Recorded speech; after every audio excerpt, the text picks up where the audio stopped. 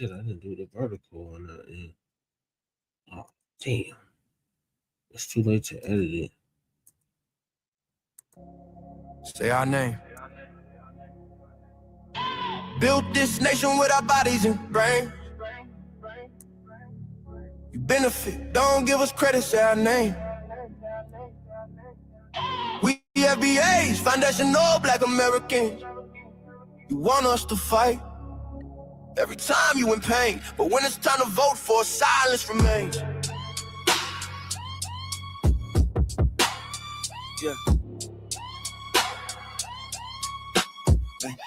They wanna be us, from the style to the hair, from the lips to the hips, body shaped in our glare. They cross borders, profit off the fight, civil rights paid in blood just to stand in this light. Asia to Africa, you walk through the door, but this land got a history you can't ignore. FBI fought and still fighting today, made room in the system that kept us away. You praise the same power that never chose you, turn your back on the ones that broke chains just to move you. Say we don't know where we come from, that's wild. North to the south, this land raised my child. Built this nation with our bodies and brains. You benefit, don't give us credit, say our name. Say our name, say our name, say our name.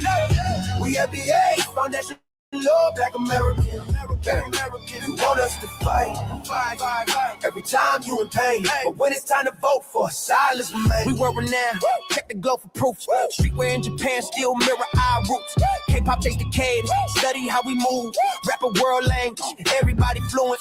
From Atlanta blocks to Mumbai lanes. Hannah McCann spitting bars, connected to the frame that ain't hate, that's impact, that's reach. Culture travel worldwide when the source run deep. They copy the look, they borrow the sound, but skip the respect. We still hold the ground, love the rhythm, ignore the pain, celebrate the wave, don't say the name. This was home, before permission, before approval. Say our name. Built this nation with our bodies and brains. We benefit, don't give us credit, say our name. Say our name, say our name, say our name. We FBAs, foundational Black Americans. You want us to fight every time you in pain, but when it's time to vote for, silence remains. Say our name, say our name, say our name. Say our name. Say our name. Say our name. Say our name. Don't need your respect. Never needed permission. We built everything when we weren't even seen as human. Biting the hand that fed you. Surviving on scraps. FBA stopped begging. We learned to build from scratch. Learn to build from scratch. Learn to build from scratch. Say our name. Say our name.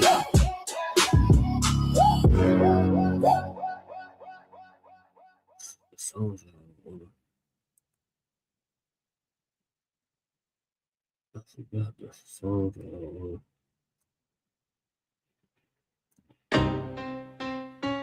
Y'all don't hear us.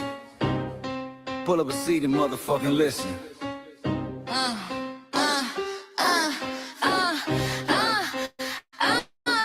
Pull up a seat and motherfucking listen.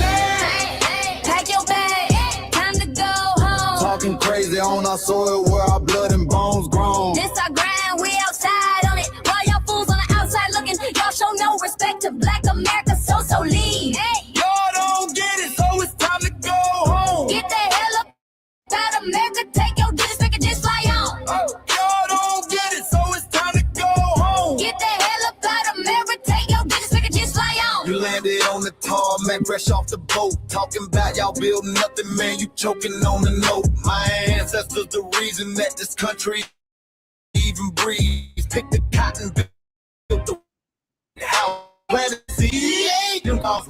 You think that struggle's a costume, man, you can't mark it. We fought the wars, we bled the blood, we died for our future's chance, and you come here and give our legacy a side eye while throwing shade on the guard. While you benefit from doors we kicked down with our last breath, now you spit on the architects who stared down death. Disrespectful, That's disrespectful, ungrateful, a slap in the face to only people who gave a fuck. So let me show your ungrateful ass to the right place. Pack your bags, time to go home. Talking crazy on our soil where our blood and bones grown. This our ground and we outside on it. Why y'all fools on the outside looking? Y'all show no respect to Black America, so leave. Y'all don't get it, so it's time to go home. Get the hell up out of America, take your duties back just like home. Y'all don't get it, so it's time to go home. Get the hell up out of America, take your duties back just like home. Passport, the visa, the privilege to be here. Cause my grandma didn't march for y'all, so disappear from our land. You cosplaying our pain. Think it's a trend you can we beat the foundation, the bedrock, the soil, and the root. You not no branch on our tree, and unproductive people always cosplaying me. Talking about we ain't do nothing. You lost your mind. We built this from nothing, time after time. From the beginning to now, we been the backbone and muscle. Why you look down on the struggle and cause a whole tussle? The energy style with disgusting is whack. So let's make it clear, there's no turning back. This land is paid for in full. In blood, sweat, and tears, and dreams deferred. You don't get to come into a house we built from the dirt and telling Black America y'all ain't worth nothing. That's a violation. Facts. Pack your bags, time to go home. It's our soil on our soil where our blood and bones grown. Show respect, this our ground. Y'all just tenants on a leash. Or get the step. Show no respect to Black America, so leave. Don't get it, so it's time to go home. Get the hell up out of America, taking your business second just like home. Don't get it, so it's time to go home. Get the hell up out of America, taking your business second just like home. Yeah, fly little birdies. Fly on back to where you came from. This ain't for you. The cell is sacred. We said what we said. It's time For y'all to go home. So fly a little birdies fly. So fly a little birdies fly. So fly a little birdies fly. Fly far, far away from here. So fly a little birdies fly. So fly a little birdies fly. So fly a little birdies fly. Fly far, far away from here. So fly a little birdies fly. So fly a little birdies fly. So fly a little birdies fly. Fly far, far away from here. So fly a little birdies fly. So fly a little birdies fly. So fly a little birdies fly. Fly far, far away from here. Bye-bye, little birds.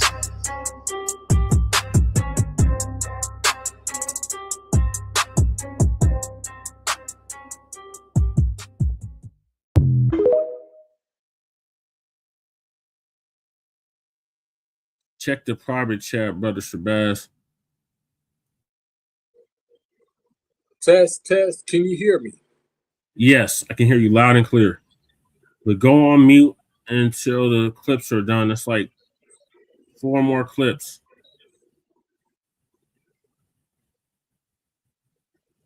Oh.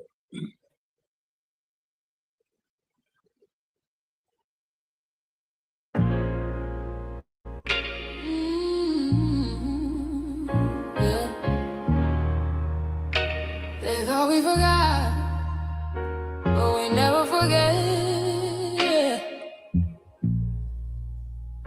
This one's for the rules. We built this land from dust and tears, 400 years, and we still here. They write new rules, but they don't see. Every freedom they got came off you and me. We planted seeds, they took the bloom. We lit the flame, they left the room. But we back now, no disguise. The spirits woke, we realize all we want is what we earn. That sweat and blood, yeah, that table turn. You can't buy culture, can't fake that fight. This is our day, this is our ride. We happy day. Say it loud, say it strong. We the heartbeat that's been here all along. Foundation of Black Americans, stand tall. We ain't begging for nothing, we built that all. Born from pain and grace, you can see the truth written in our face. We the soul, the sound, to fight the flame. Foundational Black Americans, say our name. They love our rhythm, but they dodge our blues. Use our voice when it fits their news. They take our sound, but not our scars. We the backbone, we the stars. Now the veil is gone, the mask is clear. We see the game, we know what's here. No more silence, no more lies. We lift that flag and watch it rise. Rise up, rise up. We the ones that made this nation breathe. Our veins are power, our roots are trees. We know worlds. It's rhythm and grace now, and now we're reclaiming our rightful place. Can't copy courage, can't steal pain. You can't inherit soul by changing names. Our story ain't done, it's the revival. We guard the gate, it's about survival. We FBA, say it proud, say it loud. The world dances on what we vow. Foundational Black Americans. Still we stand, still we fight, still we demand. Every block, every song, we've been right here all along. The soul of a people strong and free. Foundational Black Americans.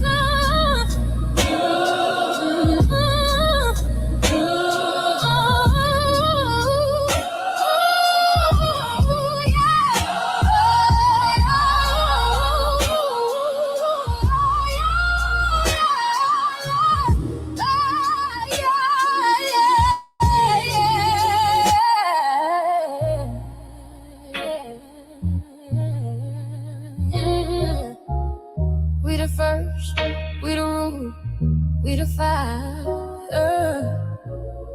Still rising, still here. Foundational Black American. We set the tone and they copy the cadence. Dance to our drums and deny the foundation. Wear the style but don't honor the source. Smile in the crowd and you distance and force. Say you not us but you rap like we breathe. Take the rhythm, then fuse the receipts. I ain't mad, I'm just holding the glass. Showing the mirror, now answer it back. I ain't here to cancel nobody. Just keep it honest, keep it solid. If you eat from the table we built, don't act surprised when we guard it. Do you like that? Do you like that? When I flip your sound and I ride like that. Do you like that? Do you like that? Do you like that? Cause that's how it feel when you borrow my culture. Then act like we never mattered. Hip-hop.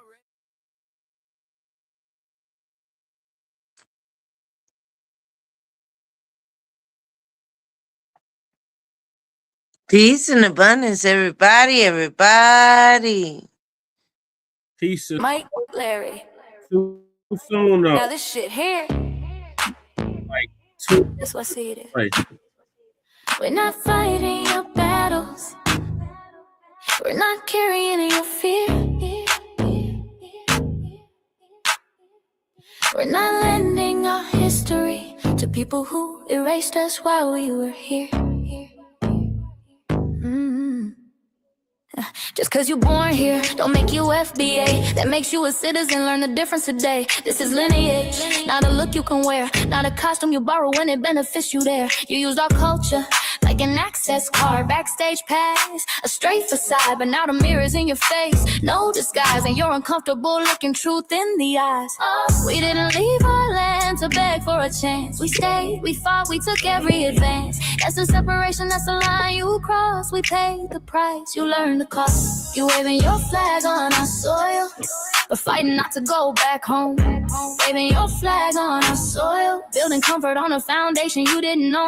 We waving our flag, red, black, and gold. Stood our ground, never sold.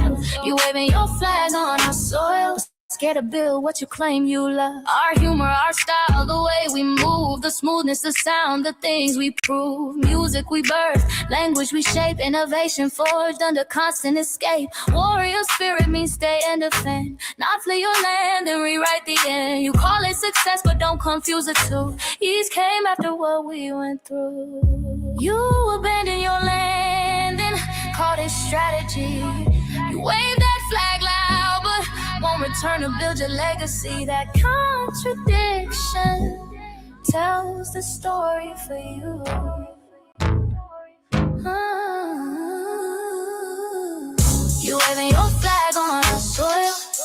fighting not to go back home.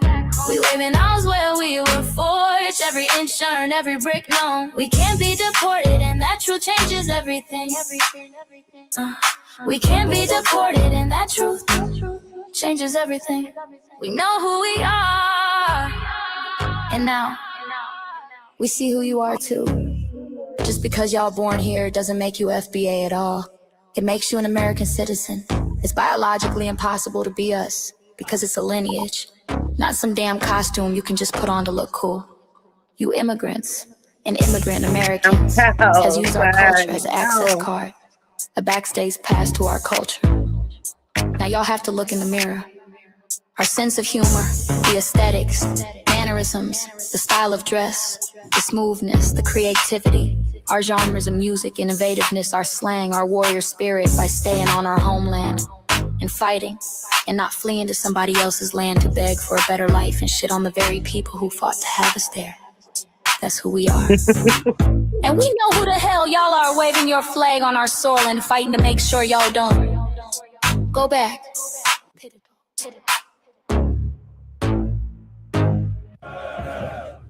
You can't leave. The nose feels the difference. What you saying? The nose feels the difference.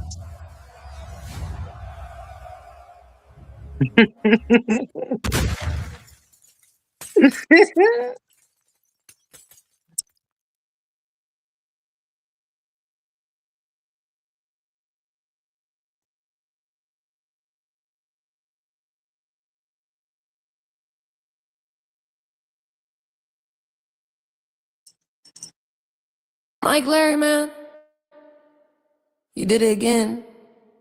We really making history. Let's go. Do you like that? Do you like that? Flip your sound, how you like that? Do you like that? Do you like that? Say it loud, don't walk it back. Do you like that? Do you like that? You grew up mimicking us, now y'all switch it up. Turn the carbon copy, y'all ain't black, what the fuck? It's funny, y'all connecting to our culture like it's Wi-Fi. Surfing on our waves of our culture, no more agua. Stealing my culture for all these years. Look how time flies, all these colonizers in the skies. Hate y'all still, hate us outside. Study dope, drip, vampires, suck the blood of our guilt. They copy the flavor, sip the juice. Love the results, hate the truth. Who? Do you like that? Do you like that? Do you like that? Flip your sound. How you like that? Do you like that? Democratic shields, talking points, the road they fill. Fish and chips, agent on the mic, judging FBAs, but ain't you half white? Talking like you one of us, we need a proof face. The agent type with a prune face, like 50 and Jim, it's a cold game. Throwing stones cause we build our own lane. I'm joking, kinda, but I mean smile calm, pressure intact. Y'all proud where y'all from, where they flag, beat they drum. But when it's us, tone switch fast. Same pride, but it's too much. FBA pride, lineage solid, you can't put this on, can't try it on. Built here, stayed and fought, that's the difference. That's the car. Do you like that? Do you like that? Say it clear, don't twist the facts. Do you like that? Yeah. Do you like that? Do you like that? Point made. No edit. No care.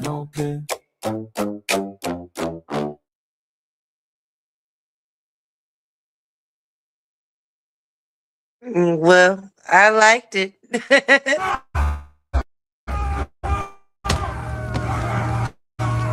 You know, erasing history is something that you have to do when it comes to conquest, domination, and destroying a people. If people knew who they were, what they were, and what they were capable of in the past, they will understand what they have a possibility or a likelihood of doing in the future. Foundation of Black Americans, we've always had a culture of resistance. We cultivated a culture of resistance on this land, and we've been resisting ever since we've encountered European domination. But nothing was really popping in Europe until the transatlantic slave trade, and that's where they amassed a lot of wealth. One thing that I think is unique about our culture as far as how we resist, how we fight back, is just the environment we were put in from day one. Being only 13% of the population, the white supremacists were very meticulous about keeping that population at a certain amount. There was never a period when we did not resist the encroachment of the white man. They have a natural behavior of authority no matter where they go. That's why they'll step up in front of us in the line at the store. We're not important. They don't even see us. We've never been able to excel. We've never been able to relax. We've never been able to just be, which means that existence is resistance. It must be something in our DNA, This our shows historical all of the background, actual to when warfare something that we're doesn't going sit right through. with us, It's especially not just spiritually, social in our warfare. souls and in our It's not spirit. just You just say physical no. warfare as We far live as what we resistance. need You know, from and the moment we're us being born, we're in shot and resistance. killed and And it's everything else. handed down Let's generation keep to in mind generation. that And so I everything think is that a lot cultural more resistance spiritual is actually in our than what DNA and we're our epigenetics, giving and then it credit blossoms to. out into the culture.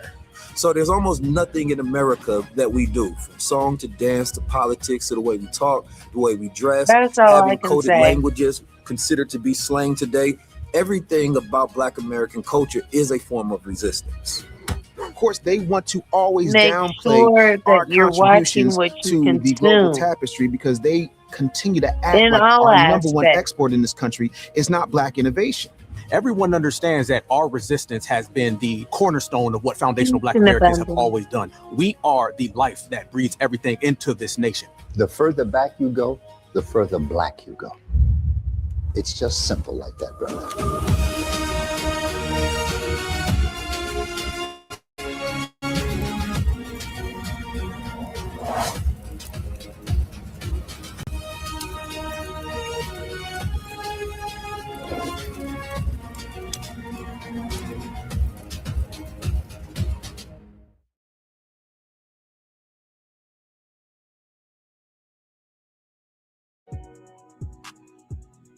Introducing the B1 Rolodex, the easiest way to search for and support FBA and B1 businesses.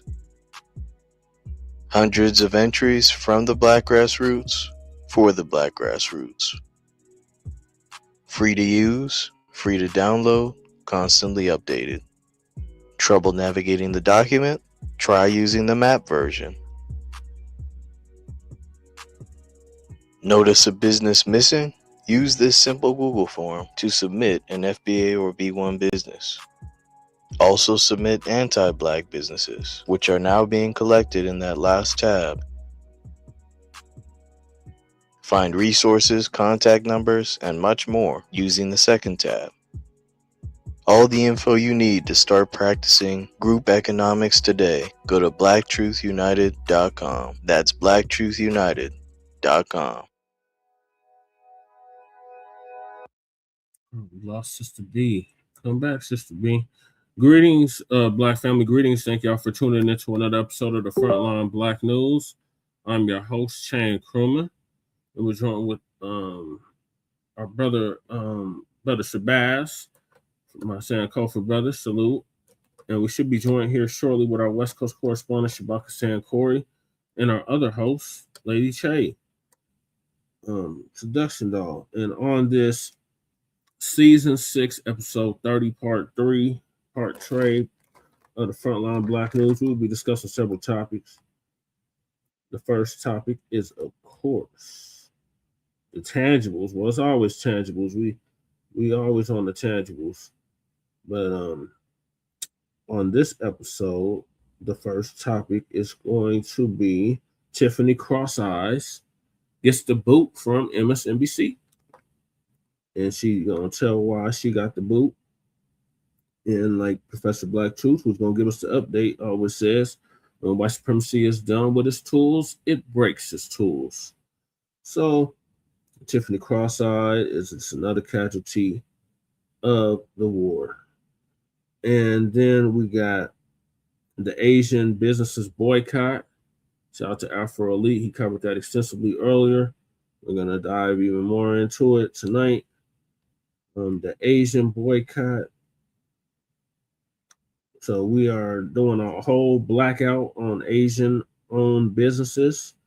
as a result of the Rick Chow case, the verdict. They found him not guilty of killing Cyrus Belton, who was at an Asian store. He got some water. They accused him of stealing some water. And when he put the water back, they proceeded to chase him out of the store for 150 yards and then shot and killed him. So, as a result of that, along with several other incidents that have happened over my lifetime, we are boycotting Asian businesses. That goes for the beauty supply, that goes for the nail salons, that goes for the Asian restaurants, all the above. They are being boycotted, so we're going to touch on that. Then we got 12 Tribes on Earth, Sister Lisa Cabarrus. Tribes on Earth, there's a boycott on these Asian hair care products. So support our sister Lisa Cabarrus. She got her own hair care products that you can buy that are much better than the Asians. Then we got Black-owned businesses scam exposed. These Asian businesses are lying, talking about they are Black-owned when they're not Black-owned. So we're going to expose that scam. Then we got the dump as in human shit. And we want to make that perfectly clear. Trump on inflation, breaking down his comments. Then we got credit card debt crisis, 1.25 trillion in debt. Okay, welcome back, Sister B. We got credit card debt. Hey, bro. I got an echo. Welcome back, sister. Well, no, I had to cut off, what I was listening to. I be tuning in. Oh, okay. And then we got Black American host CHECCS Jamaican for speaking ill on reparations. Shout out to Brother Rich of Black Magic, or 363. Now it's 363 Foundation. Shout out to him. Then we got Laura Coates breaks down the Karmelo Anthony verdict. We got Atlanta radio host Big Tigger's wife linked to daughter's 7-year disappearance. Ailea Brown. Then, if we have time, our Unhoused neighbor news, our illegal migrant. That should be a little bit more relevant than fucking Tigger shit. Let me explain that real quick. Okay, because whatever the fuck certain motherfuckers in that industry done signed themselves up for, let them deal with that shit. Yeah, it just came across my line, sister. Yeah, well, I feel like the unhoused neighbors that we actually have take more priority than the imaginary Illuminati bullshit. Yeah, I feel you on that. Let me finish my intro. We got legal migrant news and the local Denver / Aurora news. And we are based out of East Denver, North Aurora, Colorado. We get the news from a frontline and Black First perspective. We are part of the new Blacc Media and also the boosters of the new Blacc Media. We have been around for 6 seasons now and counting. And we have several platforms that are part of the Frontline campaign. Frontline Black News was the first one, which started back in 2020, 2021. That's right. Right.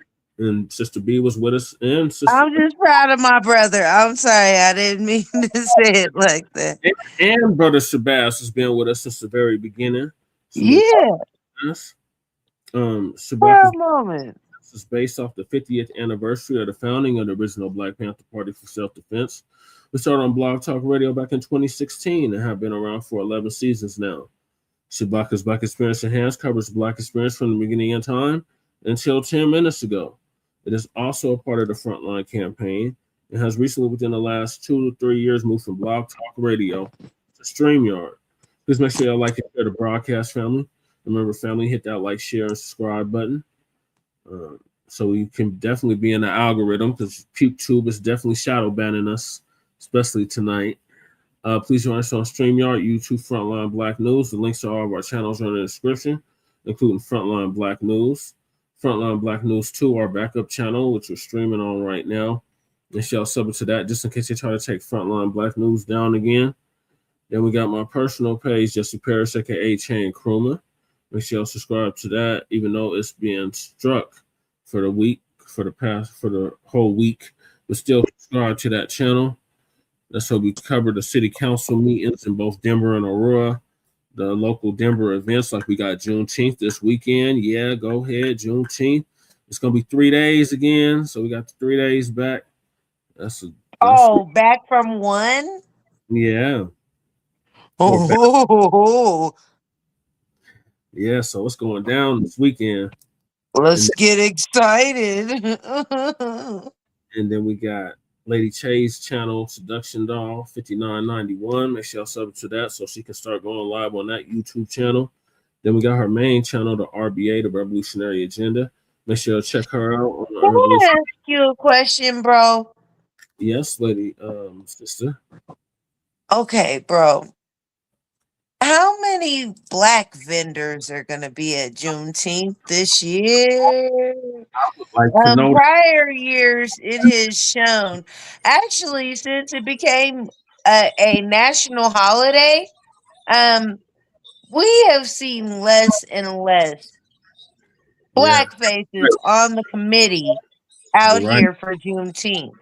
I just would like to know how many white vendors are going to be down there this year. I'm not trying to start no shit, but hopefully it's a zero. valid question. Hopefully zero. I don't know. They pay them exorbitant price for them booths. Zero my ass. You know Jeff is still on that shit. Them booths is like $500. I know. And Jeff is still on that fucking committee, dude. There will be. I know, sis. I know. They done allowed the damn neighborhood fried. They done allowed our events to be. What the fucking fuck? He allowed it to get cut down to one fucking day. Now all of a sudden everybody's supposed to feel better because it's 3 days. And if it's 3 days of white vendors, what are y'all gonna do? I'm not supporting them. I'm just saying, if it's 3 days of white vendors, what are y'all black people out here in Colorado gonna do? Just don't support the white vendor. Sharif, I know Sharif gonna have a booth down there. I'm a fine brother. I don't give a fuck. There will be a sprinkle of us in it, but guess what? If the majority is white booths down there, what are black people gonna do? I'm not buying nothing with this Juneteenth. I would just love to know. I won't be buying nothing. Good question. From the I just walk on by, act like I don't see them. Why the fuck? How about this? Why haven't we started our own other holiday without they ass? Again, because y'all stole Juneteenth and that was ours. Why haven't we started Cultural Preservation Day or something? CPD. Nigga, let's start CPD Day. Nigga, fuck these niggas. We got Black August. We got okay, but look, we had Garvey Day. Do you understand? We family tried to launch off Malcolm X Day, didn't we? Yep, and we still okay. All right. So this is what I'm saying. We can have some own shit of our own. Right, you're right. We don't need no national holiday to start an annual motherfucking gathering for us. Well, that was Biden's doing. We didn't ask for that. That was their way of trying. All of that shit. Because all it did was invited white people into spaces that they should not have been in the first place. Because, bitch, you was a part of the reason why people didn't know a week after that they were free or a month after that they were free and all this other shit. Nigga, y'all was a part of it. Yeah. What the fuck you look like coming out celebrating Juneteenth with us? Nigga. They look ridiculous. And we should continue to They do and we do. If we celebrated with them and don't make up our own motherfucking celebrations like we used to. Well, we got Black Arts, but even that has been. No, I'm talking about our own shit. I understand. This is how Juneteenth even came about. Well, we've been We celebrating. celebrated our own shit. We've been celebrating Juneteenth here in Denver. No, we can celebrate what would be the newfound CPS, Cultural Preservation Society. Like I said, we got all of August. BCPS, Black Cultural Preservation Society. Let's have our first meeting. Let's do it in July. Do you understand? We can be the new CPS, the good CPS. Yeah, that's true. But let me finish the introduction, sis. Oh shit! I'm sorry. I didn't mean to interrupt all of that. But thank you for that. That was much needed. Then we got Shabaka's YouTube channel, Jeanette One. Make sure y'all sub to that so Shabaka can start going Yes, live. I will, Shabaka. We got Cow Dog in the building, our Bay Area brothers. Salute. We got Jay Militant, our cousin, our Lokester out the Bay Area. Make sure y'all sub to his channel, What's Cracking TV with Jay Militant. AJ. Then we got Kukizi. You know Kukizi.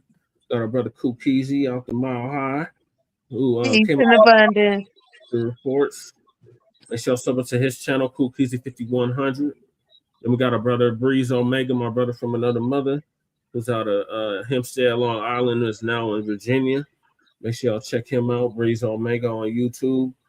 Then we got our brother who is from Watts, California. Jordan Downs is now in Houston, Texas. Hopefully he's staying dry because I heard it's flooding down there. So if you got family down there, in prayer. He came up with a channel called the Church of Black Power. Make sure y'all check him out on YouTube. Then we got our brother Torian Rain Reloaded, who's been around for a decade plus. He came up with a whole bunch of stuff, but he put Lisa Cabrera on, and shout out to Lisa Cabrera. Make sure y'all check her out as well. And last but certainly not least, we got our brothers Black Alpha Network, Afro Elite, who we were talking to earlier, me and brother Shabazz. Oh, we lost brother Shabazz. Hopefully he comes back. We got Damien in the building. Salute, Damien. And last but certainly not least, we got our brother Black United. Came up with the B1 Rolodex, which is a modern day green book for FBA and B1 businesses alike. And I am in it for my political Where work. did brother Shabazz go? He's back now. There, okay, hey bro. I'm like, wait a minute. Where did bro go? Wait a minute. That's to press the button. Then I came back. I just trying to read the chat. Oh, okay. Are you on the phone? You're on your phone, huh? Yeah. Well, I'm glad that you're back. Okay. I'm glad I'm back too. StreamYard is different. Nice seeing you. Yeah. It's good to see you too, bro, and I'm so happy to see you. Yes, I'm so happy to see both of y'all. Then we got the Rolodex. The link to the Rolodex is in the description. The link to I don't know why none of these links are showing up all of a sudden now. The link to the Rolodex is in the description. The link to the Freedmen Reparations Party merch is in the description. Council the Congressional Black Caucus and create a foundational Black American Caucus. Long overdue. The link to that is also in the descriptions. We got Sister Brooks' call to action in New York. Submit those letters and them emails. It's the last week to do it. So get that done. So the U.S. Freedmen Project can get them reparations checks out to the U.S. Freedmen in New York State. Then we got the reparations for the Descendants of American Slaves Act, the change.org petition. Make sure y'all sign that. Then we got Lady Chase GoFundMe. Make sure y'all support that if you haven't already. Then we got our brother Josh Hart, who's a military veteran that put hands and feet all over that Nabisco. Shut the Bussy, the one that was going around terrorizing our Black people in Israel. So salute our brothers. Support our brothers GoFundMe. Then we got Stop the Netflix documentary series that damaged Michael Jackson. Yep, Blackout Netflix. Fuck them. Right. And shout out to Dr. Randy Short for setting this petition up. Make sure y'all sign it if you haven't already. They support me. As you can see from the background, I am a candidate on the ballot for House of Representatives here in the state of Colorado for House District 8. And the election is November 3rd. Make sure you get registered to vote if you ain't already here in the state of Colorado. And the link to the website is also in the description. Then we got copyright disclaimer under Section 107 of the Copyright Act of 1976. We got Michael in the building.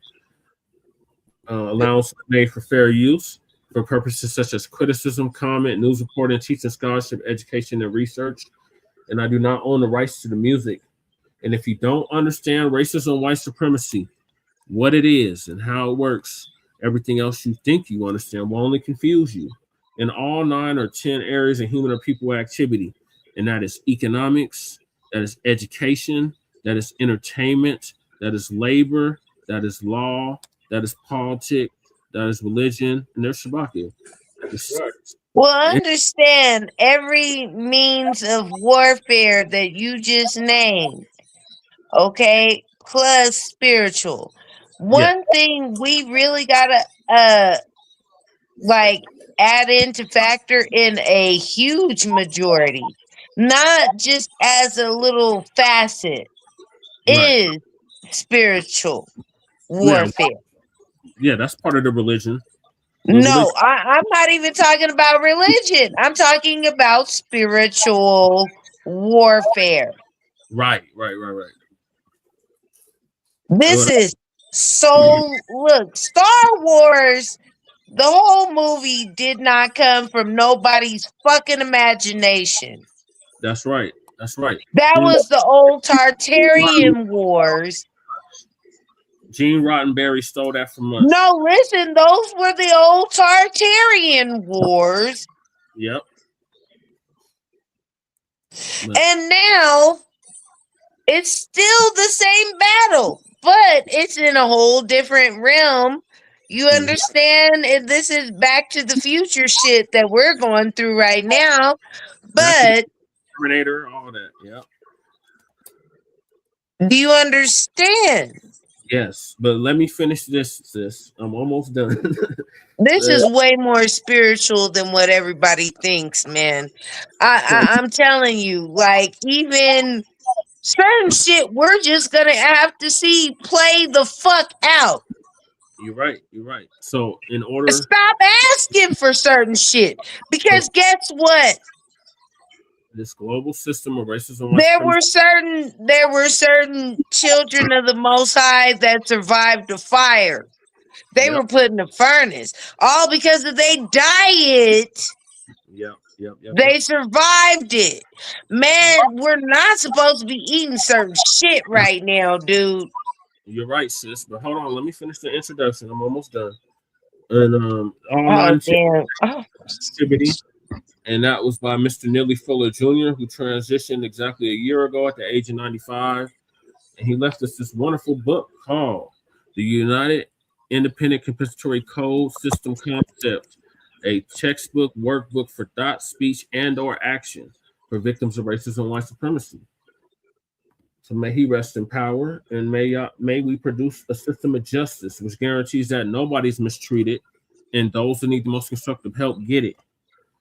And when you, a Black person, are captured by any race soldier, you must never fuss, fight, or flee. Comply and defend yourself in court, also by Mr. Neely Fuller Jr., producejustice.com. And last but certainly not least, we got racism, white supremacy, which is the only racism that exists on this planet. Is conscious and subconscious behavior to maintain white genetic survival, to prevent white genetic annihilation. And that was by the late, great Dr. Frances Cress Welsing. May she rest in power.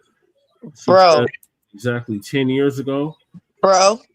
And she would have been 90. May all of our ancestors rest in peace and rest in power and continue to work through us. What I am trying to tell you, though, is that I'm speaking beyond carnal. Yeah. So those are the topics. This is all spiritual. Even what they were saying, it tied more spiritual than what men say.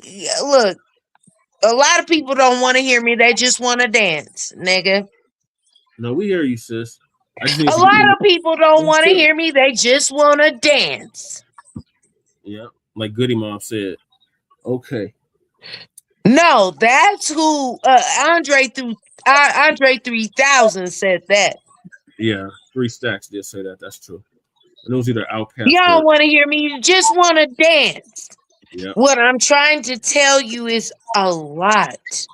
And when I say a lot, 80% of our body is water, right? Right. 80% of our body is spiritual. Yep. This is all spiritual warfare. Uh-oh. Okay, we got Shabaka in the building. We got Michael in the building. Now let's be real about this shit.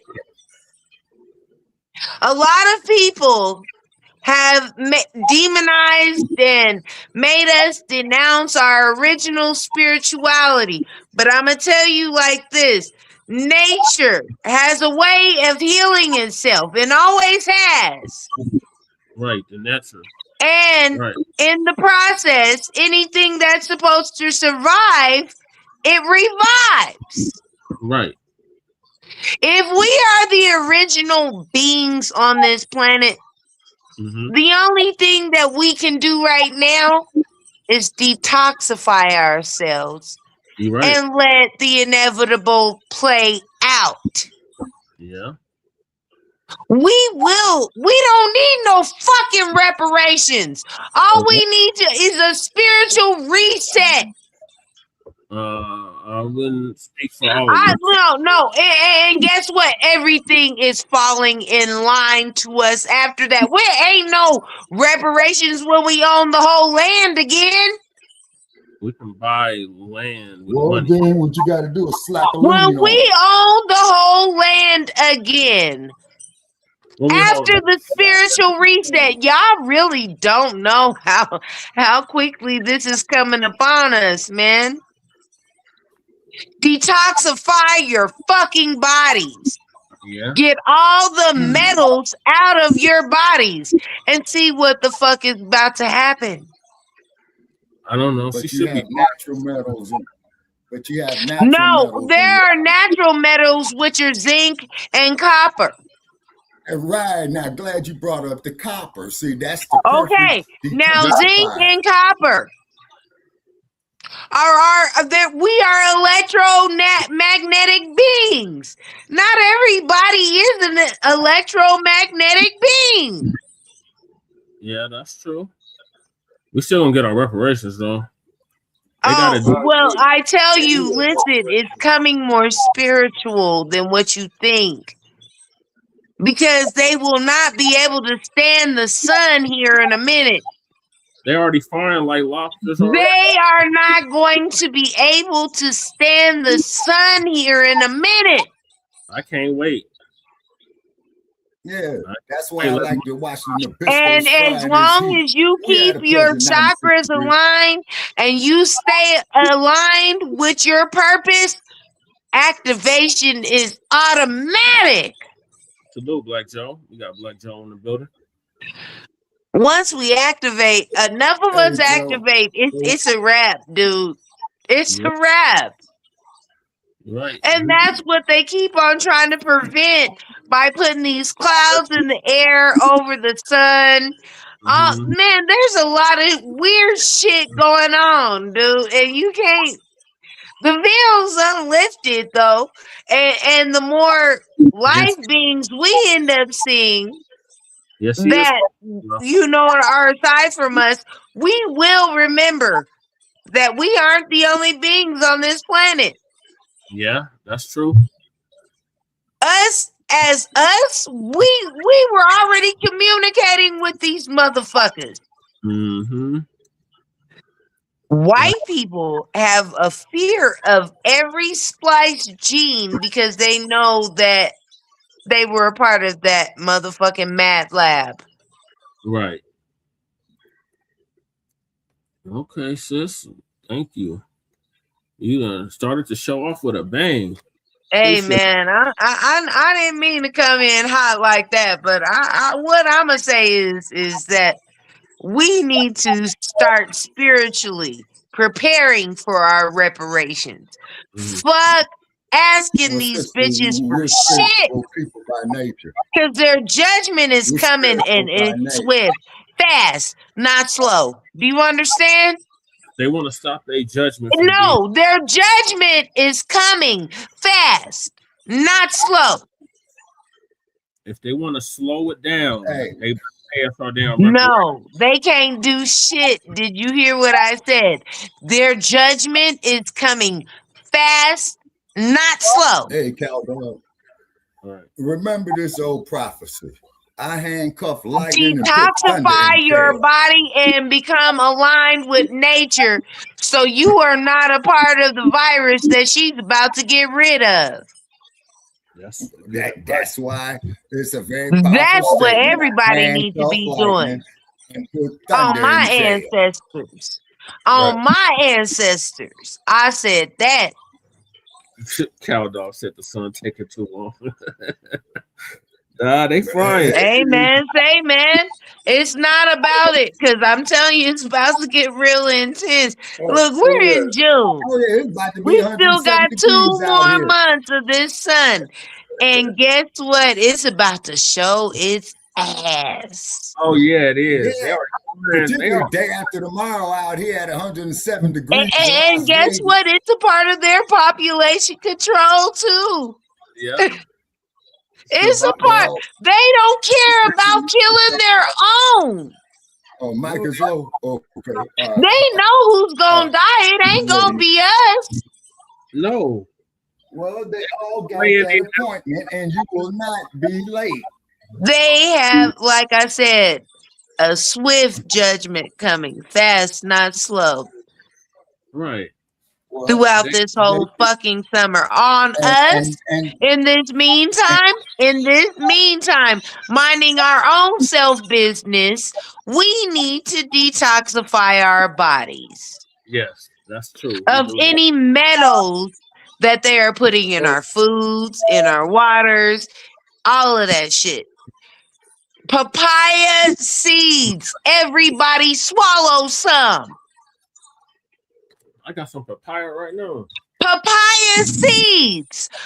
Everybody swallow some.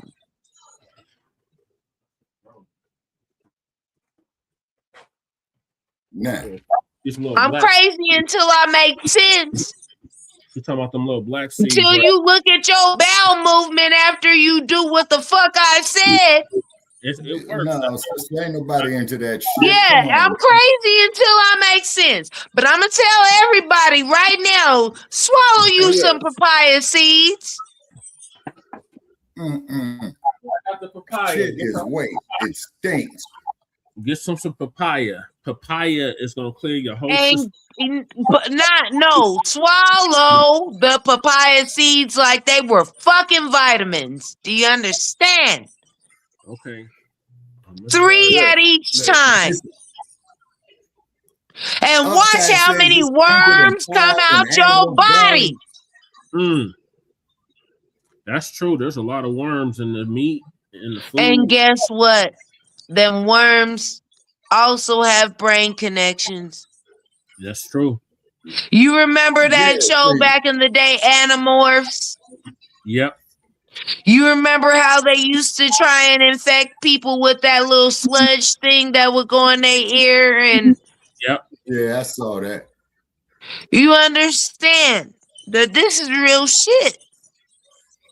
They'll put the babies into the fucking food that we about to eat. You right. Stargate SG-1 showed us another way of them trying to plant parasites into us. Man say, look, I'm crazy until I make sense. This is enough. You're right. Stop. Stop letting parasites into your body. Yep. And drink water. Purified Hey, water. man, no, eat water. Eat water. Because this water that they have now, unless you got a fucking Berkey system, ain't shit. You eat your water. Meaning through fruits and vegetables. Okay, said it's Yes, 105 and in knows the it because you Antelope Valley. grows it. And knows it because you grows it. Fuck Damn. this shit at this point, dude. We can't trust these motherfuckers. Damn, it's already 105 in the Antelope Valley. God damn. We can't Yeah, they trust getting that these desert heat motherfuckers. from the south. Yeah, they getting the desert heat from the south in the Antelope Valley. It's 96 degrees here in Las Vegas right now. Well, I used to live out in Vegas, and you definitely need to spiritually protect yourself out there. I hope you know. I hope you know where to buy some Florida water at. So what water? Florida water. Florida water. All right. As in Florida, the state of Florida. Absolutely not. As in spiritual protectant fucking fragrance. Oh yeah. I agree. But yeah, those exercises on the food. It's designed You that better way. find you some and fast and not slow out there.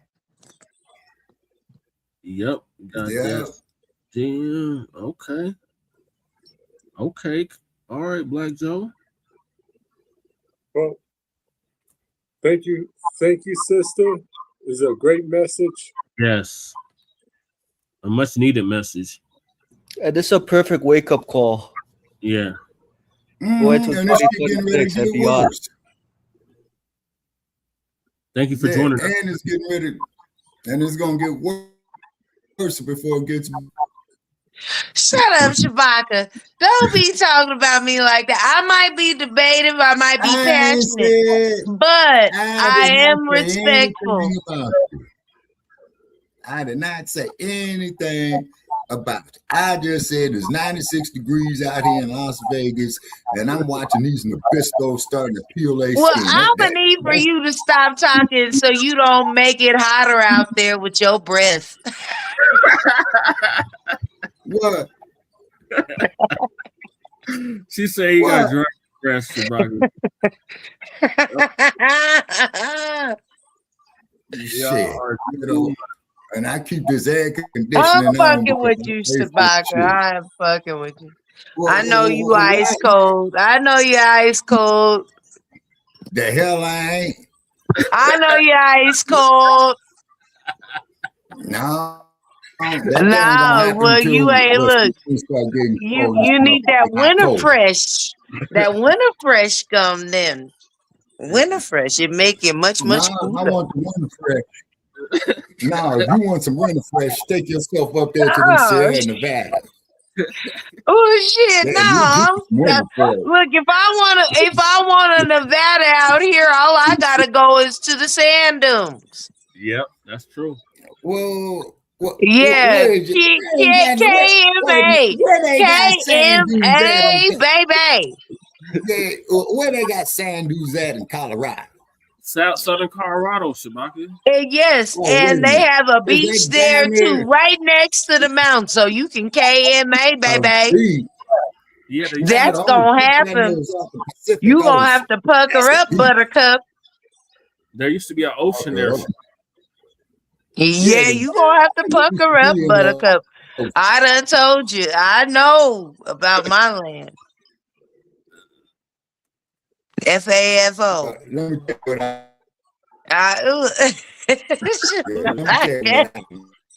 Shabaka, you a mess. I ain't studying you. I ain't studying you none. You break it that up. Las Vegas time, and I give them the Frisco Sprite. Gorilla or Gorilla is a that is okay. Well,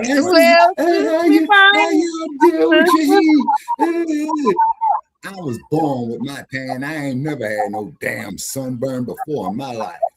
Well, I ain't never had no sunburn. Look, sunburn, no sunburn, no none of that. I'm sunborn, so I can't have no sunburn. I'm sunborn. Well, we the children of the sun anyway. That's what I just said, isn't it? Right. Pretty much. I can't get no sunburn because I'm sunborn. That's ginger, yep. That's a Okay, good but some Nabisco is going to tell Why me you with his always got troglodyte to ass argue where with I was me, standing. Shabaka? Even when I'm right, I ain't you arguing with you. motherfucker. I love you. I ain't arguing with you. What I do? You I always just said, do. You always got something feisty to say as soon as I say something. watching the Biscos burn. Why do you think I take great pleasure each Well, time I shit pass the fire. Las I didn't have Convention enough of it. Center? I agree with your When, ass. Yeah, and then I pass the Las Vegas Convention Center and I sit there and look at it sometime. I say, this is where Ali beat the shit out that Yasser Boss Well, Floyd I Patterson. tell you, you sit up there and watch that, and guess what? Spirit is watching your ass because you ain't even got no Florida water on you out there. You need to get you some Florida water. Get yourself spiritually prepared. Get yourself together out there. That's No what you need. swamp I land. don't want to hear No, shit. Sis, tell no, I already been to Florida. It was It too ain't hot about mud. no damn region. That is a spiritual protection cologne. And it's unisex. And you need it. With your smart ass.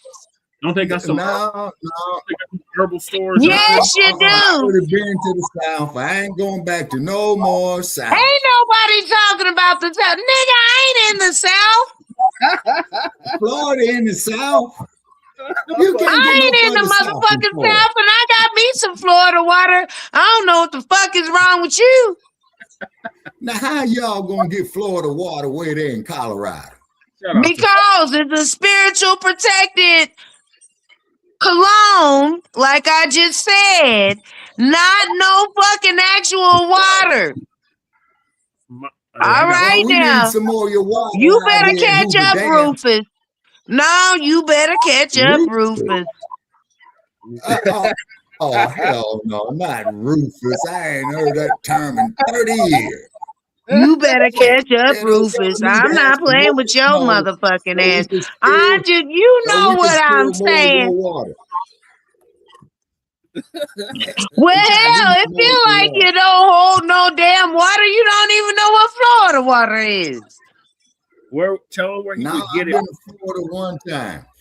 You better find it at a Botanica. Yeah, hit up one of the What's Botanica. a Botanica? Oh, Botanicas where they grow all the flowers. Yeah, that's right. Oh shit! No, this nigga gonna get lost. Somebody gonna end up bamboozling him in a goddamn garden, cause this nigga don't know what the fuck a Botanica is. You know what? I'ma send you some. I'ma send you some, Shabaka. I'm gonna send you some Florida water because it ain't safe for your goofy ass to be trying to go into no goddamn Botanica. All that I know is this. I'ma send you some, you motherfucker. No, I got something for your ass. No, I fucked some mothers, Bianca. I have fucked some mothers. That is. I know you have. You motherfucker. Yeah. It's never a dull moment here, y'all. What? Only thing I can say, that damn Southern United States owes some motherfucking land. It owes some reparations. Well, yeah, but see, this is what I'm trying to say. Spiritually, okay, this is how we were able to solve things before and didn't have to lay a finger on no fucking body. Yeah, that's true. Well, you got spiritual It warfare, was spiritual divination, us being on the correct frequency and literally just saying what the fuck we wanted. Yep, that's true. Well, yeah, that's true. And then when we were saying what the fuck we wanted, let's be real about this shit. This is all more spiritual than what everybody's wanting to do. Do you understand? Because it's all reparations and doing the right thing until you got to do some spiritual work within yourself. When you got to do that shadow work and accept who the fuck you are. So this motherfucker can't shame you against yourself. It all starts with self. No, they ain't gonna shame me. You ought to see the shit that comes across. Oh no, they can shame certain people against themselves. Now wait, Layla. These Layla, people got to wait a do minute. that type of shadow work within themselves and forgive themselves before they can be taken advantage of. So Okay, Layla Goldharder says she lost. she's talking about a spiritual Val war. says she might. Yeah, she says she might try. You know, but only thing I know is this. Okay. Only thing I can say is this: we got to take care of ourselves. We don't need to be dependent on nobody. Well, Nothing. as long as we know ain't nobody coming to save us, and it has to come from within. And this is really our true power. And we know this as Black people, right? If we know this, why aren't we doing more shadow work and inner work within ourselves? Well, you got all kind of outside forces. Get that's the trying to fuck derail. out of here. We got plenty of time while these niggas is slaughtering our children. Well, now let me ask you a question. No, let's talk about the shit. If we don't talk about it, let's talk about it. But hold on. There are unnecessary children dying right now because their parents didn't want to do no fucking shadow work. That's true. And be the parents to them that they needed to be. Defended himself, and they want to give young man 34 years. No, because why does my son didn't have to have a gun at 13, 14? Why? Because he had a mother and a father. No, absolutely not. My son had a mother and a father. Okay. Okay, so this is what I'm trying to tell you. Spiritually, a man knows their place. Society drives them somewhere else. There are so many people under the influence of other spirits aside from their own. You can't say it's not demonic influence. Oh, it's called demon time. Exactly. The niggas, they put it in the fucking lyrics. But why want to be on demon time when your angels gonna ride for real? Right. Well, see, that's why they don't want us. That's why they didn't want us to read, because when you get to read, you get to think. No, because get this. It wasn't even about the reading. We were gonna read and tell them that they were wrong. Yep. We were gonna read and tell them that they were wrong. Yep. That's why they didn't want us to read. They did that after Nat Turner.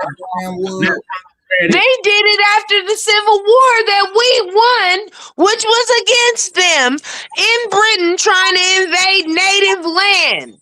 Nigga, I don't know how they done painted it the way that they done painted it now. But this shit was them invading native land. We won, and then they changed our name. And that's what fucked us up on paper. That's what fucked us up on paper. That's why they didn't want us to read paper. Yep. It was illegal for us to read and write. They didn't want us to read anything. Because we would have seen these contracts. Yep. And we would have seen you're not talking about us as Native Americans anymore. A skirmish is a brief. A skirmish is a brief. Let's be real about this shit. Because one thing I can say is my grandfather, my great-grandfather, my great-great-grandfather did not live to see 123 years old. For me not to know shit about my bloodline. That's right. Wait a minute. Your grandfather lived to be 123 years old? Yes, he was pictured by National Geographic in 1923 at 121. Yep. And what's the significance of that? And they didn't even have the courtesy to put his fucking name. Cicero Brown. They didn't put his name. Okay. They put 121-year-old Taos man. Yep. That's what they put. She got the picture at her house. It's right on my altar. It's on my altar. Yeah. Let me explain something to you.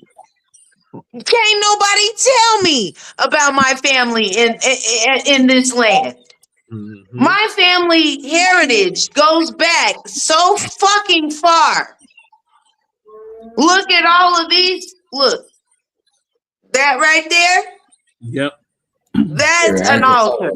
Now let me go down to my ancient. No, let me go down to my ancient really quick.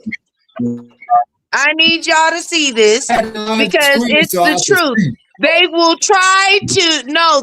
try to eradicate everything if you don't have the proof. Well, but I do. Okay. Okay. I do. I have the proof. And what does that say at the bottom? What happened? I'm trying to blow it up so you can see. It says 121-year-old Taos Pueblo. This was before they even cultivated and made it to New Mexico. Yep. Yep. Before they shoved out my people to New Mexico. Yep. Taos Pueblo Indians is where I come from. Yep. Colorado is my land. Wait a minute. Wait a minute. That's southern Colorado. I've been through forever. Yeah, that's when I started climbing that mountain. Got hit all that damn snow. Amen. When you got that kind of proof and you have that kind of respect for the ancestors, you're divinely protected. I know. Like I said, I'm crazy until I make sense. I know what's to come. Mm-hmm. Stay prepared. Stay ready so you ain't gotta get ready. Well, like the referee says, protect yourself at all times. Okay. Know that this is all spiritual warfare, though. Know that this is all spiritual warfare, though. Even if it translates into the physical realm, this is all spiritual warfare. Yep. This is all about your soul. Mm-hmm. Well, what's the first thing they did with the black man? They broke his spirit. That's why they would cut his Johnson off. And what happened? Well, no, that was for their purpose too. They didn't want certain It was population control.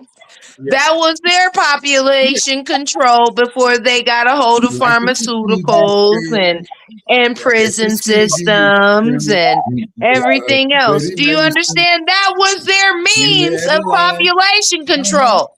Yeah, that's what it is. Mm-hmm. Yeah, just like which is another form of war. Okay, so did I just not? You literally just reached around your elbow to wipe your asshole on what I was saying. No. You could have just said I was right. You could have just said I was right, Shabaka. That's what you said, and I don't doubt it. What happened to Paris? I'm See, still there they go with that bullshit again. Well, you done reached around your elbow to wipe your asshole talking to me about it because you knew I was saying something right. No, sis. I didn't say you was wrong. I was just trying I to know, understand but you sure talked a lot to agree with me. No, sis, I'm just analyzing and processing. All right. Reaching around your elbow to wipe your asshole. Okay, go on ahead and do it. I go to doctor go on ahead and do it, look, Shabaka. We're going to have to let your ass rest for about 2 hours because you look scared as hell. I said, hell yeah, what you motherfuckers getting ready to do to me? Yeah. What? Put a firecracker in the damn chat? Is that what it is? No. You can't look. You can't control this Roman candle, so you mad. I ain't trying to control show you at all. Well, Sailors. I you ain't know trying I'm to show agreeing with you, and I'm saying some shit that you gonna agree with. So why you gotta talk around it? Who's talking around what? I'm just circling around my What you opponent, just do? waiting for the What you opening just to come do? with the right hand.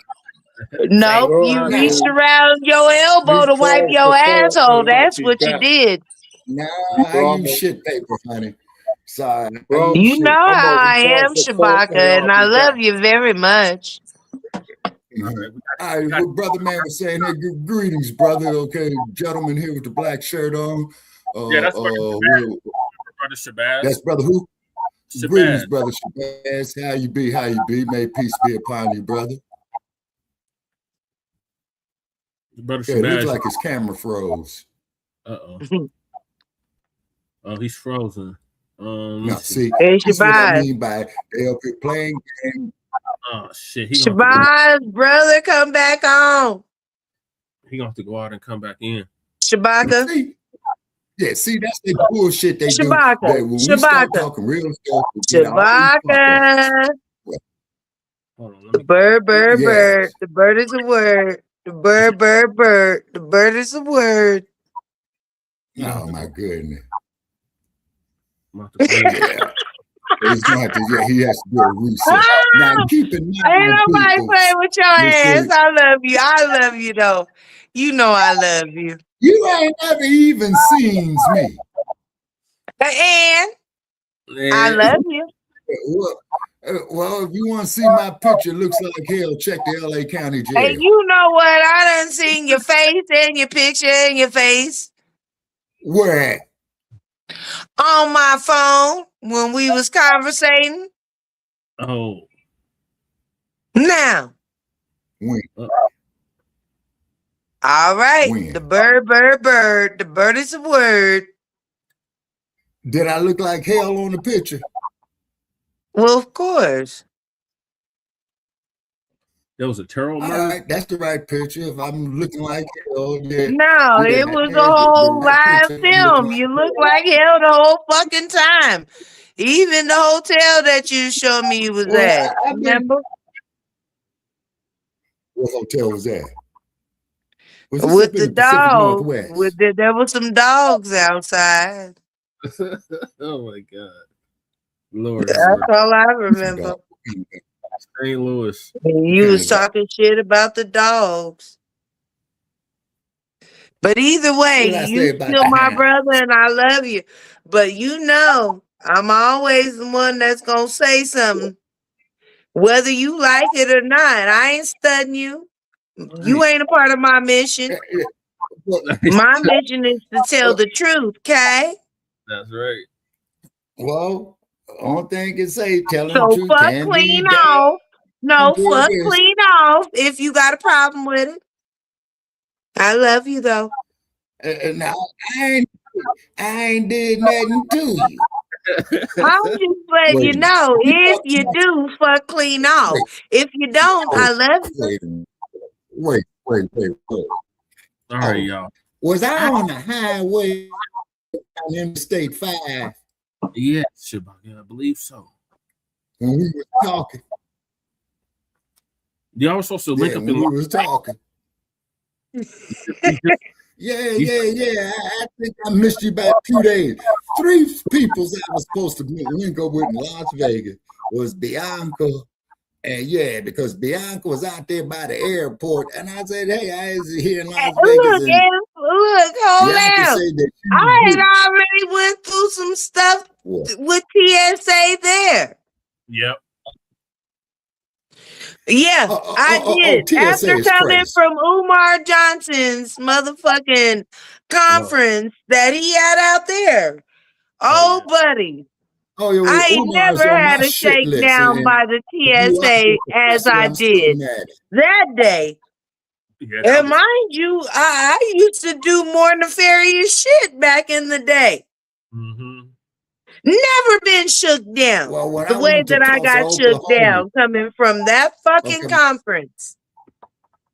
Well, that's what they did to me too.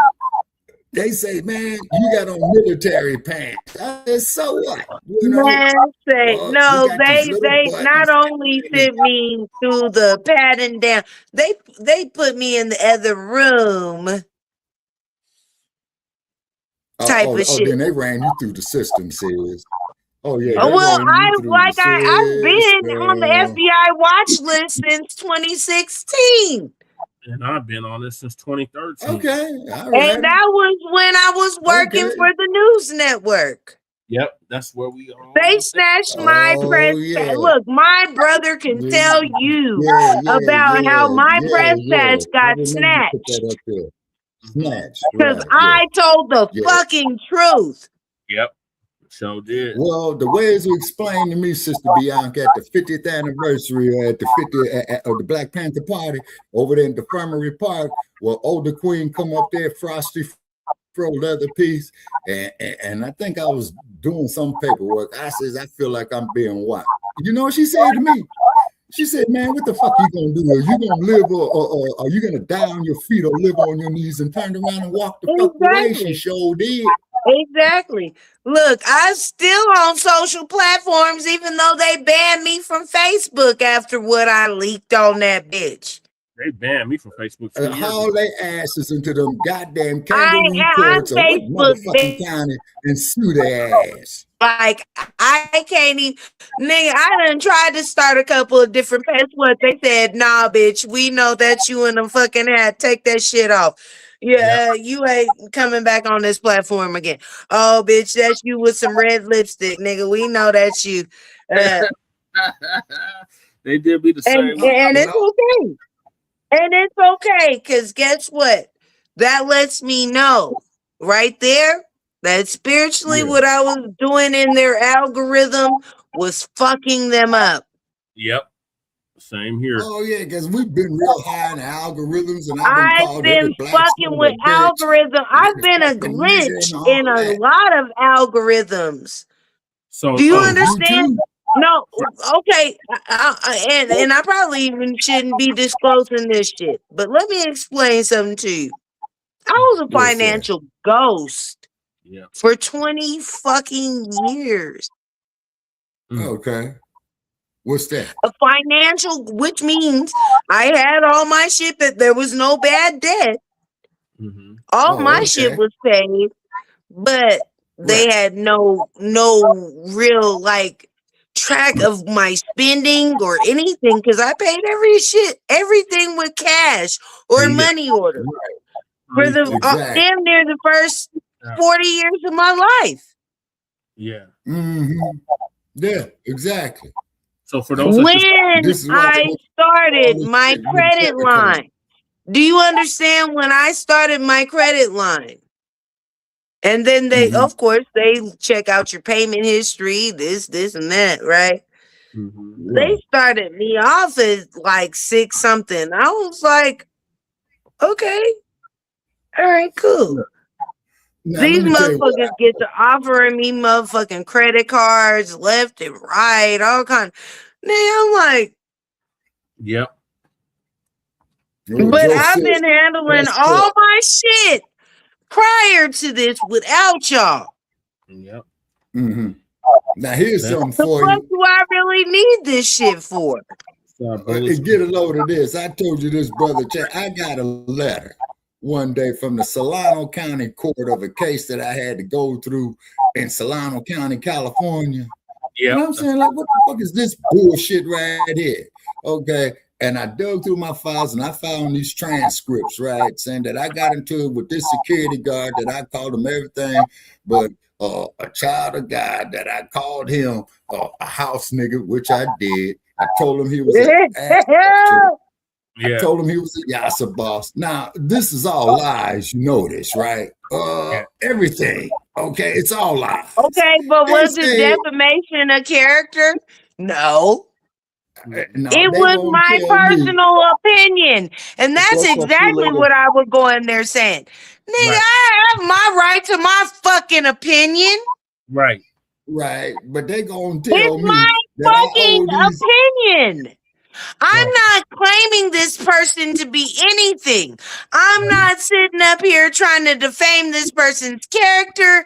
I'm not putting it out on social media that this person is doing this and they're not. None of that. My personal fucking opinion, fuck you. I can say what the fuck I want. My Solano County. Yeah. But how the hell Solano County gonna tell me that I owe them $350 goddamn dollars? And I said, look, what happened to the statute of limitations? I thought this shit was over with. I made the goddamn court appearance, you know what I'm saying? And they said, oh, well, it's court cost. You know what I'm saying? Well, the charge by statute of limitations done. No, and you guys can fuck clean off. You guys can fuck clean off because it wasn't even a legitimate case. And you guys got your pay for an illegitimate case in the first fucking place. You knew it was a waste of the state's time. But you guys still got paid for it. So fuck clean off. Right. All right, y'all. My program. I got to get to my program, so finish your thoughts, Shabaka, and then I got to play this first clip. Oh yeah, okay. So damn, we ain't even got to the first clip. Fucking around with me. Yeah, okay. And then they're going to, so I had to pay these no good, scandalous ass bastards, and I said, how the fuck did you all catch up with my ass out here? Well, sir, it's the long arm of the law. I says, look, this case is bogus. You know, well, Shabaka will pull your license. Hey, you know what? You know what? No, what it was they knew more of your rights than you did. Because certain shit you didn't have to say a bitch ass thing to them too. And I'm saying this here, now you're gonna love this, Jesse, and I'm gonna I'm saying this for Bianca. They sent me a goddamn jury duty summons from San Joaquin County, California. So because you're still you're still considered civil property. Me? The motherfucker. No, listen, they don't even send me no jury duty summonses anymore at all. They don't. I'm not even fully labeled a private citizen, but they do know at the end of the day, there's certain rights that I claim and I will stand firm to. And be sure to use some lefts too with your rights. And I would love to just, disclose the rights that all of us should be standing by right about now.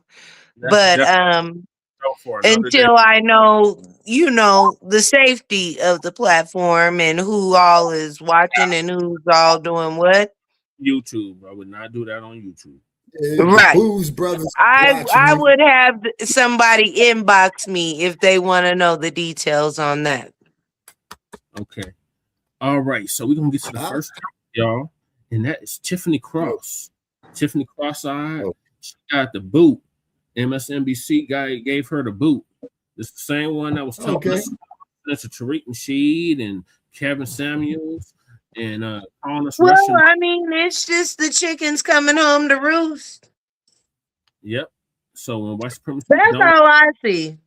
When I see any of this shit happening to these Hollyweird motherfuckers, it's almost them type of Sankofa moments.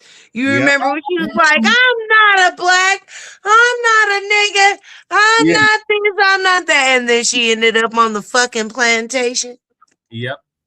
Yeah, and just like Jesse told me when I went to TMZ in Hollywood, look, let the chickens come home to roost.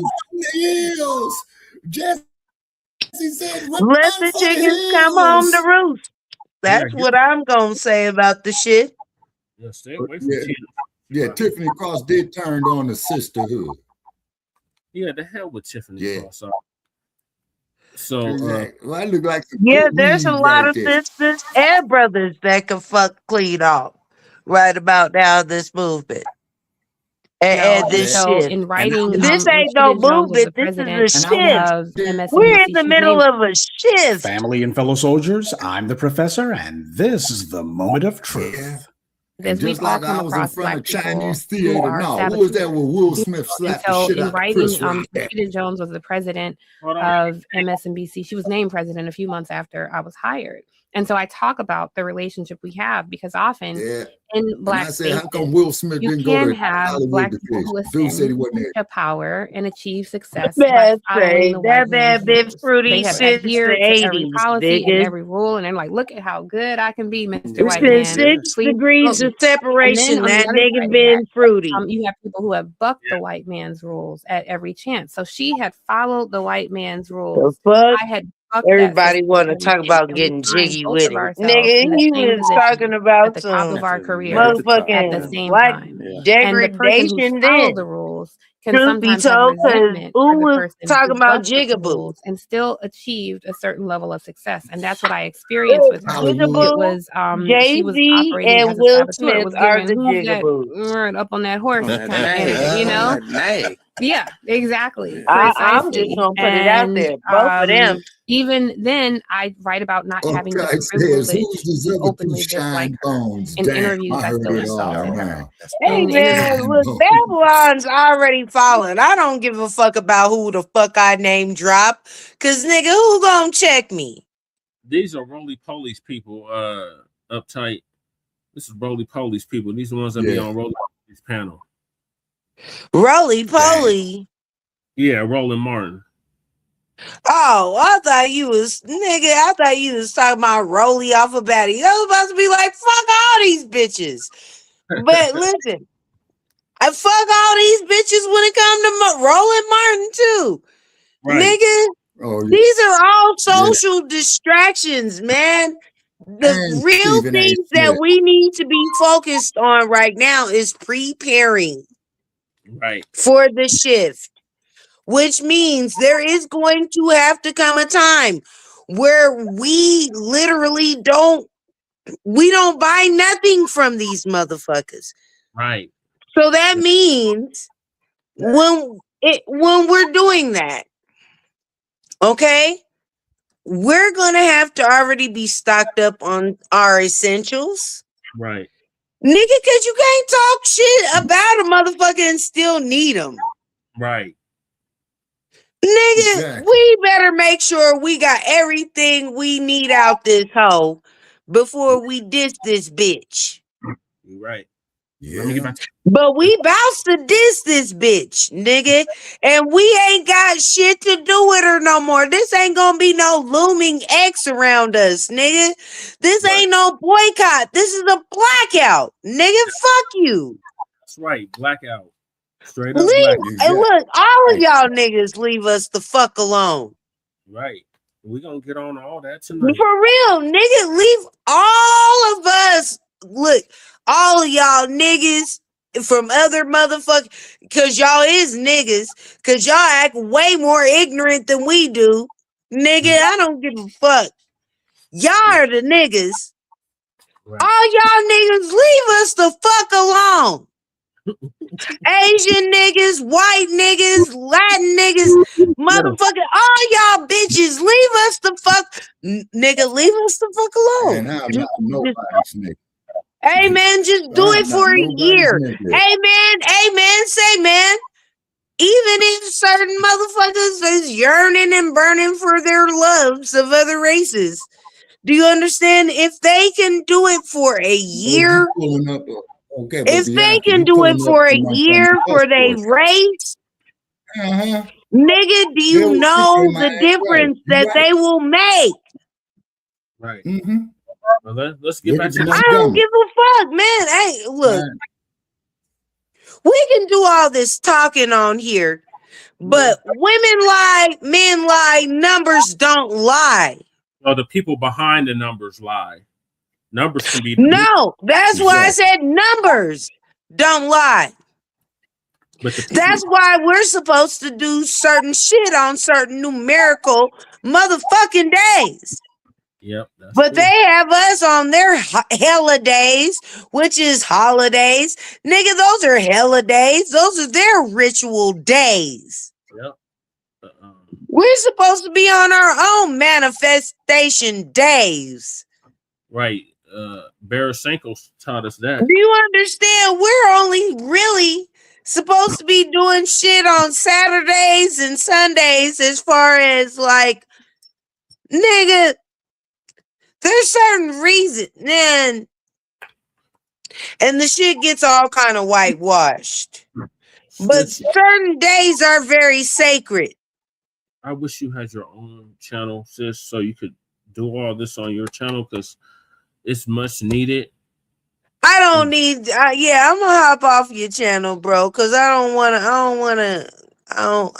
to talk too much. But, bro, man, if we gonna do this shit, man, let's target the real shit.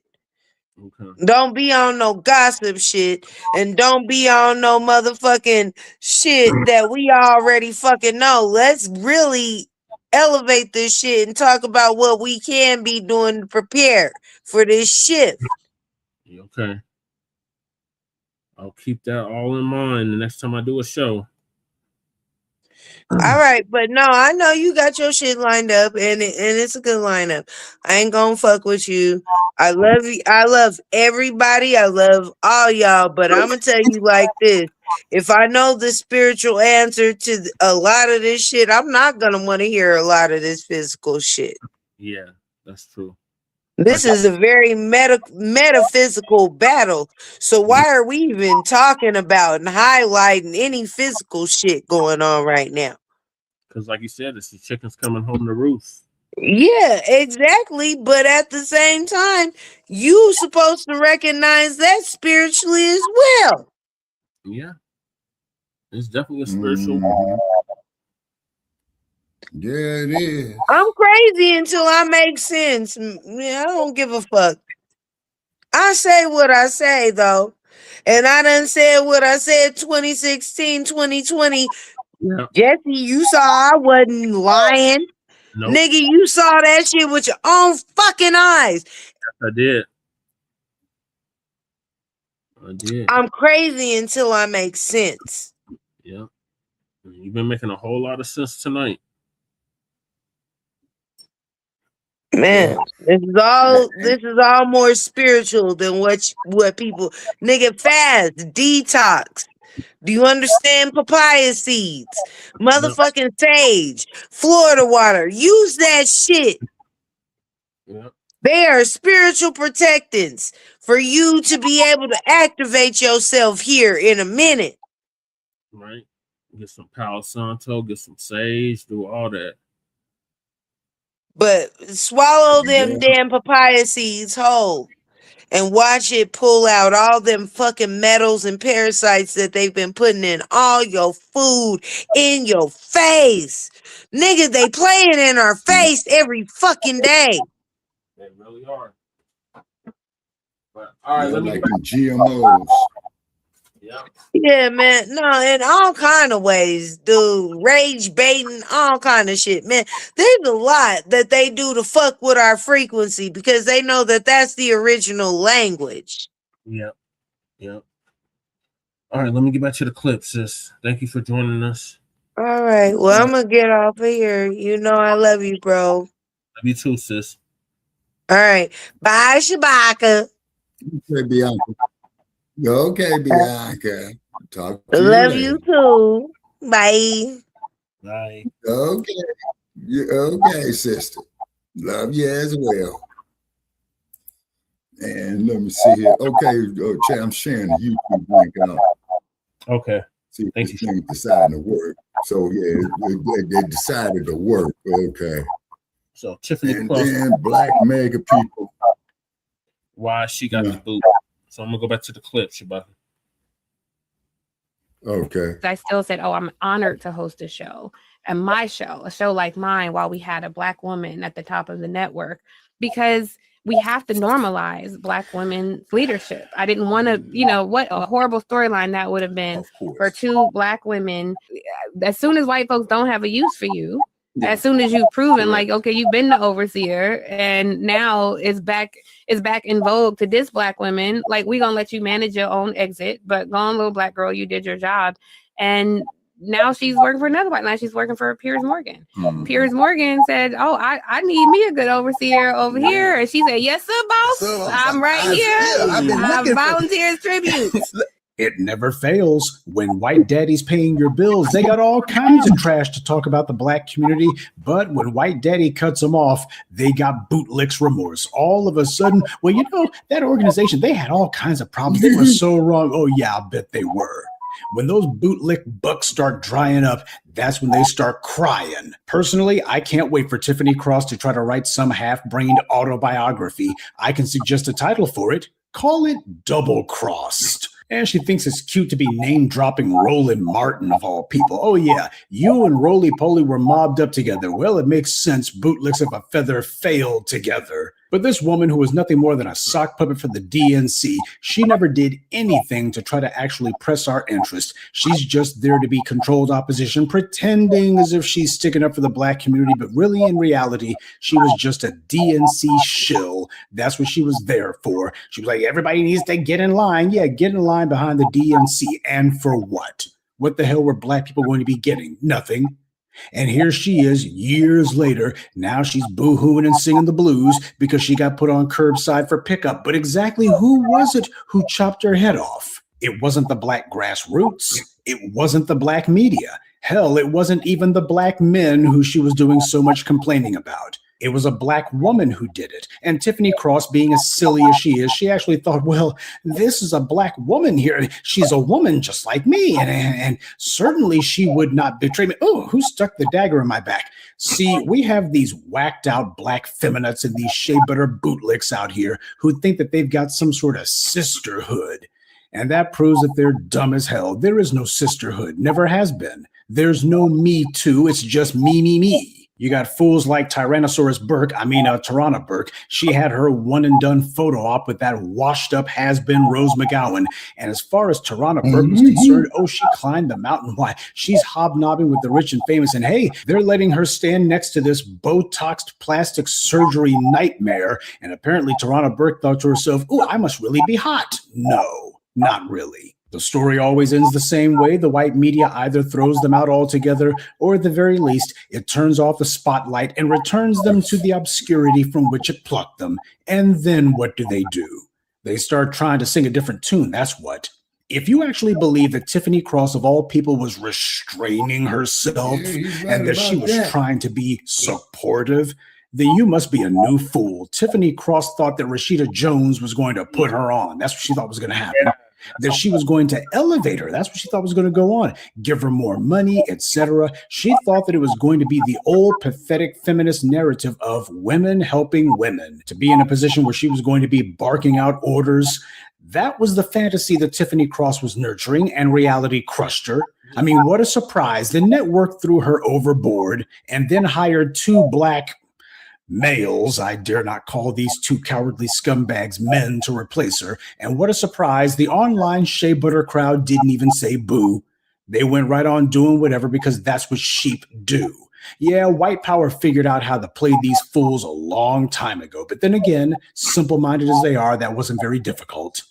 But did you hear what this heifer said?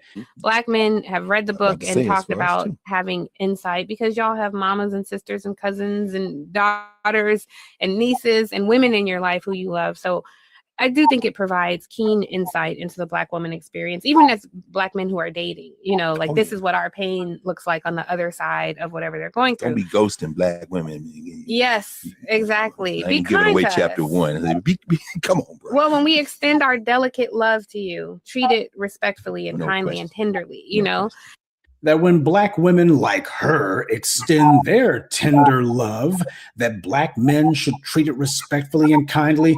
I mean, this sounds like a bad Keith Sweat album coming from her. I mean, just ridiculous. She had the nerve to say the words love and respect. Oh, I guess she must have meant like this. A lot of Black men sometimes feel like they're ignored or they're put down, particularly sometimes even by Black women in the media. So this is not that. But I do hear Roland's point that felt ignored. But you feel ignored and then you go over to the other side. The oppressed feel oppressed. So then you go and try to align with the oppressor. So I'm not putting Black men down, but sometimes it's like, well, some of you Kevin Samuels following Tariq Nasheed quoting people, please look at the truth and see what's happening and get in line with some of the Black women. Is majority, like he said, vote Democrat. Now, Tiffany Cross would never have pulled a stunt like that with any other group. She would not have been wagging her finger at white men, white women, or anybody else. She wouldn't be sitting there lecturing them and calling herself saying, you need to get in line. She would not have dared try that with anyone else. Yes, she knows exactly what the white media put her there for. Her job was to sit there and be lecturing and condescending. See, the bootlick class thinks that their job is to finger wag at Black people. And you notice how she loves to pal around with her lunch buddy, Roly-Poly Martin. He's trying to make a cottage industry out of that. Every time you see him, he's constantly screaming, yelling, cursing at Black people, talking down to Black people. These scumbags lead the charge to condescend to Black people, to insult Black people, and to make sure for their white paymasters, yeah, we're clearing the lane for you guys to do the same thing. That's what their job really is. Remember, the whole thing about attacking woke started with Barack Obama. He was the one who kicked open the door on that, talking about defund the police. It's time to stop all this woke talk about defund the police. And next thing you know, here comes the Cajun Skeletor, James Carville, and the rest of the white bloviators and talking heads. That's the job and the duty of these Negro misleaders and these bootlicks. That's their job. Being a crash dummy for white supremacy pays pretty good, right up until the moment it doesn't. But in Tiffany Cross's case, she was trying to do her pathetic little get out the vote effort for the Democrats. And how did that go for Stacey Abrams? See, if you're going to actually call yourself getting the Black vote, you're going to have to come to the Black vote and actually tell those Black voters what they're going to get. Right. And if the only thing they're going to get from you is finger wagging and a lecture, don't be surprised on election day when you don't get anything from them at all. Clearly, this hard-headed heifer, she listens to the Black media. She said as much. Shame she was too ignorant to follow what we said. If she had, she could have benefited from my best-known saying, when white supremacy is done with its tools, it breaks its tools. Tiffany Cross, like all these other clowns, thought she was on the team, that these good white folks in the white media loved her, that there was some sort of sisterhood with the likes of Rashida Jones. And in the end, she found out she was out there all by herself. For any shea butter bootlicks who might like to hate listen to me, understand something. Feminism was always damned to fail. And the reason why is when you got people who have a feminist mindset, they're not thinking about the collective. The feminist is only thinking about herself. Exactly. They have no problem whatsoever kicking every other female in the room overboard. In fact, they prefer it that way. The feminist doctrine might as well be called the queen bee syndrome because that's what it is. And when you got a queen bee, there can only be one. As soon as she sees another female in the hive, her first instinct is automatically to kill. See, the thing to understand about feminists is their willingness to have other women around is inversely proportionate to how high in the hierarchy they are. In other words, when they're on the low end of the totem pole, well, they want to have a bunch of other females there to big them up and cheerlead them and to hopefully push their agenda. You know, the same way the white feminists did in the 60s. But when they get to the top of the totem pole, they have no tolerance for other women whatsoever. And the reason why is they got what they wanted. They wanted to be at the top of a male-dominated space. As far as they're concerned, there's only room for one female here. They don't want other women around. Besides, you might accidentally have somebody who's younger, perkier, what have you. They're like, that's the kind of competition I don't want. So there's only room at the top for me.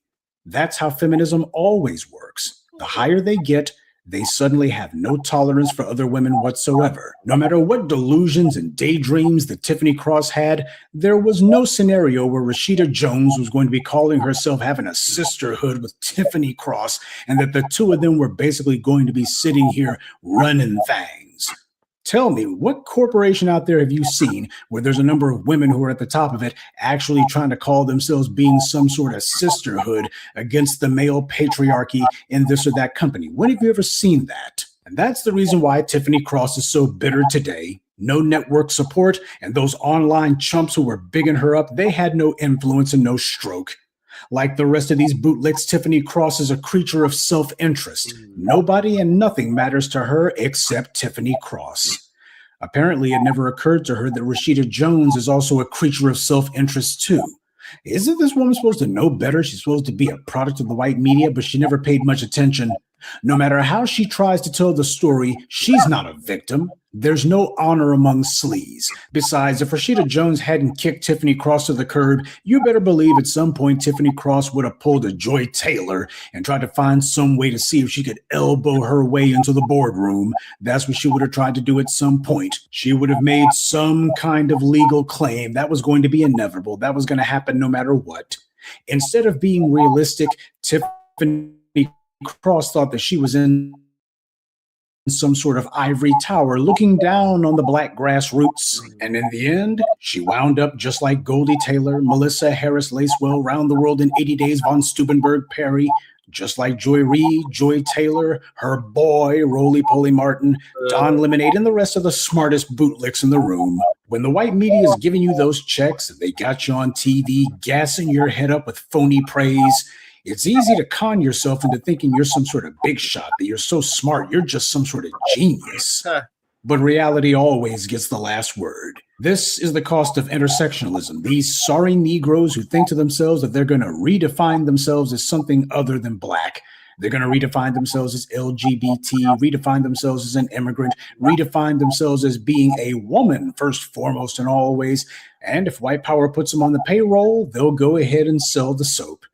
And the white media will be content to pretend as if it tolerates their presence. That is, up until the point that they show that they just can't corral the little Negroes.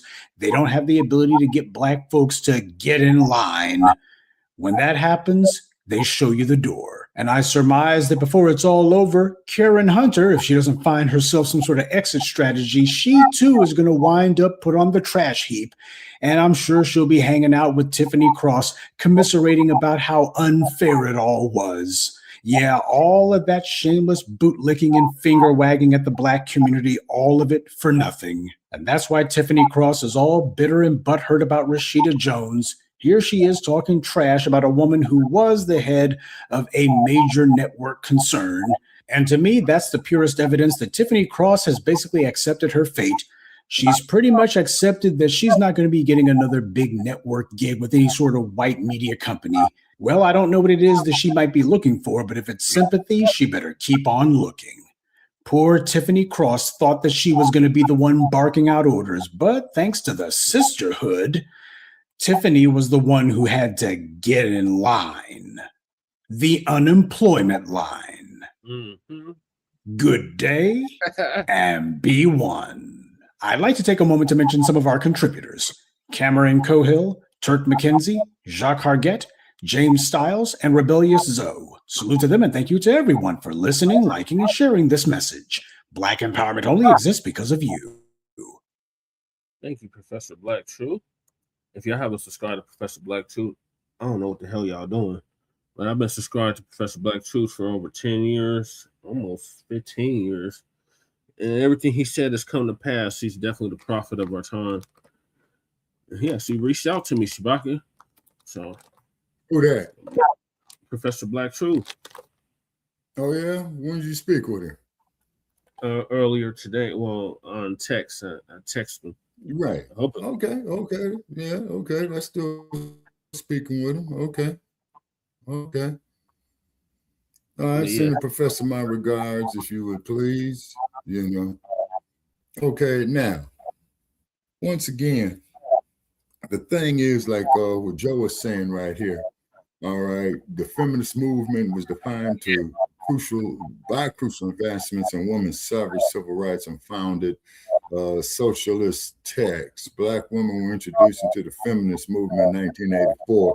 And then, Joe, like I said before, I was speaking with an older sister over in 1884, not 1884. 84, yeah. And the sister had told me pretty much in regard to black. You know what else happened in 1884, right, Shabaka? What's that? The Berlin Conference. Oh, yeah. You're right. Yeah, where they partitioned off Africa. Yeah. Yeah, where they carved up absolutely Africa. Right. Yeah. That happened here. And then remember, Sojourner Truth was like, "Ain't I a woman?" And they said, "No, you ain't no woman." Remember? Okay. When Sojourner Yeah. Truth said, "Ain't a woman," and them white said, "No, you ain't no woman." Yeah. So that's what he's. So how did she prove that she was a woman? She took her clothes off. Right. Okay. Yeah. And if I'm not mistaken, she was up there in the Atlantic Northeast or New England, as they call it. Yeah. Yep. Okay. Highlighted by major presidential campaign and foundational literary contributions. Okay. Yeah, I got her off of my book of Lerone Bennett. Yeah.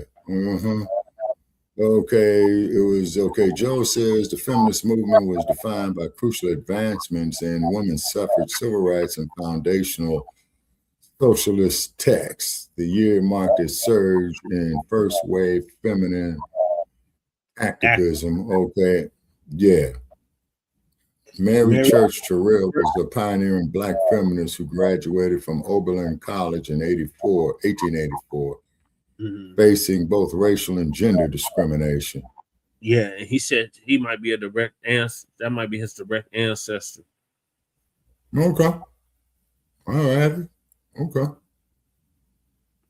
Yeah, it was Mary Church Terrell. It was Sojourner Truth, and it was another one. It was like three Black women at that time. Okay. They tried to get to push that feminism shit, and they exactly. They found out the hard way. You're Black first. They don't give a damn about your gender. They don't care about your woman. You still a nigga to them. Exactly. You know? And that is the truth. You know what I'm saying? So Tiffany cross-eyed, she got her wake-up call.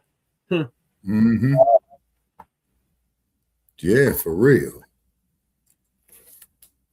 So switching gears, kind of pressed for time. Sister Bianca talked for like an hour. So salute to Sister Bianca. Everything she said was truthful and much needed, but I got a program. So we got this blackout going on. My grandma was at Occasion Beach. Explain my Oh, that explains why. Okay, that makes sense, Black Joe. Okay, now Joe has got a statement in here in the comments, quote unquote. Now this is Joe. My grandma was a Creole bitch. Damn. Okay, can somebody explain to me what a Creole is? Black, Indian, and French. All right. They're still qualified for the auction block on the slave auctions in New Orleans and what's that other city they got north of Baton Rouge? Yeah. Baton Rouge, yep. Okay. All right. Yeah, they put them in. They created them to act as a buffer class. So they, you know how they do. They would mate us with different people, and then the product of that would be a mulatto, and that mulatto they would call Creole, and that Creole would serve as overseer over us.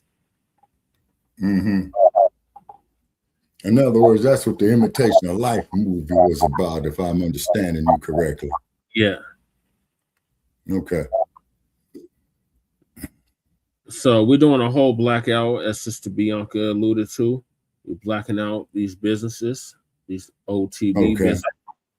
And we're starting with the Asians. We actually started with the Africans. Because the Africans was talking about you need us. No, we don't need you. And the Asians are finding a way. We don't need them either. So we got the Asian store boycott, economic impact, and cultural relations. So Lisa gonna give us an update on that. And this is a direct response to the Rick Chow verdict, what happened to Latasha Harlins and a slew of others that were victims of Asians attacking Black people.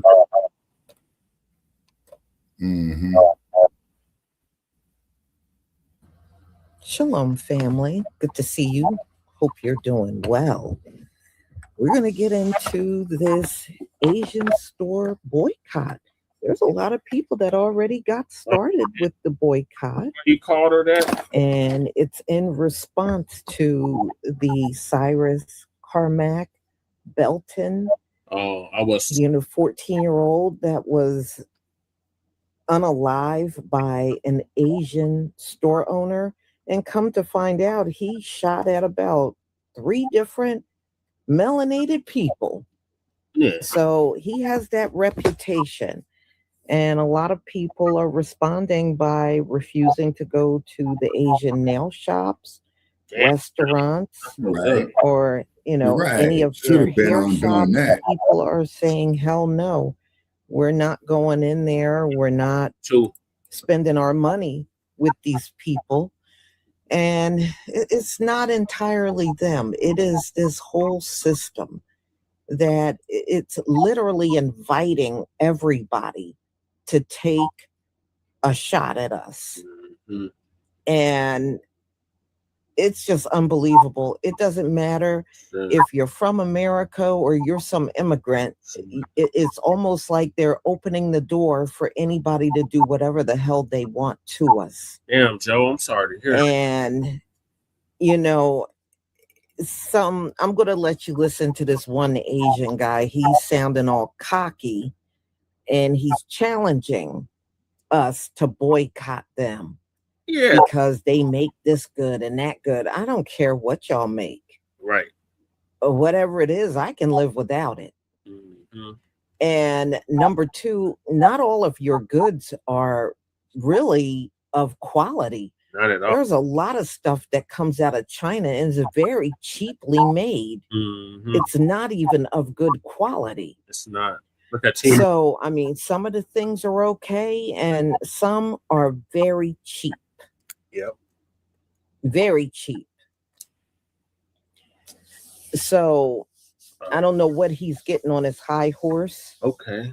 But I went over on his that makes sense. TikTok when he made the challenge. I said, challenge accepted. What up? Trust me, I can live without any of these stores y'all got out here. Your H Marts, it doesn't matter. I don't need nothing out of I don't even need nothing out of your H Mart.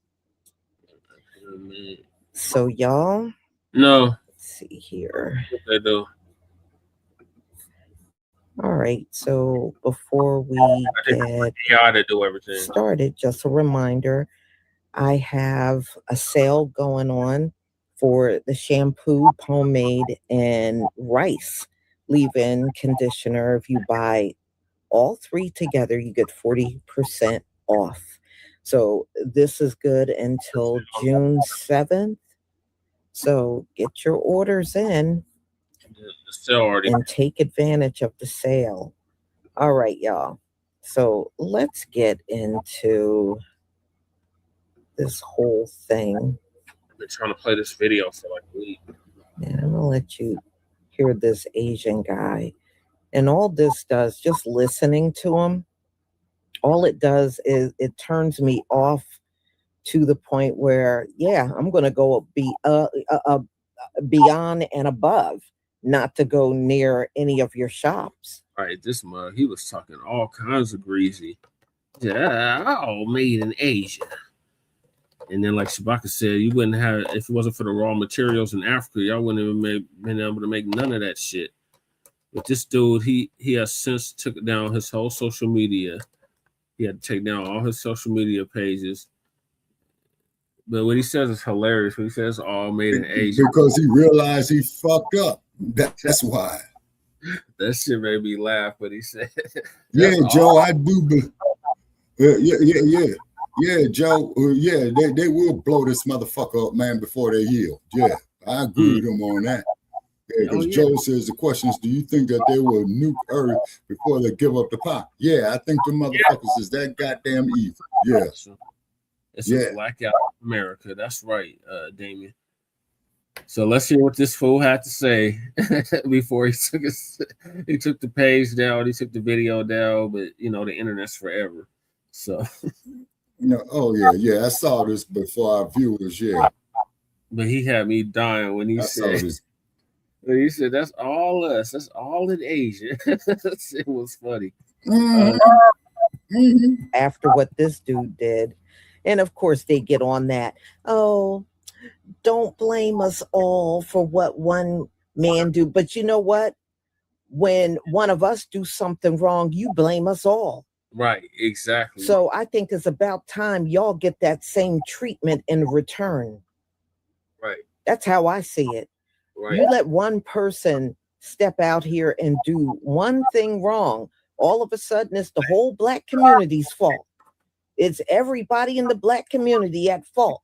What a damn cat. So, hey, back at you, bitch. So if you can do that to us, we should have no problem doing that back to you. I think it's high time we just do it right back to them. Don't invite strangers to the cookout. You know, I don't have time to figure out which Asian is okay and which one is not. Or which white person is okay and which one is not. I don't have time for that. That's the same damn thing you do to me. The way I see it, baby, that's back at you. You can bet I'm going to boycott. I'm definitely going to do it. Okay. I'm going to check it out, Shabaki. All right. Please give me a 1 if you can see my screen. Yes, Lisa, we can see your screen. David Soy Boy. Yeah, you had to take the video. Thank you. Yeah, he ran from the internet, Navi. I love when the Black community says, let's boycott Asian businesses. Please do. We'll get rid of the Chinese takeout, the dry cleaners, the laundromats. Let's get rid of the liquor stores as well. Get rid of the Jordans you guys wear, the Nikes you wear, the shower caps, the Hondas, the Hyundais, all your car electricians, the electronics in your house, the Sony, the TV system, your sound system, the microphones that you guys use to rap and speak about awareness of the Black culture and hip hop culture. That's made all in Asia. And here's another thing for you guys. You guys want us to leave the neighborhood so bad? Oh, Asian people are not neighborhoods. We're in white neighborhoods. We have our own Chinatown. We have our own Koreatown. You think we really need you guys to benefit off and make money? A lot of us do. Your Chinatown and your Koreatown is trash. Okay, first of all, he's full of shit. They are not in white neighborhoods in big numbers with their businesses because white people don't want these Asians in their business. Yeah, it might be a Chinese restaurant here and there, but for the most part, y'all are primarily in the quote unquote Black community. That's where you are. You are not in big abundant numbers in white communities because he's trying to make the claim that they are. They're not. Right. There are, when I was growing up, we went to dry cleaners and they were always, especially in the hood, they were always our people that owned the dry cleanings. Okay. If you wanted anything, the bakeries were, all of the bakers around us, they were Black people.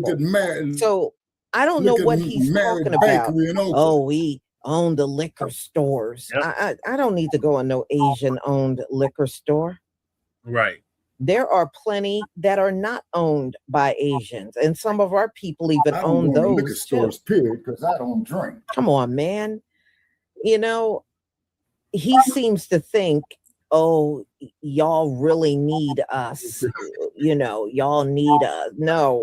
Yes, so right. As far as I'm concerned, you can all pack up and go back to China or wherever the hell you came from. All in Asia. Okay. And never forget, we are the real true inventors, y'all.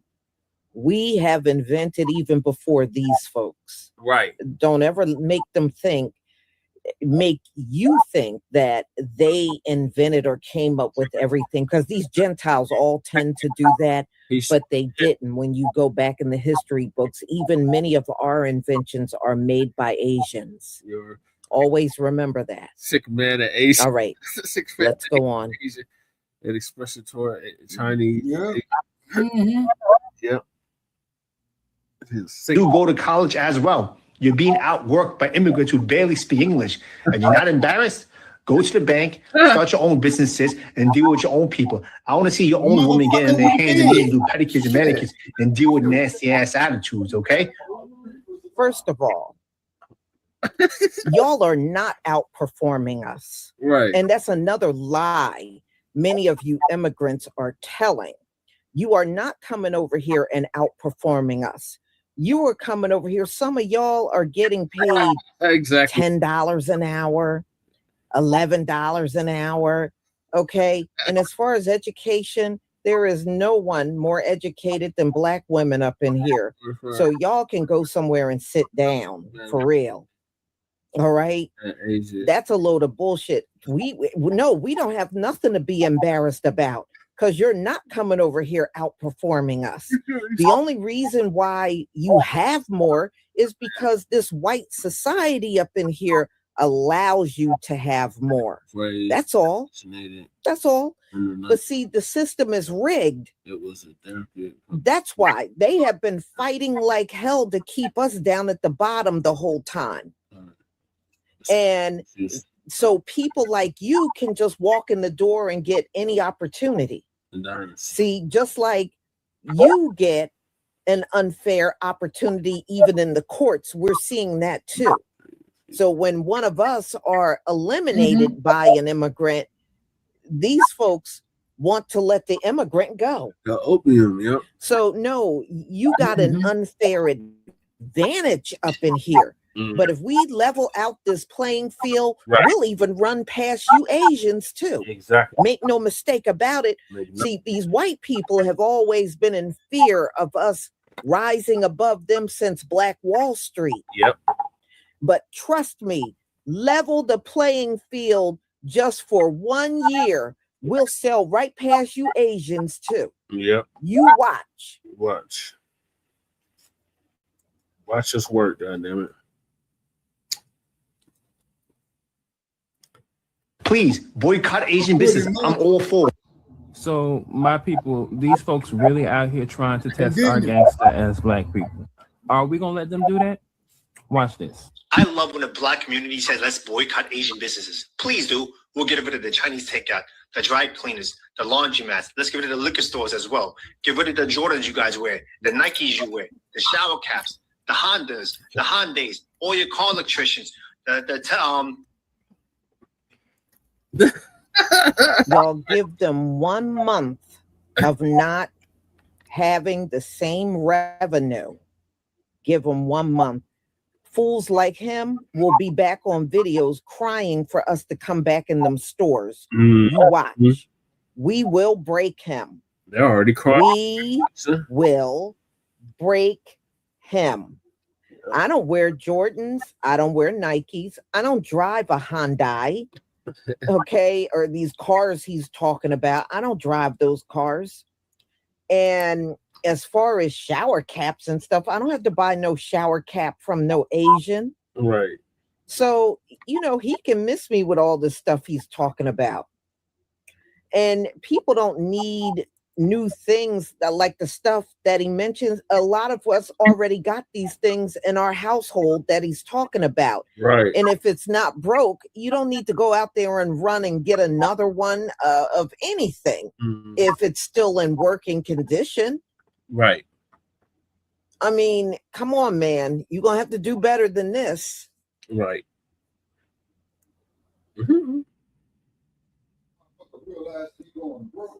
The electronics in your house, the Sony, the TV system, your sound system, the microphones that you guys use to rap and speak about awareness for the Black culture and hip hop culture. We think that's made all in Asia. And here's another thing for you guys. You guys want us to leave the neighborhood so bad?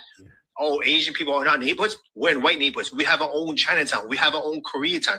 You think we really need you guys to benefit off and make money? A lot of us do go to college as well. You're being outworked by immigrants who barely speak English. And you're not embarrassed? Go to the bank, start your own businesses, and deal with your own people. I want to see your own women get on their hands and knees and do pedicures and manicures and deal with nasty-ass attitudes, okay? Please, boycott. See, you don't know the history of Black Wall Street. We've already gone to the bank and started our own businesses and did everything ourselves. Right. We already sure been there did. and done I that. visited Black Wall And Street. my You thing know is, why that, ain't champ. you in your own country trying to be big and bad? Why are you being big and bad over here? You could have kept your ass at home. What you flee your country for? Go back home and be big and bad and do good in business. Right. Nah, no, you over here because you know where the money is. Mm-hmm. All right. And you get led into our communities to set up shop. Yep. And many people within our communities, the system's so badly rigged, can't get loans to open up businesses. Right. They'll do everything to block us from opening up a business because you know what? We had Black Wall Street. They already know what we can do. Right. They already know. And dude, you talk like we have been in the state that we're in forever. No, go look at Black Wall Street. You haven't even outperformed Black Wall Street. Right. You Asians have not even outperformed Black Wall Street. That's right. Over here. Yeah. Okay. And let's just get that point out there. Wow. You really think all you're doing Kill me with is that. really sealing the deal on your boycott by running your mouth like this online. Right. So it just goes to show you there's no humbleness in these people. None. At all.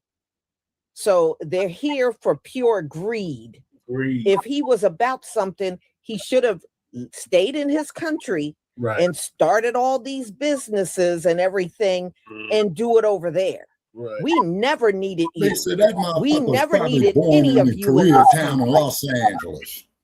Let's I don't go think the on. motherfucker's a bona fide Korean, Lisa Honey. I'm saying this motherfucker was born in Asian business, Koreatown I'm in all Los for it. Angeles. Aside from the two facts, one, the fact that it wasn't about boycotting China or Asian businesses from overseas, it was boycotting the ones that we patron often, the laundromats, the liquor stores, the restaurants, yada, yada, And there, yada, I within remember the the LA United States. riots, Val. Yeah, And the two, motherfuckers this was out take is there clearly crying. ahistorical and him not understanding why Black people hadn't been able to put those things in our neighborhoods that Asian people were allowed to, and why that happened the way it happened. So not only does he minimize who Black people are, disrespect the work and efforts that we put forth that allowed him and his people, as he called non-English speaking immigrants, to come in here and thrive. This video just gave me more incentive to boycott their businesses because they know exactly the truth. They know exactly what this has Oh, been. I'm telling you, making a And chance he's to go to literally Tulsa. saying what they Yeah, he think. was over there at Fort Steele, Therefore, Oklahoma. I am even more motivated to not walk my Black ass in any of their Asian establishments. Because like I said, they know.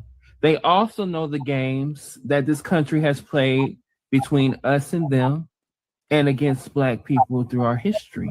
Watch this. And white people join this conversation. And by conversation, I mean the conversation that my community and the Black community are having right now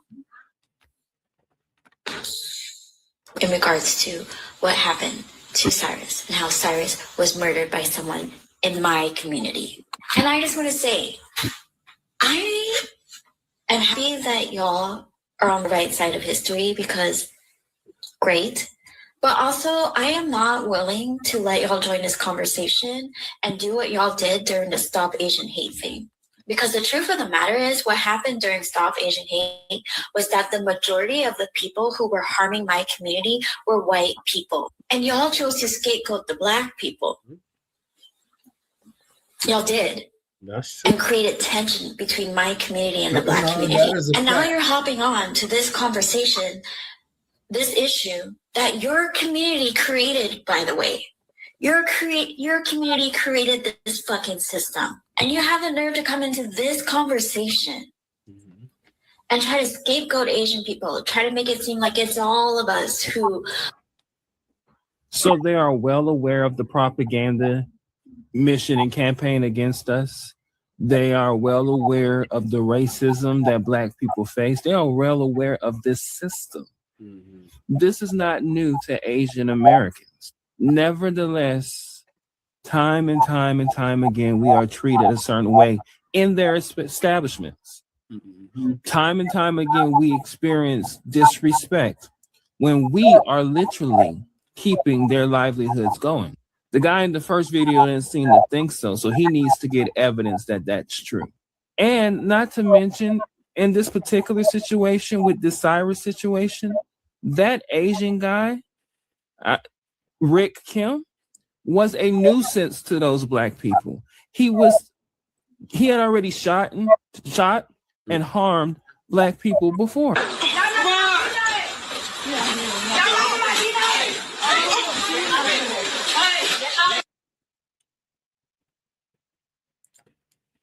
Rick Child. Nevertheless, like I said, I am more incentivized by all of this to boycott Asian businesses. It's time for us to stop allowing people to play in our faces and we just tuck our heads down and continue to accept the abuse, mistreatment, degradation, and disrespect. Our ancestors would not have taken this long. We have so much access, so much ability now to build networks and do our own shit that we don't need their shit. Right. So boycott Asian businesses. I damn sure am. And while we added athletes, y'all might as well also go to HBCUs and fuck them SEC schools as well. Let's show these people we stand on fucking business since they want to test our gangster. That's right. I love when the Black community says, let's boycott Asian businesses. Please do. Very good. We can show you better than we can tell you. That's right, Auntie. Motherfucker, you can count on. See, I had already started doing it, but you can count on. It's time, Black folk. It's time. We know for a fact that this particular group of people will probably have to pack their bags and go back to their goddamn house if we didn't shop with them. Yep. Let's go and do it. I already started doing it a few years ago. I'm gonna be honest. Once I moved out toward the West Coast and actually met them, I said, shit, I got a chance to make money off of them because of my license and my profession. Interesting. But I ain't giving them shit else. I think we need to start doing it.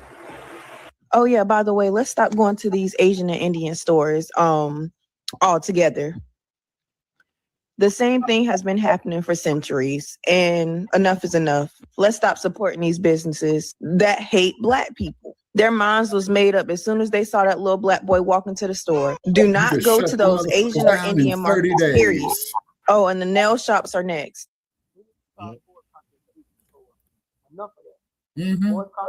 Now, keep in mind, Brother Che, when it comes to consumer power out of the Black community, the Black female is the main consumer power to other groups. The nail shops, the hair salons. You see what I'm saying? This is a public service announcement for all the Black Americans. Yeah, the Asians out there is talking hot shit right now. And since we can't really tell which one of them is Chinese, Japanese, Vietnamese, Taiwanese, or Korean, we're gonna boycott. So going forward, for the next at least a couple of months, till these motherfuckers really feeling they coming back crawling for mercy, yeah, we ain't getting no more nails, no more fucking wigs, none of that bullshit Korean facelift bullshit they got on here. Whatever the fuck they selling, we ain't motherfucking buying it. We ain't going to their liquor store. We ain't going to their beauty supply store. It's plenty of Black-owned beauty supply stores, liquor stores, doctor's offices, nail techs, all that shit to go around to pay our money to our motherfucking people. Have y'all seen the video of the man daring the Black community to boycott Asian businesses? Yeah. And he's basically saying, like, y'all can't. Y'all need us. And I saw in the comment section on this video, a lot of people were like, challenge accepted. That's what I'm saying, Joe. And I'm kind of hoping deep in my heart, this motivates the Black community to get on their grind. Because a lot of people don't seem to think that we have things. Could it be better? Yes, we definitely have to work harder to get a foothold in these marketplaces. But I'm from Detroit, right? I grew up in Detroit. So there are a lot of Black-owned gas stations in Detroit.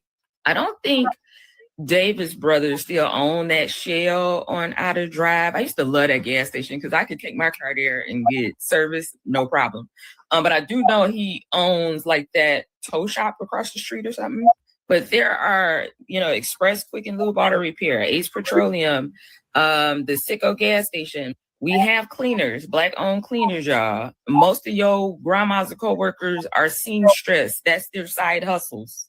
I've been talked about how Black women dominated the beauty space for a long time, and it was kind of taken over by other communities. We do have, again, tailor shops. We have Black-owned banks. We have Black-owned liquor stores. We don't have like a Black-owned like TV brand like they do. A lot of our electronics do come from Asia, so they get that on lock. Okay, so he kind of right when he say you need us for certain stuff because they making sure they right, which you can't be mad at. But that's the opportunity, y'all. Somebody get in here. For those TVs and all that come from Africa. Right. See, I look at that differently. Even if they do have all the brands, you don't need no damn TV every day. Yeah, you're right, Sabah. Okay, if we're talking about everyday items, most of us, once we got TVs in our houses, those TVs are there for years. These TVs sometimes are in your house for a couple of decades. Yeah. Okay, that is not something that you need to go out and buy all the time. Most of us get TVs and shoot. I still got one that works in my house, and I've had it since the damn 80s, and the TV still works. So we don't need that stuff every day. Even if he's Neighor, well, we got this brand. Yeah, you might have it, but we don't need that every day. Right. For real, we really don't. We don't, Lisa. We really don't. Manufacture something here on American soil made by Americans. I don't even think America has its own ladies and gentlemen, like brand for technology that makes TVs and stuff like that. At least I don't think so. We do have the phones, like Apple or whatever, but it'd be nice if somebody who's a Black American can get into that market. But let's watch the video, y'all. Let's boycott Asian businesses. Please do. We'll get rid of the Chinese takeout, the dry cleaners. Basically, all the employees are Black people. So you want, because it's a share, it's a, publicly traded company. Well, I don't think Ford is. It's Ford, I think Ford is. But they want to invest back in them companies because they get a share of that money back. So it makes sense, right? But it would be nice to have like a Black American owned car situation. So Black community, are you embarrassed like he said? Now I don't know what he's talking about, like they go to college, like we go to college too. We have big CEOs and high positions for high companies, but unfortunately a lot of those brands aren't like global brands at this moment. Remember, at the moment. Why you think unfortunately, we hear a lot of videos like this from a lot of immigrant communities here in America. So how do we step in the game and step our game up? We're in it. It's just a lot of times the perception of us is, Yep, you're right, Black Joe. You know what? I know this sister means well. I really, truly know she means well. We ain't in no competition with these Asians. We're just saying we're not buying their goods. We're not going to go in their stores and patronize them. That's all we really do with these folks anyway. And ladies and gentlemen, and we just, we were patronizing some of their right. restaurants and stores and stuff like that. All we're saying is we don't have to patronize them, and we're going to boycott them. She kind of talking like we're in some direct competition with them. And It check ain't the that kind Asian of stock party, girl. market We're too, just Brother Che. boycotting. Oh yeah. You're going way too deep Yeah. with this. That's all I'm saying. She going way too deep. It's just a boycott. We ain't got to have no manufactured cars and all that stuff that she's talking. You're trying to get into direct No, competition, Joe, but and that's what we're I'm talking saying. I am about speaking methodically. boycotting. That's why I say Boycotting. boycott they Okay, let's not shit. run off the rails. That's not responding emotionally, sir. That's responding with your money, like the damn Montgomery bus boycott. The damn Montgomery bus boycott should be the goddamn blueprint to boycott all these motherfuckers that come in our community and disrespect us. TikTok, I see a post of a young gentleman saying people all over the country are boycotting Asian hair stores and Asian nail salons because of what happened to Cyrus. The most liked comment said, "Why punish other businesses that had nothing to do that?" And my response to that is very simple. Because I can't look at the color of your skin to determine whether you're Wait a friend minute, or Cow foe. Dog, I do For remember years, Curtis y'all have Max's looked at the TVs. color of our skin and looped us all as criminals, as has-beens. We ain't gonna never be nothing, and we are tired. But when we do it to you, it's a problem. But Drea, we're not all like that. And I understand that you're not all like that. But I am not willing to walk into another store or into another business that don't have somebody that look like me to find Well, out Joe, that you're that's not what one of the Muhammad fools. Ali What do we did do? with his We boxing, stop man. going He to targeted all his of your damn establishments. punches. We start You supporting have to our do own, that. period. I'm about to start putting together a series of Black Wall Street Zooms that is free, that is for everybody in the Black community that can come and start learning about resources in your area for you to support your own people. And I know that there's an app out there that you can go to. I'm not talking about no app. I'm talking about real conversations, real people that you can connect to in your area. We are boycotting Asian-owned businesses. We will no longer be patronizing Asian-owned businesses because it's dangerous. You never know. They might think that you picked up something out of in their business and you walk out of the store, you don't have anything, but they might think that you did and shoot you. Hello, everyone. It's Sheena with the Sheena Monet Movement. I hope you're having a good day. So I've been seeing all over my social media accounts upset people angry because the Asian man got off and he didn't get charged with murder after he killed a 14-year-old Black child in South Carolina. As you all know, my channel is a history channel and I talk about history. This is just history repeating itself. I don't know if many of you have heard of the 1991 incident where Latasha Harlan, 15-year-old Black girl, was killed by an Asian woman. The Asian woman owned a business, and Latasha was accused of stealing orange juice and running out the door. And the Asian woman shot her in the head over orange juice. This is just history repeating itself. The bad thing about us as Black people, we hear about stuff like this and then we get angry and we start saying boycott, and then some time goes by, we forget about the incident and we're right back patronizing these people who don't care about us, patronizing their business. Asian businesses are patronized by Black people mainly. We're the ones who keep them in business. Right, Joe. We give them all of our money. But if Yes, they're going to be out here killing our children, we need to stop patronizing their businesses. We need to boycott Asian-owned businesses as Black people. A bottle of water, that's what the young man that lost his life over. The Asian owner thought that he stole a bottle of water and he chased him down and shot him. That's wrong. Imagine what that mother is feeling. We need to stick to our guns this time. We're going to boycott the Asian-owned. Mr. Shabaka, we covered that, what was that, last week? Yeah, we covered that last week. Okay. Oh, wait a minute. You're right, Che. We did. Okay, my bad. Businesses and don't start back supporting them. Stop supporting their businesses. That's the only way they're going to start respecting us. This right here proves to you they don't respect us. They do not respect Black people. It should be enough to tell the Black community that we are not respected by them. We give them all of our money. We patronize their businesses. They're successful because of us, but they don't care about us. Wherever you are, wherever you're living, in whatever city you're in, comment below and tell us any Black-owned businesses that you know about, any Black-owned nail salons, any Black-owned grocery stores, Black-owned beauty supply stores, so we'll know where to put our money, where to take our dollars. We need to start keeping the dollars in our own community. because these people do not respect us. 2026, a young black child still getting shot and we in the need back. Like nothing has really changed. That's history repeating wholesalers itself. to get And this is why I do what I retail do. goods from This is people. not new. This has happened before. The worst part of it all, he's not even getting charged with murder. The 14-year-old's mother walking out of the courtroom in tears. Do you think the man who shot that 14-year-old child cared about that? Nope. No, he didn't care. He was just happy that he didn't get charged. This should be enough right here to tell the people in the Black community, stop patronizing Asian-owned businesses. We're the ones keeping them in business. They don't patronize Black-owned businesses. They don't care about us. They have no respect for us. They would kill our children in cold blood. That should be enough for us to say, let me just start sticking with my own people. That should be enough to tell us that. You would think. Do not patronize those businesses anymore. It's time for us to start sticking together. Time for us to figure out what we're gonna do as a Black community, because it's too much going on right now. Things are getting worse. For that man to kill a 14-year-old child and not be charged with murder, that is terrible. That's terrible news. Share this video. It's time to be careful and start supporting your own people. Thank you so much for watching.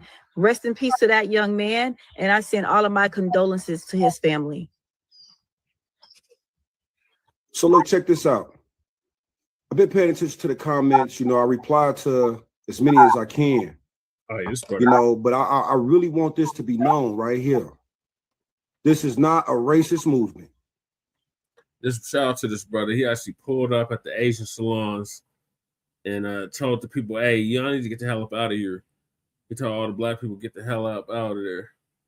He showed up at the beauty supply stores, the Asian beauty supply stores, told them, hey, all you Black people in here, y'all need to get the hell up out of here. So salute to this brother. He filmed the whole thing too. Afro Elite showed it earlier. Us boycotting Asian shops and stores and restaurants. This is not a racist movement, man. Now, what I feel and what I hope that is occurring is that, you know, my people is finally waking up, man. You know, there ain't nothing racist about this, man. When will enough be enough? So we just supposed to just sit back and do nothing. So we just supposed to sit back and just let each race take turns killing us. So who gonna be next? All right, we already know the whites do it. We already know, now we know the Asians do it. So who else gonna try to get their lick? So we just supposed to really sit back day in and day out and watch our people get slaughtered and don't say nothing. But soon as we get on here and get to talk about unifying, here come all these racial individuals out the woodwork talking all that crazy shit, but yet y'all sit here and talking about, hey, y'all people need to do better. But when we try to do better, y'all sit here and try to block us, laugh, and all this. You know what? Fuck them. They can try to block all they want, man. We got too much freedom, my people, to even be worried about that motherfucking shit. But this is some real shit right here, and I'm telling y'all, man, hey, listen, to all the other races that's sitting back watching, y'all know what the fuck is going on and y'all understand. So the crazy part about it is y'all know what the fuck is going on is wrong, but yet y'all still sit here and lie to y'all self and try to make it seem like it's justifiable and everything. That's a mental illness on your part. Don't get up on here and try to clown us and clown me because I'm trying to bring my people together, you know, in a peaceful manner and try to better us. You feel what I'm saying? Because y'all sit here and y'all complain. Look how the kids are acting. Look what they doing. Look at their behavior. Well, you know what? You're right. Motherfucker, you right.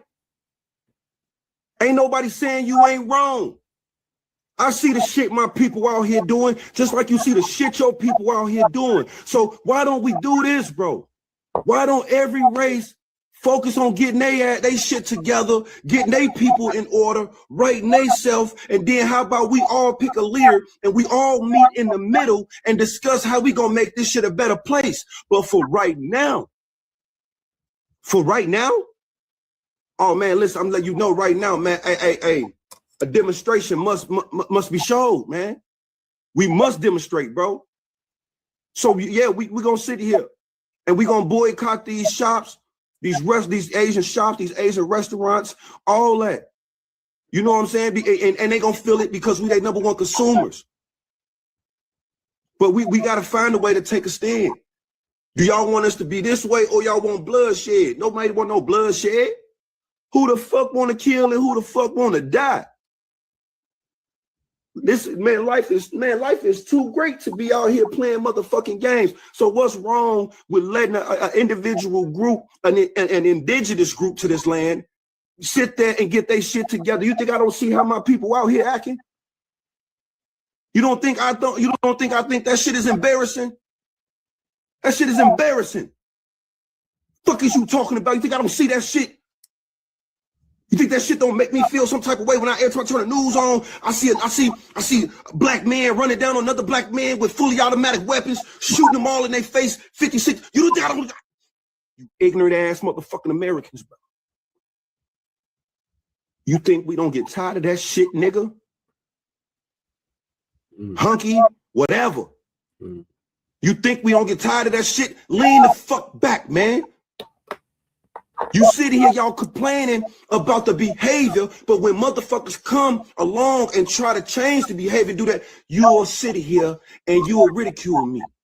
You right about that. You will jump in my comments and put monkey signs and all this and that. Why not jump in there and say, you know what? Hey, black man, hey, you doing right for your people, man. Yeah, hey, get them together. You need to do that. Yeah, that's what's up, bro. Y'all can do it.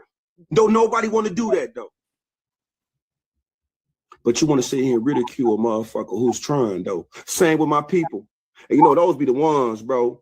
My own people will be jumping in that motherfucker. Man, well, who you think you is? Don't no motherfucking body got to listen to you, nigga. Motherfucker got too much going on in their life to be worried about this and that. Hey, bitch ass nigga, did your ancestors say that for the rights that you got, hoe ass nigga? Ungrateful bitch ass nigga? Yeah, and tell that there to the Black Panthers and all those who died in that Black. We got to get this shit together, people. I ain't gonna lie, this shit's embarrassing. We better than this, man. We better than this, man. Right, we better than this. We've been better than this. Man, get in y'all kids' lives, man. Man, stay in them households, man. Stay controlling them households, man. Guide your seed, man. Women, guide your seed. Guide your little female. Guide your little queens. I don't see how the fuck y'all. No, let me break it down to y'all, bro. Do y'all really sit back and look at us and how we be acting? I don't give a fuck how y'all feel to my uncle. Ain't no Uncle Tom over here, bitch ass nigga. So you better watch your mouth. And I can speak on my people if I want to, ho nigga. I get him. But like I said, you think I don't see this shit? That shit embarrassing, y'all. Every time you look around, motherfuckers all out here loud, obnoxious, tearing shit up, man. I ain't gonna lie, that shit clown shit. Walk around this motherfucker half naked and shit. Women control y'all motherfucking daughters. These boys out here acting crazy. Don't even respect their elders. Motherfucking fathers getting your sons' lives. Yeah, I've seen them a few times. Y'all motherfuckers want to sit around here partying bullshit all day, but when it comes to the kids, y'all want to play games, man. Fuck that. Hey, man, listen, we gonna start acting accordingly, man. Yeah, I gotta find them on TikTok. We gonna stop acting like Lord Kai citizens, because we're not. We built this motherfucker, man, from the ground up. This our shit. And y'all got to get in y'all head, bro. We're not going to get this bitch back. We're not going to blow this motherfucker up before we get this bitch back, man. But there's other ways. You're right, Joe. The battle within. To make sure that we are good. It's a new age and time, man. Right. We could do all that. This is our shit. It was our shit. Oh, we need him, brother Chad. But we took too long to fight back and make it. No, it took too long. Now we got to find other avenues to make sure that we good. Hey, that's the cold hard facts for y'all. We not getting this motherfucker back, man. They will blow this bitch up before they let us get this bitch back. And I ain't talking about all white people because all white people are racist. I'm talking about the racist motherfucker that's in power. Those racist motherfuckers, you best believe, and let me tell you this, man, when they constructed this country, man, they're going to always and find a way to keep the racist people in control in a position of power. Yeah. Until we come together as a whole group of people and root that shit out, it's going to keep happening. But how the fuck we going to look out for y'all? How the fuck we going to sit here and stand right by y'all when we not even right? So sit back and let us get our shit right. If y'all tired of seeing this shit, why don't y'all help then, motherfucker? Right. Why don't y'all sit there and tell motherfuckers they wrong for the shit they been doing? Hey, I keep telling y'all this, man. For all you motherfuckers that's living under a rock, everything that you see that's going on with my people, all this killing and all this and that, this was part of a plan. Yep. I've been saying that for 10 goddamn years. Tell me I'm lying, brother Che. I mean, he's saying a lot of good things, Tell me I'm but lying. it's kind of long-winded. So y'all, look, it's detected. The bottom line is I will be boycotting. No, I will. It's detected. I will be boycotting. You know, and for me, it's not going to be hard because I stopped patronizing a lot of their businesses years ago. Right. You know, especially when I had found out they were shutting Black women out of the beauty industry and blocking them from getting stores or trying to steer all the business towards their and that's business. what your And girls did they would in do all Oakland. kinds of little nasty things. When I found out Not about Sheila that, Jackson Lee, I but, was done with them. Okay. And that must have been, I think the last time I went into an Asian hair damn shop good question, Joe. Was Newton said that in probably his the early revolutionary 2000s, suicide. and I have not been in one since. Sorry, y'all. And as far as my nails, I stopped getting my nails done like around Okay, good point, got it. 2006. You're right. You know, I'm because I not didn't nobody. like the way every time I would take the artificial nails off my nail beds and everything would be weak. I hated that. So I stopped wearing those nails back in 2006, and I haven't been back to a nail salon since. So for me, the boycott is going to be easy. It's going to be easy. It's going to be a cakewalk for me. Right. But okay, Joe, I know Newton some of our said that in people his like their revolutionary food and suicide. like, you know, and you're right. I seen a couple of our people like their H Mart and all that stuff. Man, you don't need none of that stuff. You don't even need their food. You don't need that. We weren't brought up on their food anyway. And the intellectual capacity, the educational us where I capacity, the grew up, technological man, capacity, we were not brought up on no to Asian become food. self-sufficient. So I can live without that Asian food. Real easy. Real easy.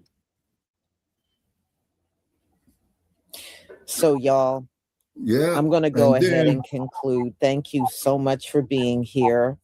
And I want to thank Douglas Ledger. Thank you for your super sticker, one of many ancestral shadows. And after Lisa closes out, like Goddess, I'm white going to address people, what you just said. They are pathologically ahistorical. Yeah. And thank you for your support for my channel. And Tweed 8943, thank you for your super chat. And let me see what it says here. Stop dealing with these people years ago. I'm not boycotting. I'm putting out of business altogether. Yeah. Yeah. You know, like I said, I'm with you because all that, Joe, all that, like brother. That's what they was doing at the University of St. Quarry. Probably nearly 2 decades ago. And let me tell you something. Once I decided I was not going to go back in their businesses, it really has not been hard not to go back in there. It's like, oh my goodness, they got this or they got that over there. I want to get, no. They don't have nothing in them stores that I can't find somewhere else. Right. And that is a fact. You're right, Joe. But thank you for your support from my channel. Everything they got, we can find somewhere else. Bobby. That's true. I think he was addressing people in this chat, though. Mm-hmm. Yeah, I think he was. And I will never forget when Peter Liang killed Akai Gurley. Yeah. And how the Asians all ran to the streets and they protest. It's a tragedy, but but don't punish this guy. Don't punish this Asian guy. That kind of stuff. And that turned me off about them, even back then. Yep. Okay. So, look, Philando Castro. we know how to hook up food. We don't need none of these people. Seriously, we don't need none of them. We already know how to hook food up. Right. For real. How they rally. You know, and the way that Asian guy was talking, I don't know. For some reason, all of these immigrants come over here. Tell me about it, Joe. Yeah. They have sometimes I feel like I'm on the verge of having a damn aneurysm. Yeah, we can't have. But in their minds, psychologically, they believe even they came here and rose above us. And I'm like, rose above who? I tell you what, that is some serious psychological and that BS they are on. But many of them are sitting around and they really truly believe they have come over here. Last Poets did a poem on that. Party and fucking around and bullshit. Yeah. No such thing has happened. Party and bullshit. No such thing has happened. And bullshit. Yeah. That's why I like niggas are scared of revolution. Mm-hmm. Niggas scared of revolution. Mm-hmm. No, there's no Asian gas stations around us at all. There's a few of those Indians and Arabs around here that got gas stations, but Asians, I have never been to a service station that was Asians there. I mean, Indians. You know what I mean? I'm not talking about the East Indians. I'm talking about like the ones from China. I have never seen any of them at gas stations. Then you come out west, Lisa, you'll see plenty of them. And they all don't realize west, if Lisa it was not for our people fighting during the civil rights movement, none of them would be here. And you know, many of them don't want to believe that, but it's the truth. So y'all, I'm going to go ahead and conclude. Thank you so much for coming. That's it. And be on the lookout for my lives tomorrow. Yes, they are. And don't forget to pick up your hair products. Shalom, family. Okay, Joe, where the Indians and the Arabs meet at, is that there the place they call Asia Minor? I wasn't too smart on geography. Okay, Goddess Naga. That term MF that you mentioned, okay, you taking me back to another memory. I was about 7 years old, and Mama heard me use the MF term, okay? So she brought me in the house, and after absorbing a left hook followed by the right hand, Mama Martin washed my mouth out with soap. And she says, now I'm going to sit down and tell you what this term means. Okay, Brother Che, we did an episode with the what was that there? The breeding farms. Yep. I think you hosted an episode on Shabaka's Black Experience about that. Okay, it's your age. Okay, got you, Joe. Okay. And so that's what it is, and that stuff is still with us. You see what I'm saying? Now, the thing is this. As Dr. Francis Cress Wilson said, with the basketball net, the golf ball, the golf, you know the lecture she gave, Che. You see what I mean? Yes. Okay, yeah. And they did this is because they wanted to keep the slaves strong and stuff like this.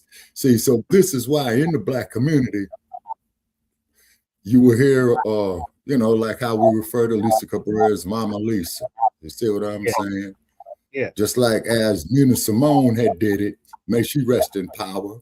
Yes.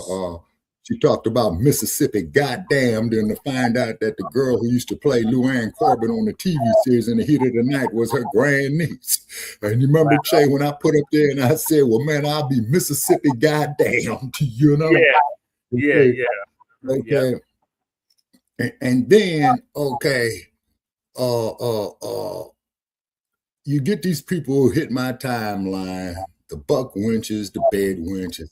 Well, we all the same, Shabaka and all this old type of shit. And I had to tell him, I says, look, let me tell you something about an old bastard. I already been your age. Your test is, can you make it to mine? Yeah. Understand?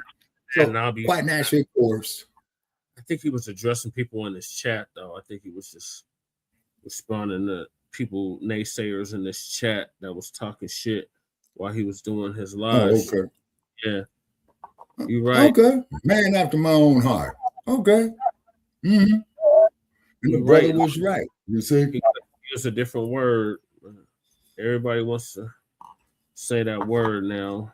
So these other groups, they say that word more than we do. Yeah, exactly. Mm-hmm. Miss Simone's B-Day is day after mine, so nowhere. What? Okay, wait a minute. Okay, all right. Okay, Miss Simone's B-Day is a day after hers. No, we're not the same. That's bullshit. Okay, Cowdog says the term sapsucker was when the white babies were breastfed on the slaves because the black women had. Okay, because the white woman's milk was weak. Okay. Yep. Okay, all right. That's understandable. You gotta come up with it sometime, Cal Dog. You know what I'm saying? I'd look at it differently though, because when I was coming up, I listened to Tupac a lot, and Tupac says it meant never ignorant getting goals accomplished. So I'm never ignorant getting my goals accomplished. Right, and Tupac was a Renaissance man, Brother Che. As I study his lyrics more, you see, because he was ahead of his time, and that's why every time I pass Las Vegas and Colville Avenue here, when I sit there waiting for the light to change, I always say, "Hey, rest in power, Tupac." You know what I'm saying? Yeah, like in order to reach But some of our the problem is, unfortunately, in order to reach some of our people, we have to talk like that. Like, what is that saying? Yeah, It's easier for a smart man to play dumb than a dumb man to play smart. oh yeah, it's easier for a wise man to be a fool than a goddamn fool to be a wise man. Right. So he trying to get the fools. So that's why he was talking. I mean, I'm not excusing the way he was talking, but I can understand why he came off like that. Okay, Cowdog says, who's lighting something Shabaka firing up a cool cigarette? No, I don't smoke cool cigarettes. Oh man, I got Newports. I ain't had a cool one in a minute. Yeah, the NPs, yeah. I used to smoke NPs. Then I went to the brown pack instead of the menthols, you know. And so, but what it is that these vices that they put off in the black community is to keep us dumb with it. And this is why, man, when we had that tether up there, man, who called me that a cotta. Yeah, and I told that motherfucker, yeah, you sons of bitches, you know, sold this out in your goddamn selves for some fucking trinkets and some goddamn alcohol. And beads, trinkets and beads, like Sister Brooke said. You sold us for trinkets and beads. Yeah. Wait a minute. God is Navi. Okay, Cowdog saying that God is Navi. Me too. We used to get into arguments at crack games. My advice to that, people, if you're going to bump some stones, man, come to Las Vegas, man. You know what I'm saying? Oh, yeah, go down at them crap games. Oh, my God. Oh, yeah. And if that table is crowded, get far the fuck away from it, man, because that's when they up the minimum bets. Right. And when I notice when that crap table, man, is damn near vacant, they dropping that motherfucking minimum bet, you know? Okay. She said that Jesse tried to grab as many Tupac shirts as I can get my hands. Was on 5 rapper. Favorite rapper? Favorite rapper, yeah. Yeah, okay. Now here's something, y'all. I got some black t-shirts. Okay, they're good quality, never been worn before, right? Yeah. And I got a lot of them for the kids and for a fair price, you know, let's make a deal. Say, because I can't do it no more, y'all. Just say. What size are this? Yeah. Yeah, they're small to medium, but mostly they're small. So I figured that there'd be for the tiny tots. Okay, whoa, cow dog. Them magnets and dice tables at casinos. Yeah, they do. What, cow dog? You know what, cow dog? I have bumped them goddamn stones, man, and I've seen the motherfuckers just before they're about to settle, then flip at the last second. Yep, that's because the magnets. Yeah. Okay, now I got to go back to the goddamn slots. Okay. Yeah, just stick to the slots, bro. Yeah, and I told you I got mugged by a one-armed bandit for $65, man, about 2.5 months ago, man. That motherfucker mugged my ass, man, in less than 8 minutes. And I said, let me get the fuck up out of here. You know? Alrighty. So we'll move to the same topic, but it's more about the businesses and supporting Black-owned businesses. So Lisa's gonna give us an update on her 12. And on that there, Brother Che, and if you are a Black-owned business, please try to provide high-quality service, okay, to your customers, because Louis Farrakhan gave a lecture on that back in 1985 in LA. That's why they don't want you to throw the dice and high. Yeah, exactly. Or hard. Yeah, because they told me that a couple of times too, cow dog. You know what I'm saying? Yeah, you right, Black Joe. Yeah, slots is worse as AI and a computer, man. You need to talk to my little cousin about that because she loved them damn slots. I don't know. Yeah. I think this is Lady Che. Hopefully this is Lady Che. Yes, it is. Hey, Yep. Lady Che. I'm sorry I'm late. I accidentally fell asleep. Oh, I was That's like, right. oh, was that Bianca came up here? She damn near sold the whole show. That's what she does. Yeah. Try to argue with me. And look, that's what she does. That's your fault. That's what she does. And try to argue with You me. know, you know that's what she does, Shabaka. You know that she lives for that. Lives for that. Well, Like, I don't argue with nobody's. I just state facts. You know, I ain't the sharpest she said, goddamn tool in the shed. I'm gonna go in nowadays, defense man. of her. In defense of her, she'll say your facts are wrong, and she's right. Prove it. I don't know. I can't. I wasn't here for the conversation. That's just how it always goes. You know what I mean? That's just how it goes. I don't know. We have part of the galaxy people with this.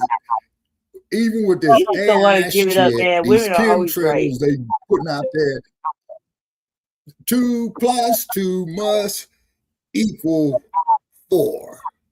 We have Brother Shabazz up here too. So what do you mean? Okay, what do you mean that you're glad that Lady J said, wait a minute, Joe? It's just me and Shabaka, and you just got in here, so it's the 3 of us. Well, yeah, I was coming what at do you the mean end. you glad Lady J said it? Said what? That the fact that your facts are wrong. Where? Show me where I lied. Hey, I don't know. I wasn't here, cuz I was taking a siesta. See, I was in nap time. there, I had the itis. I had the itis. The itis took me down, man, for like 3 hours. Plausibility. Okay. I understand your deniable plausibility. I had the itis. Okay. I missed the whole She's beginning. louder than. You know what I mean? I had the itis. She had to leave. Yeah, this shit. She said that Bianca louder than me. What? Yeah. I said in defense, if she was here, she'd still say that. Yeah. I know my sister. I know her well. She'd be like, Shabaka was wrong. Here, I had all the proof. Okay, here's what I say. If I'm wrong, I don't even spell have my to be name here right and share to it know on that social media. I know that I'm not even being here. I know that she would do that. I know she would do that for real. You know what I mean? Yeah, she was. I don't have to be here. She was going off. What was you talking about? And didn't even have Panther up on TV. She was talking about. Oh no, she didn't come up. No, she Yeah, don't she get on didn't even camera. have Panther on TV. was talking about yeah. she was talking about the spiritual warfare that we're under. Oh yeah, she right. We need to detox and we need to eat papaya and we need to grow our own food and we just Yeah, so what's wrong with that, Chewbacca? No, ain't nothing wrong with growing your own food. And also, too, What's Brother wrong with Chase, eating you was papayas? pointing out. Papayas are good. Okay, I didn't say there was nothing wrong eating papayas. Okay, but also seeds. She said we need to eat the papaya seeds. Oh yeah. That is if there ain't GMOs, because I told y'all when I was up there in Washington State that time, man, at a rest there speaking with this dude that worked in one of them Apple warehouses, and he was telling me about Why them is it all GMOs. echoey and choppy? Because you're on the tablet. But there's nothing else on, Jesse. I don't know. It's just how StreamYard is. Are you on the headphones? That's probably I'm using the headphones. I'm not using no headphones. That's why. Look, I see my braids. I use my headphones. That's why. You got to be connected to headset or something. That's just weird. She's saying that I need to swallow. Swallow what, Joe? I ain't that kind of guy now. The papaya seeds, Shabaki. Papaya seeds. You know, Joe don't say no weird shit like that. Joe ain't no goofy. He don't say no gay shit. What? I know. Yeah, because he got the laughing symbols up here, Lady J. That's why I said swallow what. Going over the Asian boycott, the blackout, Lady Che. Mm-hmm. Yeah, it's going well. If we can get them goddamn tethers on the continent, man, not to give the raw materials to them motherfuckers, man. You see what I'm saying? That'd be a big help. Okay, because you remember, Che, we was talking about how China's building that Trans-African highway. I feel like I look weird with the headphones on and my braids out. Video up in the queue. They beating them like pinatas over there in Africa, Shabaki. Them Asians is rough shot all over them. Yeah, man. Yeah, that's what I'm talking about. Can I listen to the conversation? Yeah. And that's why I was so disappointed in Traore, man, when he capitulated. But I had always said, when I was supporting Traore, I said, I hope he's doing the right thing. And I see that he wasn't, you know. So Ibrahim, you know, you got to show me something, man. You know what I'm saying? They got them restricted to certain areas. They won't let them go to certain areas. Like, how is this your country? Yeah, man. Yeah. And then just like that Fox on Philip Scott's African Diaspora Network. Yeah. She's using the term nigga and all that. Yeah. Yeah. You know. Yeah, and she was right. You see what I'm saying? Mm-hmm. It isn't what you say, it's how you say it. Yeah, Joe, you got a point on that, brother. I give that there to you, you know? All right, so since we're doing this boycott, we need to know what Black-owned businesses are doing hair care. So Lisa's going to give us an update on that. Don't nobody read the fucking Black Do not buy 12 Tribes on Earth hair growth oil. And you know people don't read no more, Lady Che, even though it's fun. Man. Reading's fundamental. Like, just pick it. Just go ahead and scroll through. You got all the information in there. Like, I mean, man, Black people. None, Joe. I agree with you. Reading is fundamental. That's the first thing we learned how to do. Read. Right. Let's not waste Instead reading. of the last 50 years, Joe, let's try the last 150 years. You know what I'm saying? When them motherfuckers sat up there and let them crackers get them drunk, man, and gave them some goddamn trinkets. And then when a sober motherfucker sobered up inside of a hull of a slave ship, he wondered, man, what the fuck did I do? It's cracking for real, Nobby. Let's get to where how we can redirect our funds back into the Black community. Okay, now on that day too, Brother Che, let me say this here. Okay, see, this is why, man, we got to control our own currency. You see, because I think me, you, and Michael had a discussion about that when Nixon took the country off the gold standard. Mm-hmm. And I told you I went down there to Pawn Stars, man, and motherfucker talking about he didn't want my wheat penny and my 1940 quarter, and then the motherfucker had the audacity to say to me, man, well, why don't you just give them to us? I say, sir, you have a nice day. Right. And the cold part about it was it was a nigga that had them titties. Hair that grows. They have a whole line of So Lisa got a whole Okay, line. Joe, trading lead, gun. That's right. Yeah, trading lead, gunpowder, and brass. Yeah. Look at these products. Lisa got a whole line of products. You don't have to go to these Asian salons. Well, I need Lisa's phone number, man. It's because I've been trying to reach out to her, man, but yeah, I don't have her phone number. I just got her email.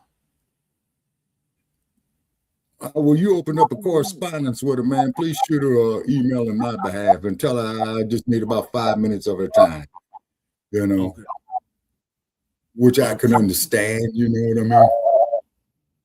Yeah, remind me tomorrow, Chewbacca, because she's gonna be doing like 3 lives tomorrow. Okay. What was I gonna say? I just already let her know. On the tablet, so if I drop back off, what African leader has done the right thing in the last 50 years? I just answered your question, Joe. Nah, these motherfuckers capitulated. Wait a minute, Joe. Hold it. The only motherfucker man who was doing something right and they killed him, and that was Gaddafi. Gaddafi and Mugabe. I'll give them that. Because they killed Patrice Lumumba. They killed Thomas Sankara. Yep. So I would say Mugabe. To hell with Mandela. I would say Winnie Mandela and Mugabe. Yeah, and that's why Namzamo divorced his ass. You know what I'm saying? Can I interject? Go ahead, lady. Yeah. I just want to say hi to everybody. It looks funny because I got all these shadows on my face. It's because there's a little light on this fan. It's creating the shadows. It's distracting the fuck out of me. But I'm in here now.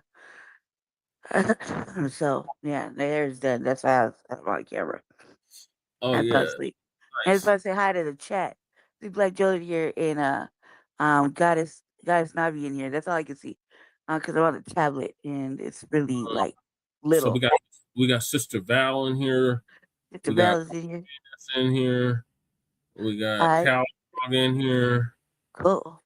We said Joe and Nabi. Who else is in here? Oh, Caldenas. Righteous. And it's one other person. Me. Well, I'm talking about. We know you're up there. You was up there being all wrong. We know about that. Already. Show me where. Damien. We got brother Uptight in here, Damien. That's righteous. Where to show me where I was wrong at? Hey man, I didn't quit say smoking weed and I don't drink. Maybe I was on meds. That's what I can just imagine what Sister B was saying, man. That's how she get down. So you had to be all wrong for her. I was calling Lady Che. See what's going on, Jesus. That Who's fire going water, on? man. Bianca. He was up here being all wrong. Oh shit. Oh man, that was supposed to be funny. I was trying to be funny. My sister was cooking. Yeah. Oh, can y'all hear sounds me good. with the? Can y'all make hear me with commercial. the mic with the headphones? A goofball. Yeah, we can hear Yeah, you. you sound great. We can hear you loud Okay, and yeah, clear. because it's like low and. Yeah, and I might have to switch over to the microphone because I think this Bluetooth is getting ready to die out. Turn it up on your end, Lady Che, and Shabaka, charge your Like, headset. turn my music up. It sound like Ailea. Turn Or my put music your up. Okay, headset wait a minute. on. All right, okay, hold on, brother Chuck. Yeah, Yeah, the I'm gonna put the headphones headset on, on man. the. No, I'm sorry. I'm gonna put the Headphones is on. I Bluetooth just don't on the like the way charger. Then I'm gonna switch to the headset. Okay, give me a few minutes, y'all. Okay. Okay, well, All right, wait. Well, go ahead and hit this.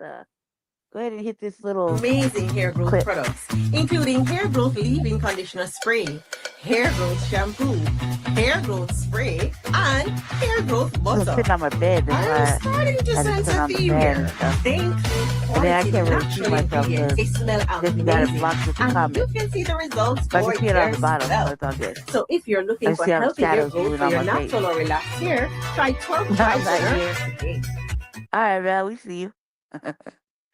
It's sanity.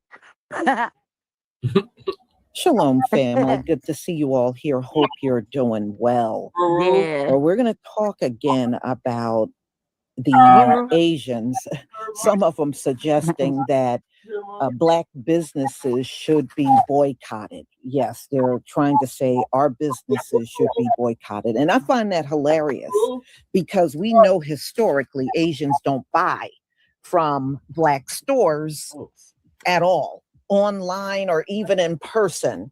They don't buy from us. You know, that's the one thing they stay on code about.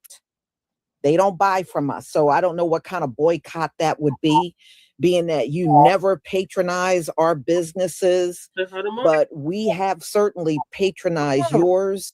So I don't know what you think the outcome of that's going to be, but I think it's funny. And, you know, you boycotting us really would be ineffective. That's all I'm saying. It would not, it wouldn't have any teeth, man. For real. It wouldn't. So, you know, we also have our people chiming in about that too, how they don't patronize our businesses. They support the communities that they work in. And some of them, you know, there's one man that does respond over that.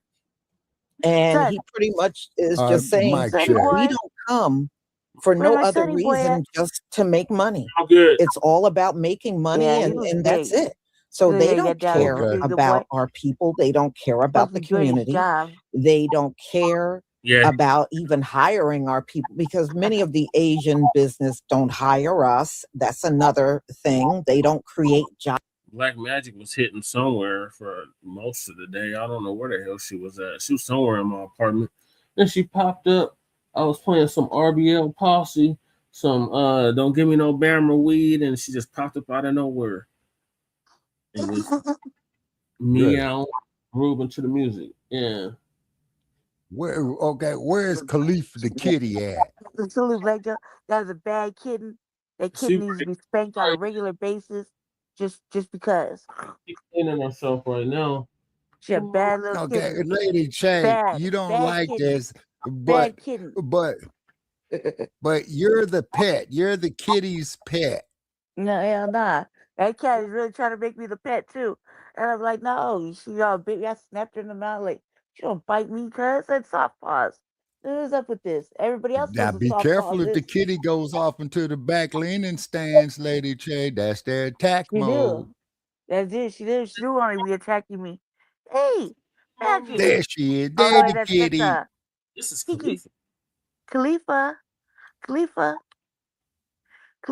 Oh, look, let's try to get down.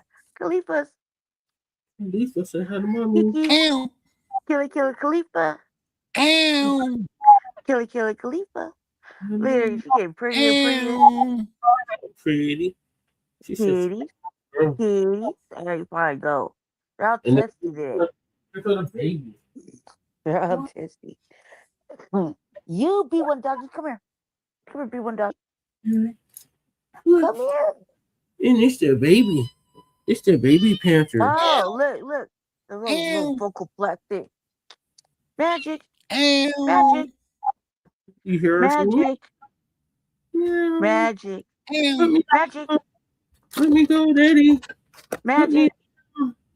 Magic. I want to get on TV. I see you, Magic. See Magic? Magic. Baby? Oh, yeah, Magic. Yeah, where's Kitty's that bad saying girl? She hooray looking for at me, Hollywood. Magic. God damn, she's bad. You hear she whining and crying and shit? Oh, for no goddamn reason? Magic.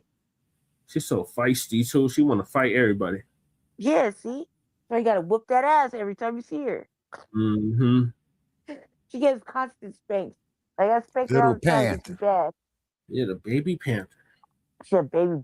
She's gonna be a big Black Panther. And she remember she's gonna be bad too and feisty. So I was like, why is she so fucking feisty?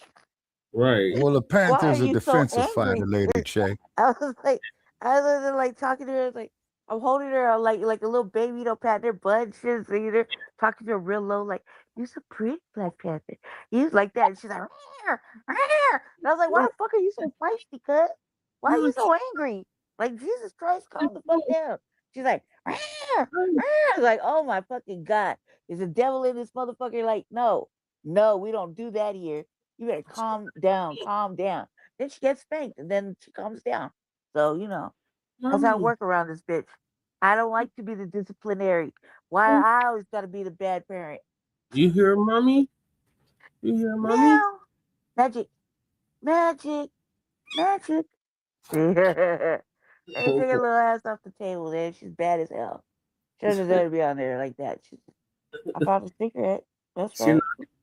She's knocking everything over. All Oh right. yeah, she's bad as hell. Like I'm telling you, I'll be holding her. Like y'all see me. I did it. I was on the camera the other day. I forgot I was on camera. That's how bad it was. I was over there like this. I whooped her. I snapped her in her little mouth and shit. She bit me. And I was like, why? Like, there's no reason to bite me. I'm talking to her low too, like this. Like, little pretty little baby. Pretty little Okay, baby. they're Yeah. defensive fighters, Lady Yeah, J. I'm like, You why smacked are you the such a little kitty, bit so big kitty girl? gonna say, Like I that. got some claws for you. I'm What like, you you hit such me a big for? girl. Talking to her, I'm patting her like a little baby, holding her all nice and cuddling her, like a little baby, rubbing her little hands. I'm like, you're so pretty. And she's like, rah, rah. And I was like, bam, bitch, are you gonna do that? Like, and she make me come out of character. Like I don't even know, man. She make me come out of character. I don't Hey, like that Val. shit. I gotta be the bad parent. Why I gotta be the bad parent? That's Sorry. what I want to know. I thought I said you, Sister Val. I'm sorry if I forgot you. Sister Val's. Yeah, Val was in here. I saw it. I blew it up on the big screen. Yeah, fuck. Yeah, no, he was talking about B. Yeah. Oh yeah. Hey y'all, Asians deal real quick solely before on I let nepotism. Jesse go, Yeah, you I right did not about give that, Joe. I'm the homie's indigenous. brother-in-law Oh and yeah, shit. that. No, she did. Did she show you the picture? Show you the picture of her great granddaddy. Yeah, she did. Motherfucking Taos. Yeah. Yeah, Shabaka.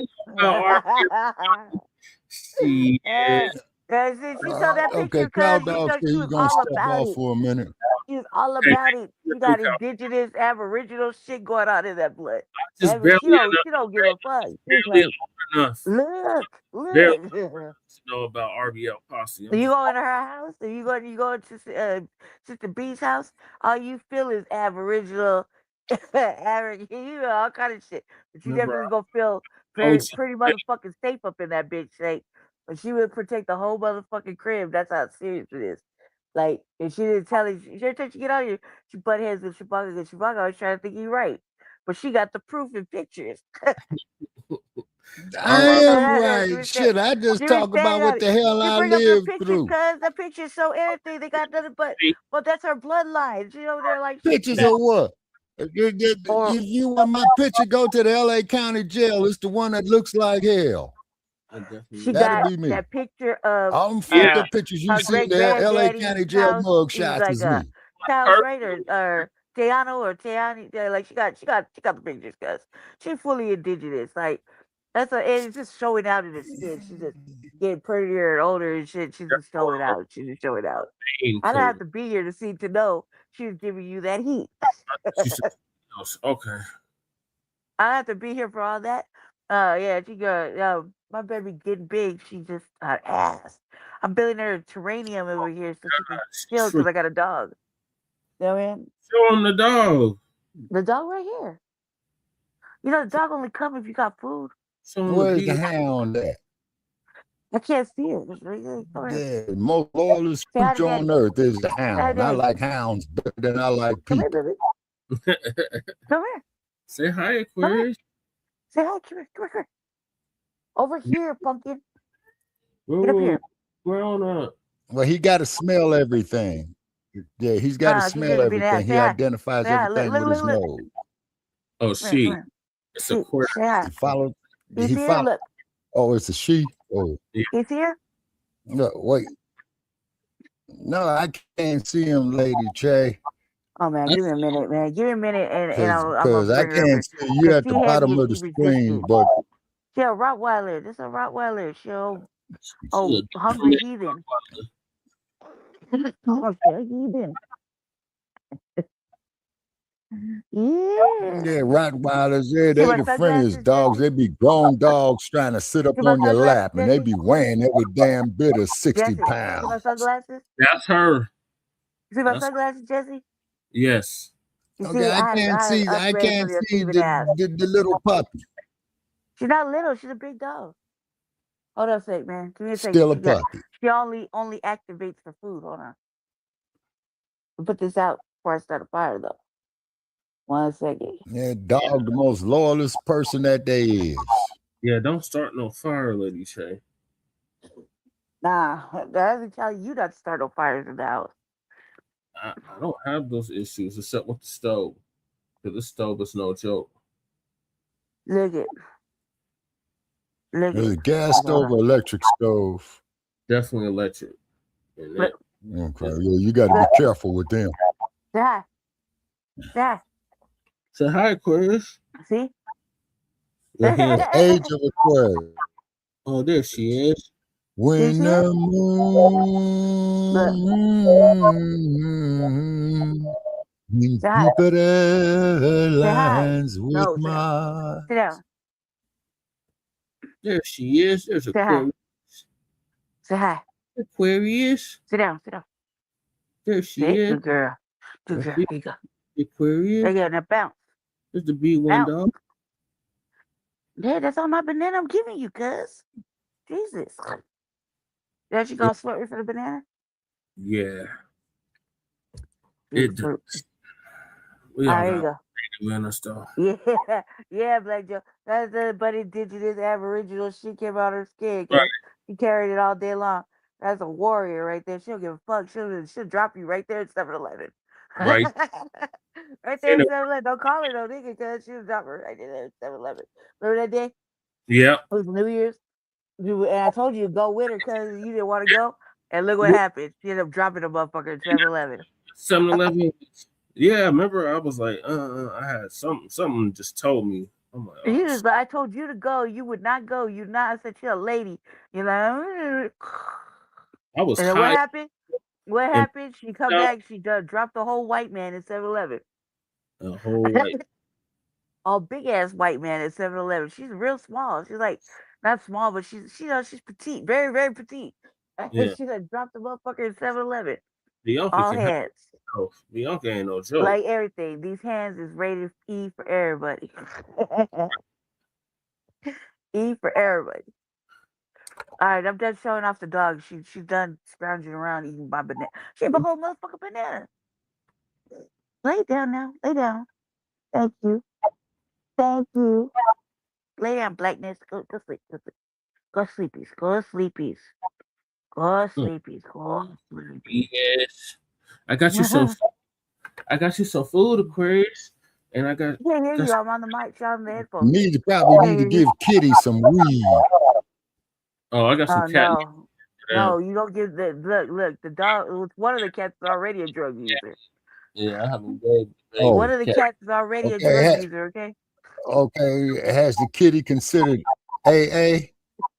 No, that motherfucker dug in my purse and got my mushrooms out, untied the bag, ate 3 caps, and then was dragging the bag around the house, and then laid up and was playing with his paws. So she a cat burglar then. I'm all up in my purse and shit. I was like, now I'm just asking him, like, hey, you want to do mushrooms? Okay, that's a cat burglar. Here come Armoro. I saw a meme about a cat burglar. Yeah, Amaru likes mushrooms. He was all up in my bag. I was like, Yeah, he exposed me. Oh hell no, boy, Amaru looking for the Lucy in the Sky diamonds for real. Yeah, he was playing with his paws. He's laid on his back, and at that point, everybody could touch him. He was like, yeah, he had his stomach out. Said, hey, I'm here. Hey, you want to do some mushrooms, mommy? Hi to me. Yeah, look, you look for me. Look, you see a drug user? Since I said mushrooms, he looked at me. I hear my name mentioned. Hey, Ruru, want to do mushrooms with mommy? He was got all a pretty coat. He got came a pretty coat. Oh my God, his coat is luxurious. He came mushrooms. Ew. Shrooms, guys, we're gonna do some shrooms. Robert. Story. Like, wait a minute. Ruru, let's do some shrooms. Look, you see how you gotta look for me? You're looking for the bag. Look, I can't leave the purse alone. I gotta zip up everything. He unzipped the bag. It was in the inside of the purse. There's all this shit in the inside of the purse, like tablet, all the necessities a girl need, right? To spend the night at her dude's house. He over there just unzipped it, took the bag out. The bag was knotted. It's a Ziploc. It's a little sandwich bag. Knotted up. He unknotted the bag, ate 3 caps, and was dragging the bag in his mouth like he was like gonna share it with the others. And I was like, "What the fuck you doing, Ruru?" Ruru came. I said, "Drop my bird." He dropped my bag. I'm like, "Ruru." I'm over there eating mushrooms and shit. I was like, "Damn, Ruru, you just an ass. Could have been eating mushrooms together. You like them, huh? They taste like chips, right? Like Lay's chips, Yeah. original flavor, right?" Yeah. I was sitting there watching No, him, wait a and minute. I'm Did like, I eat Ruru up laid all on his my back. Lay's chips? He laid on his back with his paws in the air, and he's just like this, Did he come here to Las Vegas and steal all my Lay's chips while I was asleep? He was like this. He was See, like not this, playing with the paws, talking about rolling late. around it, and he's like, I was like, now you feeling loose, huh? God damn it. You know you talking about him. Here No, he comes. Here he Ruru, he comes. was over there eating shrooms, cuz. That's the truth. It was all in the bag. He was in my purse. He unzipped my purse. Who He does said, that? He's like, only bad kids do that. "Realize, Yeah, stop." bad. Ruru. He said, Ruru, were you not? he said, no. Ruru was doing that. He was all Hey, comfortable. Jay. He was too chill, cuz. He I wasn't didn't do even ready. He was too chill. I Ever didn't since do then, he's been like, come around, look at you, and like, where mommy at with the shrooms? Where mommy at with the shrooms? Look, mommy got the shrooms. You want to do mushrooms? You want some Mushrooms, Ruru. You want shrooms? Look, where's she at? I'm like, I don't know why I'm a fucking drug addict cat. Okay. You like shrooms just like I do. I was like, well, shit. Every time I come over there, I say, Ruru, you want to do some shrooms? No, you're not supposed to be on the counter, Ruru. He tried to get his big ass on the counter. Y'all see how big He was fine. He lived through that. He was too fucking cool. You like it better than Yeah, he fucking turned catnip. into a big kitty. Well, Who's a big kitty? He turned into a full-fledged kitty. Look at him. Hey, I Jay. didn't do nothing. Look at him. I didn't do Okay, nothing. I I've been sent you good all day. a That link in the motherfucker was chat. flying Do through you the want to sky do and a scared the shit out of me because he's like 80 pounds. Okay, do you want to Yeah, we could I do that sent you tomorrow. Yeah, or on today.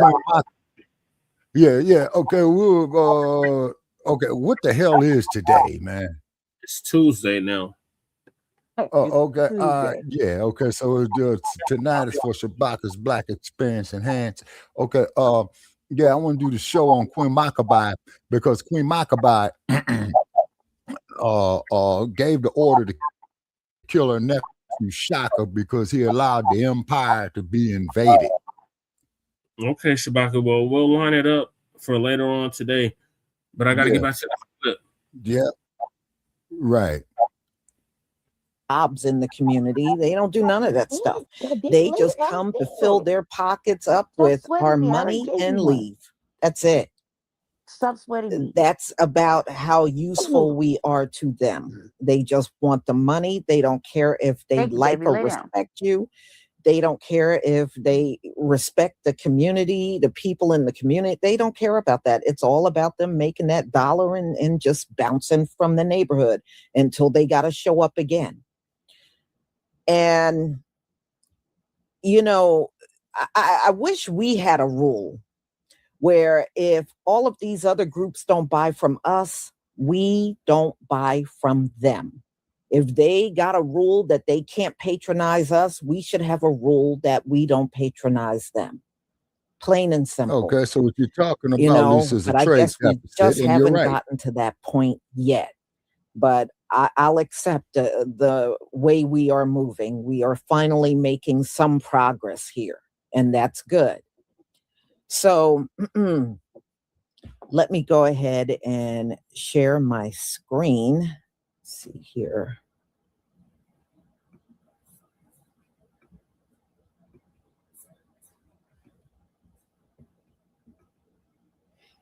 Please give me a 1 if you can see my screen.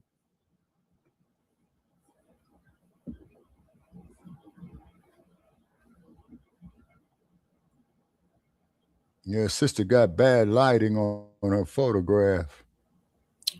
Thank you, everybody.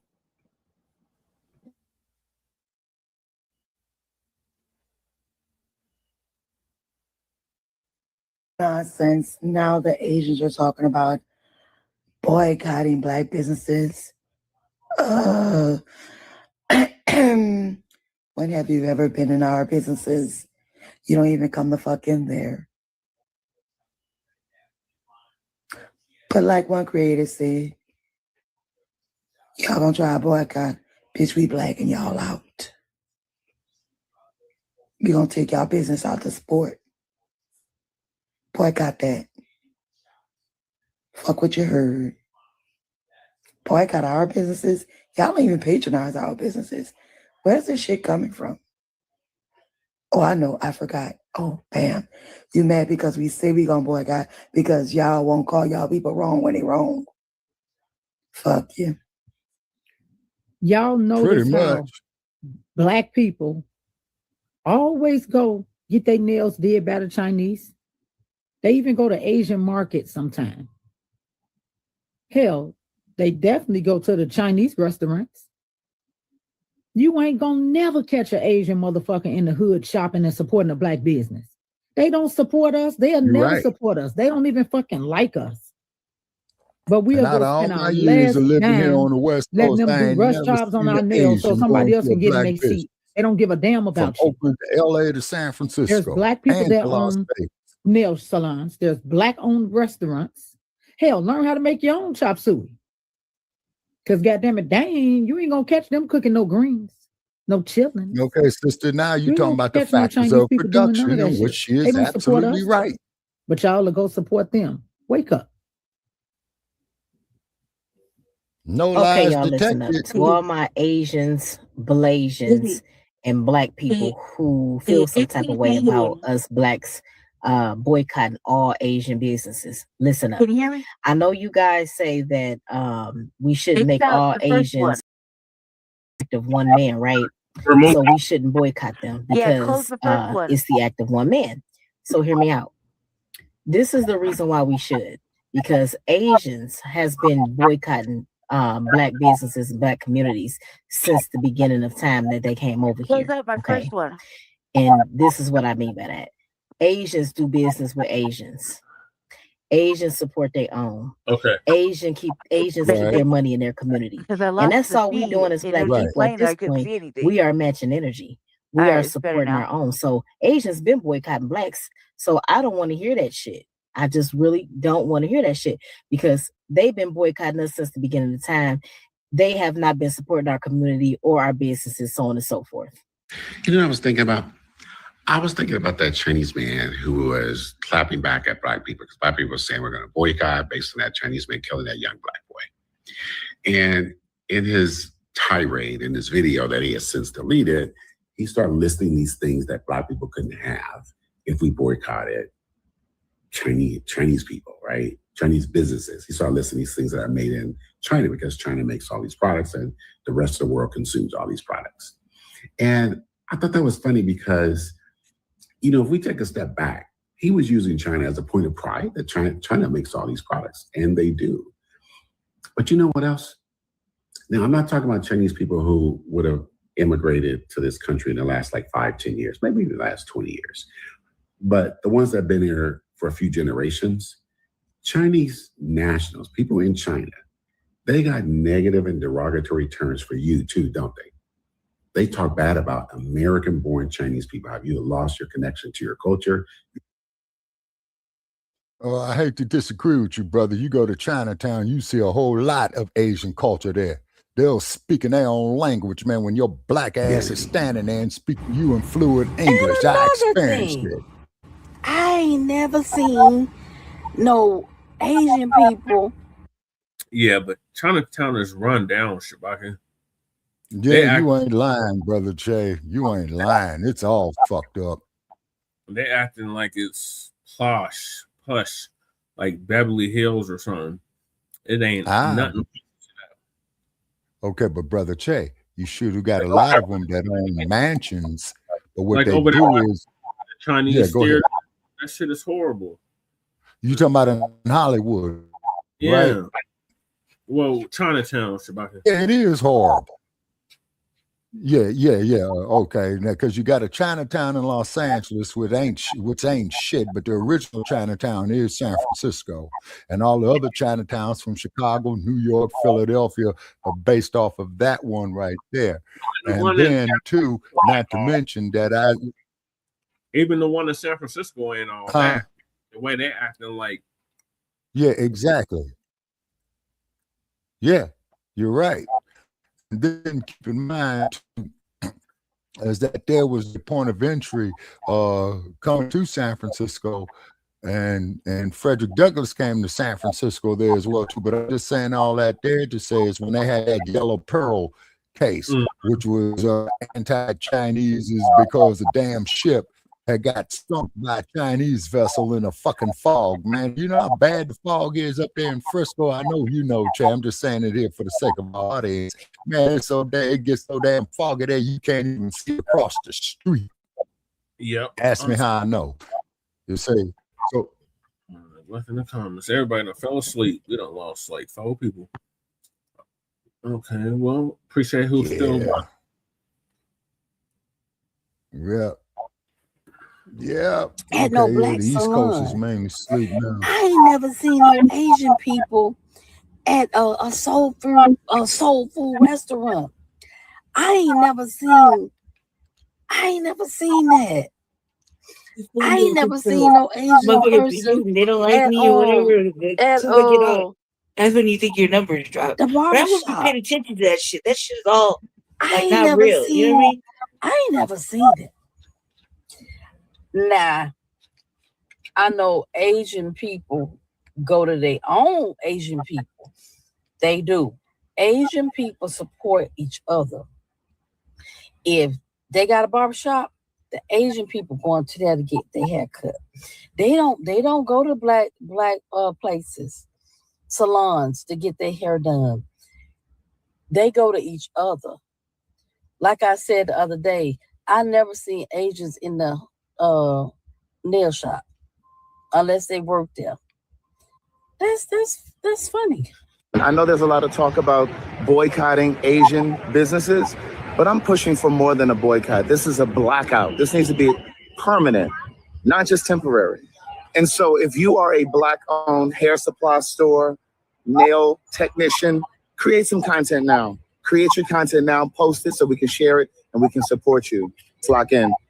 So there's a video going around of an Asian man who I think is a nail tech talking about y'all can boycott. We don't need Black people. We don't need y'all business. We have other businesses and we have college degrees. And we have businesses in white neighborhoods. We don't need y'all business. Now, mind you, we're like, okay, then get the fuck out. Right? Why are you fighting to stay with the people who don't want you if you don't actually need us? Close that motherfucker down, pack up shop, and head your asses across the red line. That's number fucking 1. Number fucking 2. I'm 37 years old, right? And I have been alive for all of the latest trends and things that Black women were doing. I know for a fact, and there's not a single Asian person who can say I'm lying. I know for a fact that y'all haven't done shit but jack trends and innovation from Black women. Yep. I know for a fucking fact. When Black women started doing the chunky earrings, right? It was like it was a hoop earring, y'all. Y'all may remember it was a hoop earring with like the different beads and stuff on the bottom of them. Y'all seen Black girls buying them from Black women who were selling them out their trunks, okay, out their cars, out their houses, at their pop-up shops, and y'all shipped that idea straight to fucking China. And then y'all started selling them at a lower price. The girls were selling the hoop earrings for about $10. The bodycon suits. There were girls who were stitching and making them and selling them at the strip clubs. Y'all know what I'm talking about? The 2-piece bodycon suits. And y'all seen that shit, seen us walking around with them, and y'all shipped that idea straight to fucking China, had them make them and bring them back over here. Okay? All of our fucking nail trends. Okay? Y'all would see it blow up that a Black woman was doing them, because yes, we been had nail techs. We been had fucking nail techs. A Black woman fucking did it and innovated that style, and y'all would hurry up and learn how to do it, and then y'all would be doing it in your shops for a lower price, because the Black woman was charging more to do it, and it wasn't as accessible because there was only a few who knew how to do it. A couple of years younger. When it comes to the hair industry, I remember before y'all started making lace closures, manufacturing lace closures, there were Black women who were making lace closures by hand. By hand.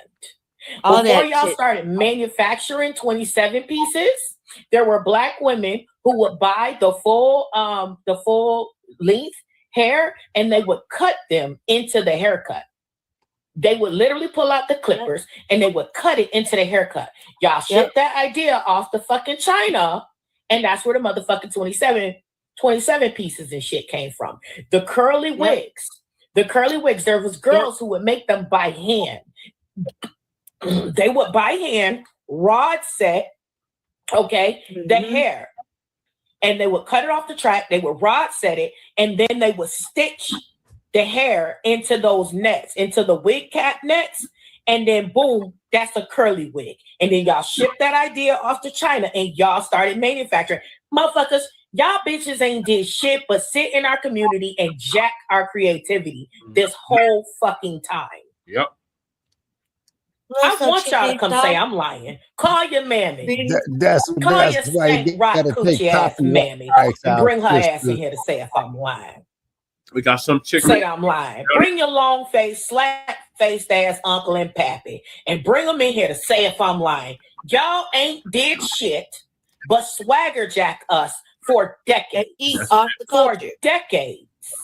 Yep. And y'all Bullying, music, and actually everything. Well, as destroyed we Black said in South businesses. Central, The it's man called wants to sit getting up your here and head say, bumped. "Oh, why y'all don't start your own businesses?"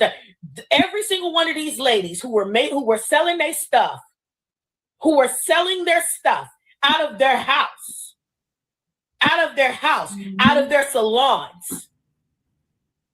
Y'all shut their fucking businesses down because you're manufacturing the shit with cheap fucking quality and machines. And that young lady was doing it by hand. Y'all some lazy motherfuckers, to be honest. And it's so crazy how every time we turn around, there's an immigrant group who says, "Oh, y'all won't survive without us." Trump didn't think so. He started deporting y'all fuck asses anyway. And the world still went on. Did it not? Did it not?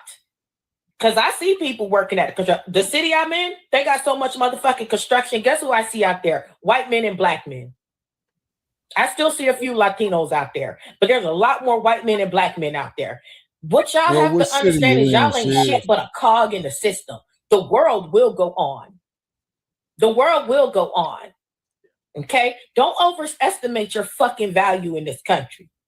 Okay? Just like with the railroads. The Chinese did not do all the railroads. Black men did the railroads in the South. The Southern Pacific. Black men The did the Southern railroads. Pacific, Black and that's men what I did was telling you, 75% of the with fucking railroads. CNN Y'all the did show on the other 25% night. and want to keep running with that fucking narrative. Yep. I remember. And want to keep running with that fucking narrative. Okay? Y'all keep Yeah, on that's where playing the and y'all legend gonna of have a John whole Henry bigger comes problem than y'all from the got. Southern It's gonna go Pacific past the Railroad, boycott, not the and it's gonna Union go to us Pacific. lobbying for them to bring back that Chinese Because exclusion they didn't act, hire since y'all Black forgot people where for the the fuck y'all Union came Pacific from. Railroad. Have a good day. Asian businesses don't give back to the Black community.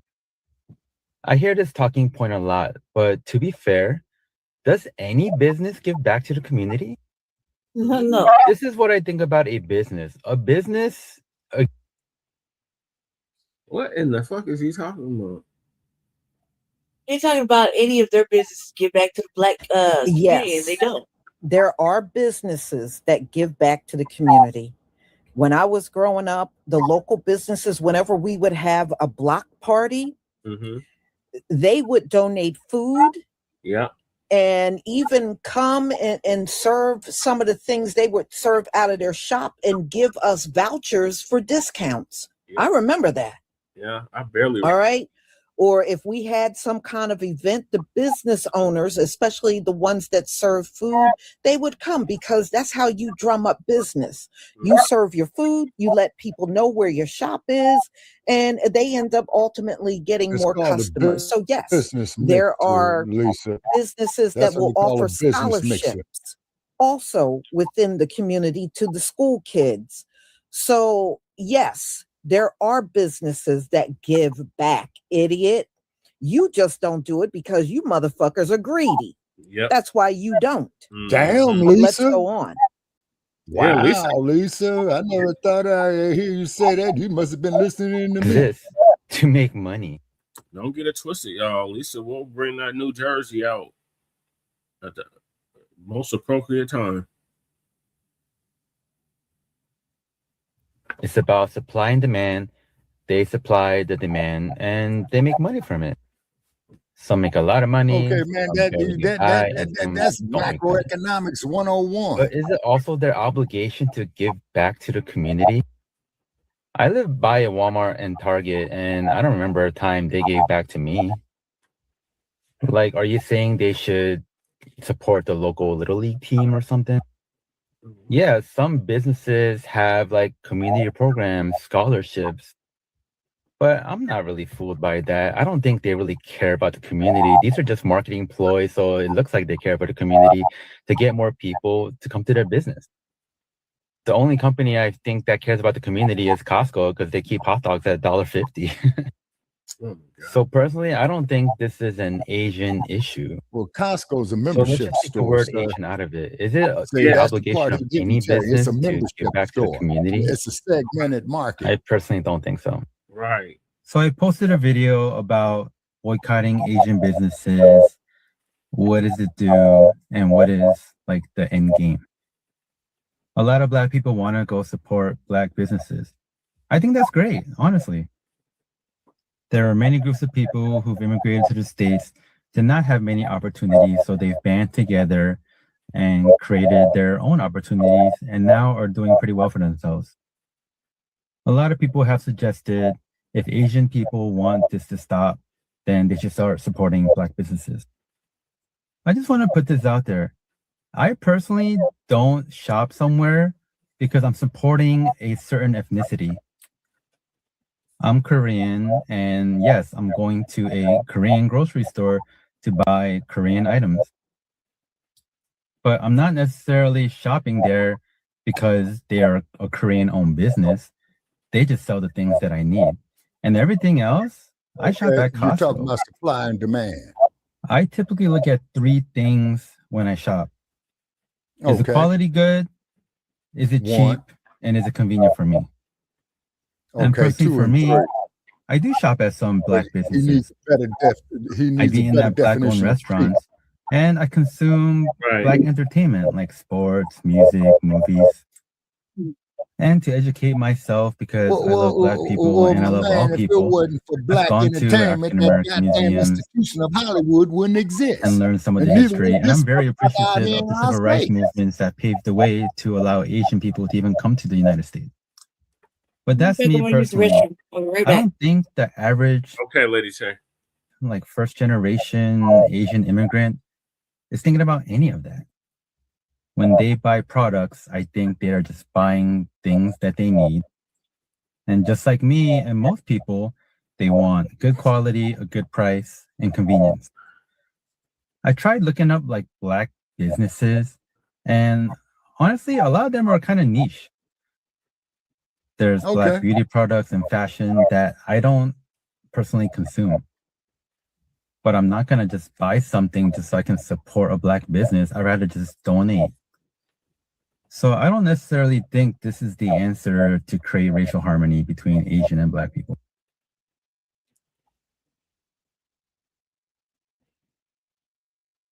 Okay, so when do y'all donate? Right. Y'all don't donate either. He's full of shit. Oh, I don't have no need to buy that, but we do donate. No, they don't. They don't donate either, y'all. They do nothing but a big old money grab within the community and leave. Yep. That's all they do. All right, I'm gonna have to go past this one because it has no sound.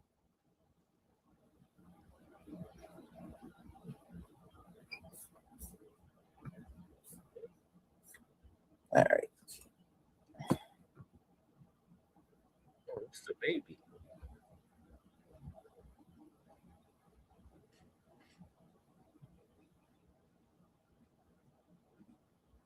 Okay. So what's this nonsense? Okay. So y'all, that's it. But you know, it just goes to show you, you know, it gives us food for thought that they're posting these videos, because it's more proof that when they come over here, they're just out for themselves. They don't care about anybody else. And that Chinese man pretty much let you know, when they set up shop in our community, they ain't thinking about supporting you or supporting a Black business or doing anything. They are there to grab the money and leave, and they have no interest in doing anything else. And I'm glad these videos are coming out, because it should be a wake-up call for our people. It should be a wake-up call for all of the people that have been patronizing their businesses for years. And trust me, I don't care what any of them come on a video and say. We can live without them.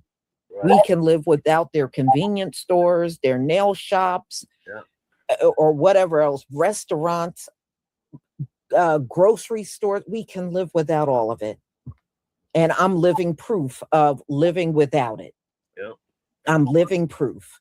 So it can be done. It has been done. And don't think that a lot of our people are not patronizing them at all. Especially talk to your older, you know, your parents and your grandparents. They ain't going in there. In fact, I never seen my grandmother eat Chinese food. I never seen her eat Chinese food. I never seen my grandfather eat Chinese food. You know what I mean? There's a lot of people that don't consume that stuff. You will see a lot of Black folks eating Chinese food out here in the West. So don't be fooled by all this stuff. And there's a big difference between manufacturing something and owning it. Those are two different things. Everything they've been naming, they don't own it. They just manufacture it in China, but they don't own the actual company at all. Right. Exactly. And I think that's what our man Ailea was talking about down there on the alley in Los Angeles. Yeah, I say fried rice. So anyway, thank you for your support from my channel. I deeply appreciate it. So y'all, I'm going to go ahead and conclude. We're going to talk about the Natasha doll and where that came from. It actually has an origin in Africa that I spoke about on my last. Oh yeah, we covered that, Shabaka. Okay. Okay. They try to get back from the bathroom. Okay, and see, and this is why, you know, I'm crumb bumming on these goddamn drunk ass tethers. Yeah, trinket tethers. Wait a minute, I'm trying to think of a word to bring in all three of them drunk ass stupid motherfuckers, man, who sat there and got drunk while we was being looted. You know what I'm saying? Or they was getting some of the booty. Yeah. And then not to mention of how they're violating Black women, you know what I'm saying? And then I told you, and I'm just saying this here for the sake of our audience, Brother Che, when I was in sociology, okay, the teacher got up there and said Frederick Douglass came from Booker T. Washington, I'm sorry, saying that he came from a natural union. And I says, okay, man, describe this natural union. He stated he had a white father and a Black mother. And I says, okay, the mother was property. And then the white man figured he'll go up there and help himself to indecent liberties without Black girls as young as 14 years old, like how we did the Black Friday episode, Brother Che. And then this motherfucker gonna tell me this is a natural union. And I said, hey, Prof, how is that natural? How is rape natural? Rape is not natural. But then, Prof, you don't want to talk about that when the white women were seeing their husbands going to the black girl, okay, then they go up there to the black man and tell the black man that he better fuck her or she's going to shout rape. The brother was damned if he do, damned if he didn't. Shit, even the master was getting some of that soul pole. These motherfuckers. Yeah. You're right on that. It's because them troglodytes, well, that's their nature. You know what I'm saying? And right. What have you. Then I want to comment that content creator who made that that AI video, man, about where they sending the Caucasoids back to the Caucasus Mountains. Yeah. If you could pull that up, man, give that brother his credit on it, man. He need to show that one right there. But then again, we got to use discretion so we don't get shadow banned. You violate community standards and that bullshit. You know, shadow banning us tonight. But shout out to the family that came through. I'm to the next topic. I was trying to wait for Lady Che to get back from the bathroom, and it looks like it's gonna be a long one. Okay, so we've been on 4 hours now. Okay. So the next one is about these Asians scamming, trying to say that their businesses are black owned. Oh yeah, I told you that, brother Che. They tried that bullshit there in '92 as well too. A lot of the brothers didn't go for it. Right. This is a black owned business, knowing goddamn well.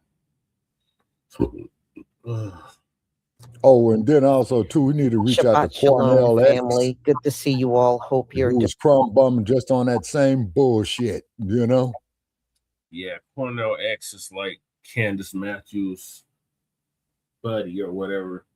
They're on some Democratic shill and no man, wow. They got the cape on for these other groups. They was out there caping for the Latinos. Oh no, man, not Cornell, man.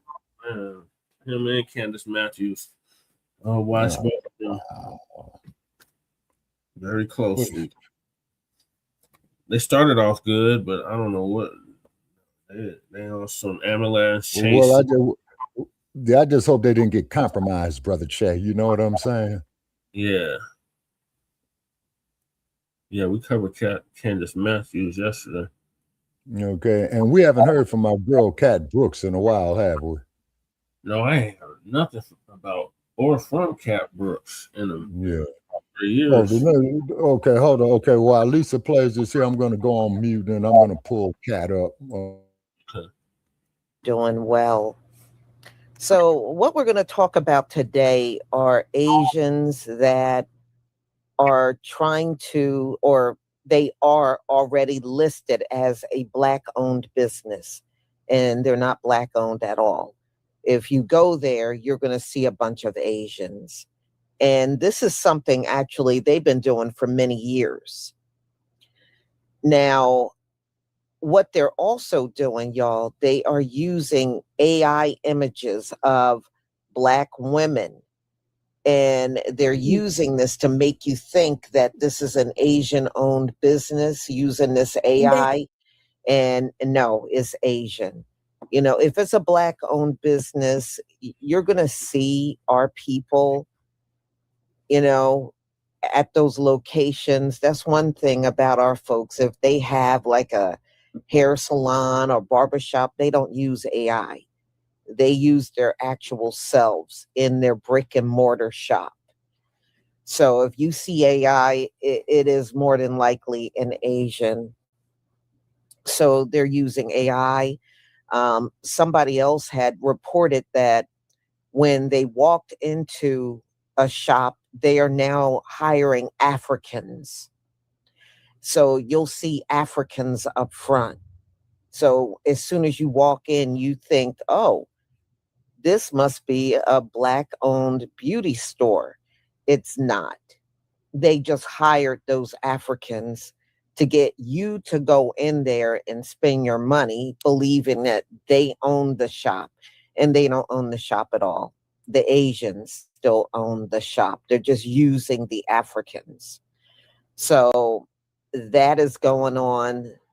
You know, they're trying all kinds of trickeries. They're listed as Black-owned. So if you pulled up Black-owned businesses, you're just going to have to do a lot of research to make sure you're not dealing with an Asian. So y'all, I'm going to go ahead and share my screen. Please give me a 1 if you can see my screen.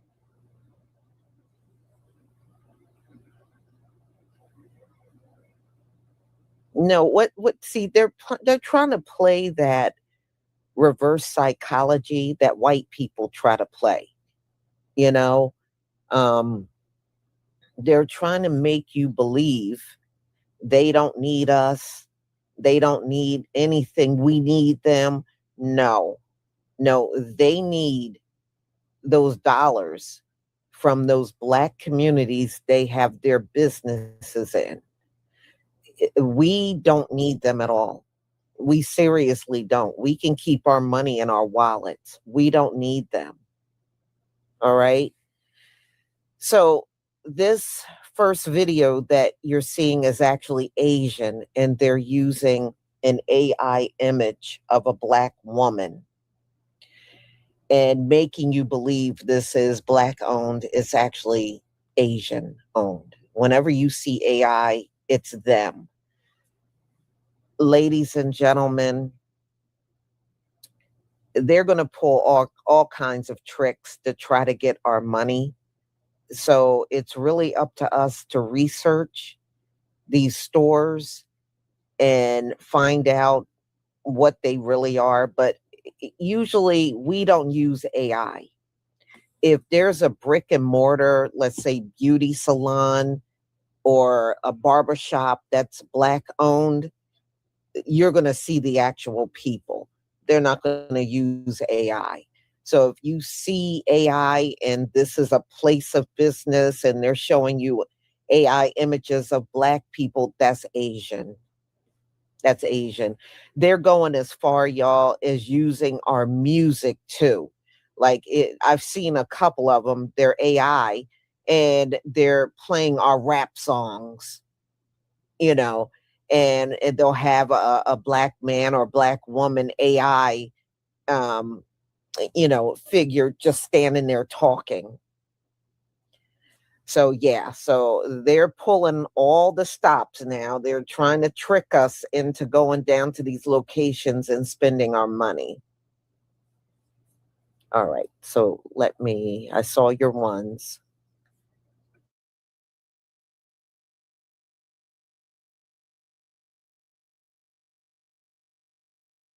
So apparently Chinese-owned companies are creating fake Black entrepreneurs to sell fake Black-owned products, and they're using AI to do it. Everyone told me nobody would buy an elephant purse from a Black woman. I made every one of these with my hands.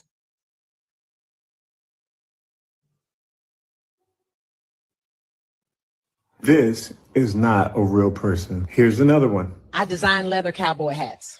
Wait, are you serious? You design hats? Every detail. I pick the leather, choose the hardware, design the whole look. Like this one right here. I designed this. Oh, wow, that is beautiful. This is AI. Again, this is not a real person. I did the research. These people do not have a name. They do not exist. This is AI. The worst part is when I see these videos, I look in the comments and I see very conscious Black supporters who are saying they're going to buy it, or some saying they already bought it. They have no idea that they've been conned. Hey, Black Americans, have you noticed that throughout this Asian shop owner boycott that we got going on, you got a bunch of Asians popping up saying, wait a minute, Rick Chow, he's not the same type of Asian that I am. I'm Japanese, I'm Cambodian, I'm Vietnamese, I'm all this stuff. Interesting, but you told us that we were just Black. That I was the same as a Haitian or a Jamaican, that I don't have my own separate lineage group, my own ethnic identity. You know, whenever you mention reparations, you'll get white people saying, well, I'm part Native, so and you shouldn't get it. Well, you're part of the tribes who own Black slaves. Oh, I was part of a different tribe. Or you get them saying, well, I'm Irish. And they mentioned that whole Irish slave bullshit. So every other group out there can distinguish themselves by ethnicity. But suddenly, when it comes to Black Americans, we can't. No. Either you respect my damn ethnicity or I hold you all in the same group. Pick one. Please don't buy a Ralph Lauren bag. Not until you see what a Black goth woman made instead. Someone told me nobody would buy an elephant purse from a Black woman. I made every one of these with my hands. All right. On that, that's why we need some money to go travel. Every detail. I picked the leather, choose the hardware, design the whole look. So we now have multiple Chinese companies that's utilizing AI to have people that look like Black Americans or AI videos that are quote unquote Black American looking to strike the emotional strings or the heartstrings of Black American to get them to buy. What I call it is using our emotions as currency, which not just Chinese, but a lot of people have been doing, especially the Africans over there in the continent, right? And so what we're seeing is everybody know the power of our 1.9 to 2.6 trillion dollars, but us, right? It's not that we don't have the funds, not that we don't have the money. It's the fact that we not redirecting it into the right places or outlets. We're spending with everybody else instead of centralizing our 1.9 to 2.6 trillion dollars in our communities. So it's time for us to put the line in the sand and start making sure now we be intentional of where we put our money. Because a dollar you spend with somebody else outside of your group is a dollar that they're going to utilize for their own group and their own group economics. Let's be clear. So that dollar you spend can be a vote for your descendants or your people, or a vote against your community, descendants, and your people. Make sure you get the 8515 Reclaiming the Black American Wealth ebook. Link in bio. Love you. Peace of love, key.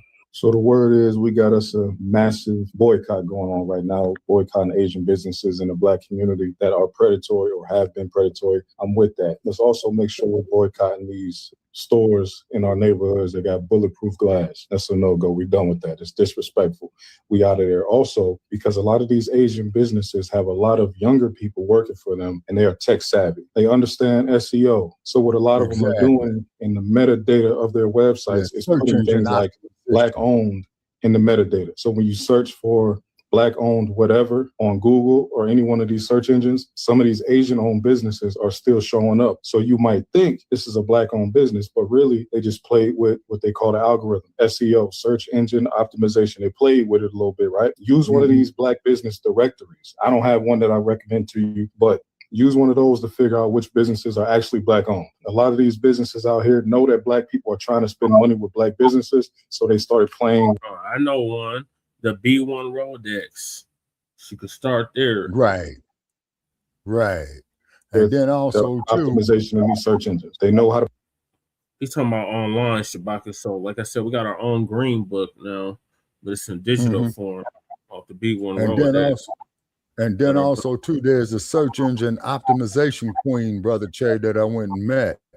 Okay. Yeah. I met her out here in Las Vegas. Yeah. Get with her. Sister Z Level Scott is her name. Oh yeah, I remember her. Yeah.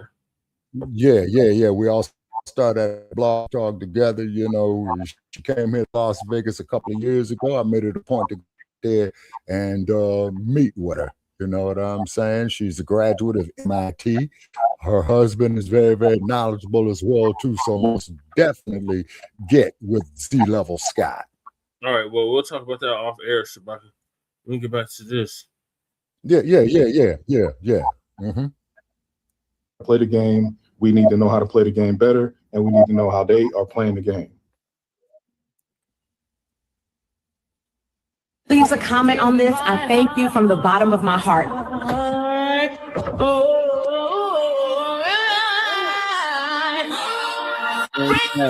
Okay, so Please don't scroll. you got to get the copyright. I just want to show you guys my culture bags.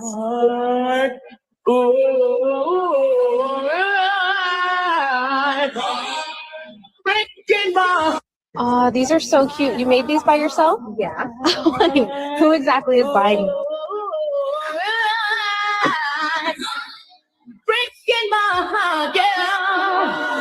These are so cute. You made these.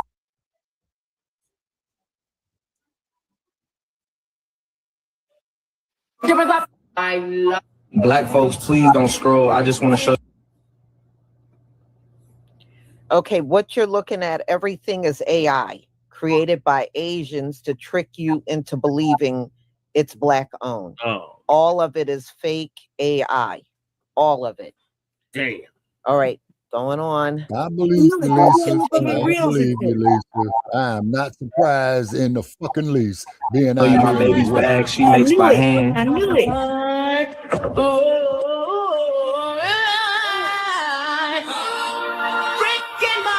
and actually, the Black folks, motherfuckers please don't scroll. Child. So the belong in non-black jail. businesses have been getting real crafty since we said that we were going to boycott. And what they're doing is they're changing their profile pages and creating other pages to signify that they're Black when they're really not. They're using music that is, you know, maybe Black anthem music, and they are really trying to make people think that they are Black-owned businesses. They're doing stuff like creating AI-generated videos of Black people saying that they are creating different products. There's one that I saw that was a Black boy that was doing a crochet hat. And he was saying that, you know, that the Black queens is going to listen to this and listen to the end of the video, watch the video to the end. And then there was a person in the comments saying, oh, you a Black boy, why are you making crochet hats? And this person, so to speak, was a non-Black person. And so they do that so that Black people will then go in the comments and say, oh no, I'm going to support. Where's the link? I'm going to support, which is what was happening. But researchers found out that it was not a Black-owned business. It actually was an Indian-owned business. Oh. So even though they're saying, oh, we don't need y'all money and y'all don't really contribute that much, blah, blah, blah, blah, they're going hard trying to make us think that they are Black-owned businesses because they know that that's what we're trying to support. And it just lets you know that they do need our money. So what I would suggest is not, if it's a new business, it's a new company, especially on TikTok. Oh my God, they are infiltrating TikTok like crazy. Don't just buy based off of profile page, based off profile picture, based off music. Don't do that. Don't look in the comments and see somebody that's a bot account saying something and then you go, saying something negative and then you go like, oh no, I got to support them. Don't do that. If you cannot verify by moving videos, by them doing a live, by them doing actual Facebook videos, TikTok videos, that they're a Black-owned company, I say don't buy from them. There are a lot of Black directories, Black apps that are popping up now. They have been, but there's more and more that are popping up now that verify that these are Black-owned companies, a Black-owned business before you buy. Black-owned. That part, you gotta investigate. You gotta do your own research. People don't be doing that. Some of them videos I actually thought was real, but they were actually AI. Like, Man, me too.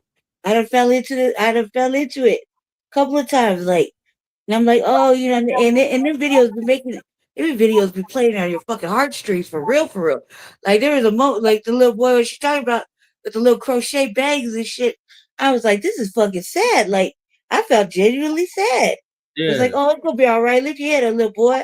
Like that. You know, read it. And like, what happens? It's AI slop, man. Cuz, come on now.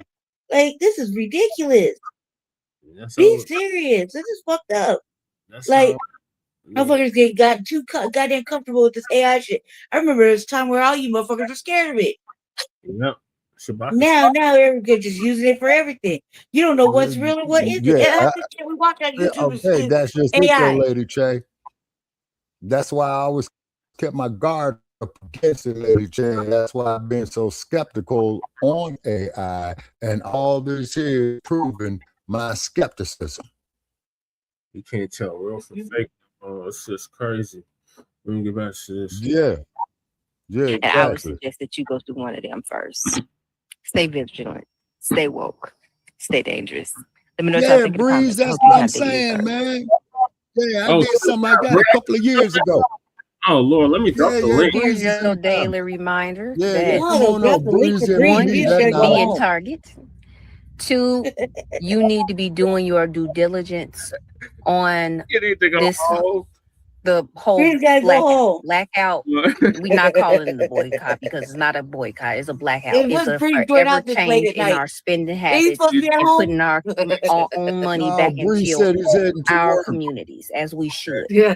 I'm actually you sitting going out this outside late? waiting for my appointment Don't you got work in the for morning? another Black-owned service, baby. So I'm about to go in. Of course, y'all gonna see it later. But if the black dollar did not matter to you guys, to a lot of people, why are now so many different businesses popping up with Black people pushed to the forefront of their business? They changing the Instagrams and the TikToks and the YouTube pictures to Black, That's why I playing the said Black fucking music in the fucking background.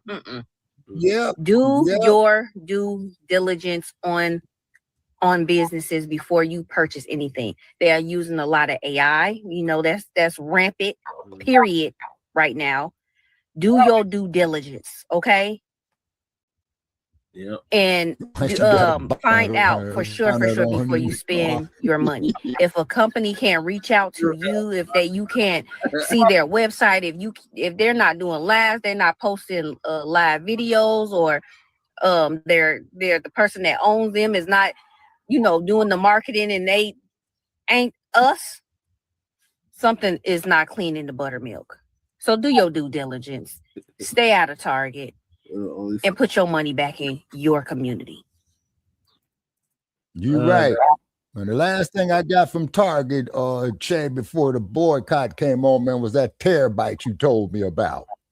Right. That reminded me of something. And that terabyte, and that terabyte still got 91% of space on it. So I'm gonna be using the terabyte as damn boy, you always making an old nigga work hard, man. Shit. You know, but it's worth it. But it's worth it. The library is worth the information, Shabaki. That that's true too. That device you have can hold libraries of information. Yes, sir. Yes, it can. Jesse. Huh. Hold on a sec, man. My tablet. Look, man. My tablet just kicked me out. I can't see the screen, so I'm about to come back in. Just X out the last one, all right? Okay, got you. Oh, there you go. Yeah, I'm in. Yeah, the last one. You keep shutting down. You fucking snitching ass AI. Man, don't be shutting down my fucking programs, because I'm not even touching the tablet. I'm looking at the phone. That whole thing just went black.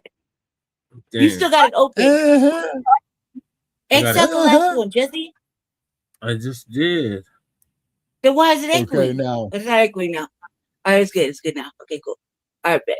Bet you was telling Breeze to get up here. Breeze. Okay, now Breeze. On his way to work. Oh, see, okay. I knew you was on your way to work. Absolutely right. You were out way too late, buddy. To the fingers and the feet. Now, another thing that I check out too, Breeze, in addition to what you're saying right there, is the shadows, the lighting, and the time of day of where they're at. You see what I'm saying? Yeah. I just look for the live. Like, the live feeds are always the best ones. But if you want to see a motherfucker live, then you know that they are a real person. You know what I mean? But some of these ads, like, I've been fooled by these ads for real. You gotta be careful with them lives. Remember what happened to this motherfucker up here on Las Vegas Boulevard, Lady Che, who was doing all that? Yeah, but they was doing a lot of that dude was doing a lot of whoop because no, he was doing a lot of shit talking prior to, you know what I mean? There's a lot of things in the background that had nothing to do with us. So, like, he did that was all them. Like, but with us, like, for example, like when I just was on camera a minute ago. I got all these shadows across my face because the fan has a little light on it. You know what I mean? Right. And I got that. So I'm sitting by my bed, and I had just finished my hair or whatever. I fell asleep, woke up, got on the show. But that's I had why put on I do the all fan. my lives off camera. I had put on the fan, so the fan was already on. But I turned on the light on the fan so that everybody could see me. And it's emulating a lot of little shadows, little dark shadows. You know what I mean? But you can see me moving around. You know it's me. But there's sometimes where you will watch AI videos and you can't tell that brother ain't a brother. Look at Sherika. Lee Sherka, that's a whole AI person. Well, it says AI wire, like that's AI, but Okay, but here's one for y'all. You can't. Now here's one that y'all gonna laugh at for real. And what This Uncle Phil say? motherfucker. Uncle Phil say he's making music with Sherka. He's making music with AI, basically. Yeah. Yep. And then what about the motherfucker who came up here AI is talking about? Then we really but hold on, no, y'all gonna love this one. What about now? Everybody gets fooled by AI once in a while. Now here's one for what about the motherfucker that there was in a damn dating site and he fell in love with this broad to find out it was all AI. Talk about a trick getting his head bumped for real. Yeah, real goofy for falling in love with a fucking long distance relationship. He a real goofy for that. No, but it was a damn chat bot. It was a robot, Lady Che. Who was just telling this stupid motherfucker what he wanted to hear. You see what I'm saying? Yeah. And I said, talk about a goddamn cyber trick. Now remember, I said that word first, y'all. Cyber tricks. You know what I'm saying? You know? Hopefully long. AI is gonna be doing its own lives. No, that's the sad part about it, Brother Che, is because they let the shit get out of control in California with their bullshit. They never did nothing to check it. You see? So look what the fuck. There's no regulation. There's no regulation. Yeah, exactly. You see what I'm saying? Exactly. Adapting. This is why we keep saying we're in the time of Terminator. This is exactly. And what year was the Terminator when he went back in the past, man? 1984, I think. What year did he come from? 2029. It was between 2025 and 2030. I know that. Yeah. 2029. Yeah. You see, and then Hollywood. And then keep in mind is that Hollywood is in cahoots with this bullshit too. That's 3 years away, Shabaka. Yeah. And then Breeze says, no, not me. He ain't never fooled by one bit of it. I call cap. Everybody's been fooled one time. At least what? I used to be able to say I wasn't fooled by that shit, but now some of the shit I see, I'm like, I can't tell what's got you questioning it. He got you questioning it. He act like he's impervious. And you can have all the discernment in the world, man. Trust me, I'm highly discerned. But I mean, like, I've been figuring it out after I done made a mistake and watched it 5 times, because I felt compelled to, and I figured it out. I was just like, oh man, it's slow the update. You know what I mean? It happens to the best of us. The best of us have been fooled. You just well, see, that's why you always gotta keep your guard up, Lady Che. And I'm gonna reach out, to a Facebook friend and talk to her about the AI. You see what I'm saying? Because like I said, have the little documentaries that we watching, the Black journals, almost all of them are AI. Right. And then you got to keep in mind is that, see, what you got to do to find out who really owns the damn company, corporation, or what have you, got to find out where they're headquartered at. And then you got to go to the business law, not the business law record. I'm sorry, Brother Che, the business license division to see who owns it. Okay. Yes. To see who owns it. And it should be a serial number that goes with that. But whatever you do, Black family, do not open up no goddamn business in the state of California, because that border equalization will bite you in the ass when you least suspect it. Ask me how I know. I got something from. I think that's happening with the hidden history. Yeah, and then what happened is with that goddamn California border equalization, they sent me something, man, we're getting ready to seize your bank account. So I go to the border equalization right there in Oakland, Brother Che, right there in Oakland. And I went up there, settled the shit. And I says, how long were y'all going to be before you had hijacked my little $17.34? He says, day after tomorrow. But this killed it. Yeah. So she says, yeah, you did right. You to come in, and the sister who worked there, she took the time, explained it to me, and keep in mind that there's a lot of fuckery in that bullshit. Now, when you go to the alley in Los Angeles, okay, when you go to those wholesalers in Los Angeles, the first thing they want to see, where's your border equalization permit? You see what I mean? Yeah. We're not in Los Angeles. No, Lady Che. You got people from but Lady Che, you got people from all over the country that go to the alley. You see what I'm saying? And right, for but you we're to here. get We're that, like that's not gonna help us eat. Like right now, like we're here and everybody's all spread out. okay, but that's You see just what I'm it though, Lady Che. The border equalization is gonna ask you where you at. They don't give a fuck if you're on fucking Mars. You know what I'm saying? And then they will get your ass. Ask me how I know, and I shortstop the motherfuckers. Okay, now Breeze say there is no AI that looks that good. I'm sorry if you can be fooled by AI. You must think Tubi TV is full of good movies. I'm sorry, it's not. Yeah, you're right, man. I don't even fuck with Tubi TV. I accidentally man. watched the Tubi movie the other day, and I was like, "Oh my god, no!" And as soon as I figured it out, I was like, "Oh no, Tubi done got the girl on the fucking bootleg." Yeah, see, but keep in mind, y'all, is that Hollywood is a very, very powerful institution. Why the hell you think when Tyler Perry went to go to Paramount, they told him the same thing? Be United Airlines told Robert Johnson, nigga, you ain't running shit here. Period. I don't even think they goddamn meeting, man, last 10 minutes. See? You know? So you got to be careful with this stuff, is because it's must see, because we are in the era of trillionaires. Trillionaires means is that you own the whole goddamn industry from R&D to getting the raw materials to the final product. At first, they used to be able to have to slice those businesses up, you see, you know? And what these motherfuckers is doing now is putting it under one roof like Stinky Bird. You see? Yep. We just seen that with Paramount buying Warner. Yeah.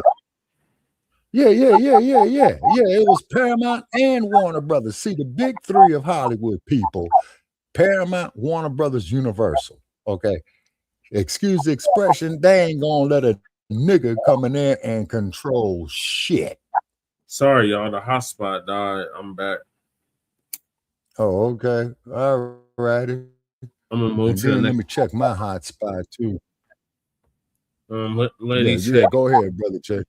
Did you say what you wanted to say on this last topic? I said everything I want to say. I've been fooled a couple times by it.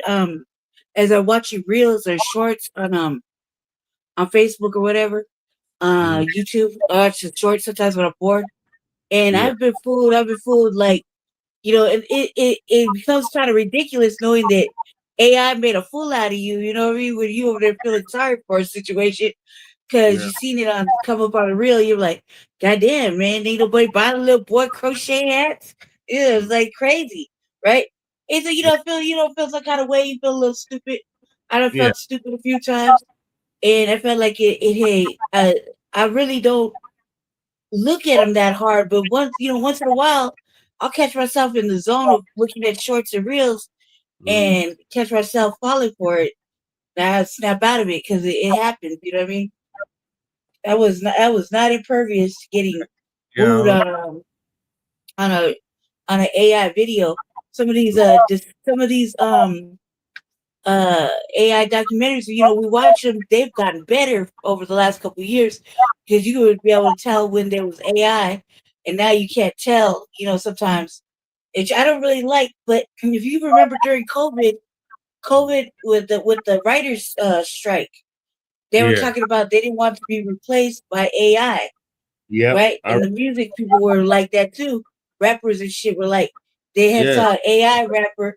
And they didn't like that shit. That motherfucker sold millions of albums allegedly, right? Yeah. So they were like, no, we don't want this. We want our music, our movies like with regular actors because they were being replaced by AI. Yep. And it was a big deal. They were on strike and everything. So now look, nobody gives a fuck. Like they just They creating capitulated, movies like and you said. doing whatever. They don't give a fuck about who's AI, who's what. You know what I mean? Everything we watch that like them Lego commercials that we enjoy so much, AI. Yeah, that's right. Motherfuckers, some news broadcast, AI. It's like there's no creativity either. If you was going to use AI for everything, then why don't you use it to be creative and give us something new? Well, right? it done evolved since then, Breeze. That shit done evolved. It's like the Borg. It just keeps multiplying. Exactly. It grew on its own, just like the Borg. You see, Hollywood sucks because that's they what I'm have no saying. new ideas. Exactly, Breeze. Exactly. They don't have no new ideas. That's what I'm saying. That's what I'm saying. If you're going to use it like a fucking tool, then why don't you give us some shit that actually works? Like movies ain't even scary anymore. Like the plot hasn't even taken to a liking that we like. It's giving the same mediocre I quality sit up and fucking. laugh at Hold that on, shit. man. It's giving the same mediocre quality that we get from regular writers. Like if you're gonna use AI, fucking be great about it, and use it right. Like give us something new, give us something different, give us something like engaging and gripping. You know, instead we're looking at the same mediocre bullshit we've been looking at for the last 20 years. And movies don't even get fucking better than that. There's no plot thickening. There's no plot twist. There's no different ideas. There's no scariness to it. There's no amusement. Exactly. Movies ain't even funny anymore. Movies ain't even funny no more. You know what I mean? In They certain replace black people with black AI. Like, come on, cuz like the movies are there's no mystery. There's no fucking psychological twist. There's no horror. There's no nothing that will scare a motherfucker out their pants. They sit there like, you're shook. No, not anymore. Not Yeah. anymore. And I figure if you're gonna use this shit, use it and actually be creative. Like do some creativity. Give us something different. Give us something good. But nah, they're giving us bullshit. Even music. Even the music is the same. It's lackluster. It's all synthetic. It's all don't, synthetic. It don't have the human elements. Right, Che. That's what I mean by it's not Right. synthetic. It's also It's human synthetic. elements. It's Like, artificial. they busy stealing shit and remaking it. So why don't they just do that? Because like figure out what the fuck is good. We're watching movies now. The last 5 movies that I've watched have been subpar at best. At best. At best. Okay. I give you 3 movies that Universal Studios made in early Hollywood that they still are capitalizing on today with new shit. That's Dracula, Frankenstein, and the Wolfman. And the Wolfman. They ain't done a Wolfman movie in a minute. When the last time they did a Wolfman movie? Last year. They did one last year? Yeah, they got one out this year too. Oh, okay. But it's all created. It's not like it's all CGI and special effect. And, when you think about movies, I want to feel like the beginning of Thriller. Oh, okay. And then on top of it too, let's look at the motion picture called Hancock with Will Smith, right? Yeah. That was great. Hancock. Okay. Yeah. Okay. Now, hold on a second. Now, let's show you about the end of Hancock, okay, is that where Hancock came across this white woman, right? And all his powers start diminishing, okay? Yeah. And her powers start diminishing too. Well, we're too close together. We was like lovers. Now, why in the fuck couldn't Will Smith have Vivica Fox, playing the woman's role? Why the fuck couldn't because Vivica Fox is his wife, okay, or any other top of the line black actress? You see what I'm saying? Now let's look at Queen Latifah. What she's doing is she's got a show called The Equalizer that I was telling you about, brother Che. Not his wife. You're looking at Jada Pinkett. But yeah, the great. Yeah. Okay. Hold on, brother. Yeah, I do stand corrected. Okay, Jada Pinkett is Will Smith's wife. No disrespect, Mr. and Mrs. Will Smith. Okay, but Latifah, who's producing this show called The Equalizer, and her line is, "I'm the motherfucker you call when you can't call nobody else." Right. You see what I'm saying? Make some more powerful shit like that. You see what I'm saying? Have a motherfucker come back from our glorious African past, like since we the father of medicine, who rolls up and says, guess what, y'all? I know I look like shit in this mummified thing, but I was just asleep. You know what I mean? But now I'm wide awoke. Yeah, Breeze, the movie AI bullshit, and it's garbage, man. It's because, see, filmmaking, man, used to be an art. Now you got all these goddamn computers doing it. Like rap music with these beats. You know, I remember going through LA, niggas coming up to me, hey, OG, you want to buy some of these beats? Hell no, man. But here's a couple of dollars, brother, because I see you out here trying to do the right thing. You ain't trying to rob nobody, man. You know what I'm saying? He says, no, I sure ain't. I just did a dime. I did a nickel. And it ain't shit. That's why I'm out here doing this. Okay, brother, here you go. You know what I'm saying? Just on the strength, because I felt the brother's heart. You see, like, what was Bianca talking about it earlier? Spirituality? Yeah. The AI ain't got no spirit. Right, brother Che. That's what is lacking, brother, is the spirit, the human creativity aspect. You see what I'm saying? Just like what ABC Wide World of Sports used to say when they used to show that motherfucker getting fucked up on that ski lift, showing you the human drama of athletic competition. Yep, that's what they used to say. Yeah, you see, and then, you know, man, that we got good creative people out here and what have you. But what it is, though, like you said, brother Che, it was a black exploitation films that saved Hollywood. It sure was. It sure You see was. what I'm saying? And then when you look at those black exploitation films, them crackers they have in there, some of our Hollywood's old movie stars in the beginning. Betty Davis was one. Shelley Winters was one. They both dead. And oh shit, what was his name too? Not Clark Gable, not him.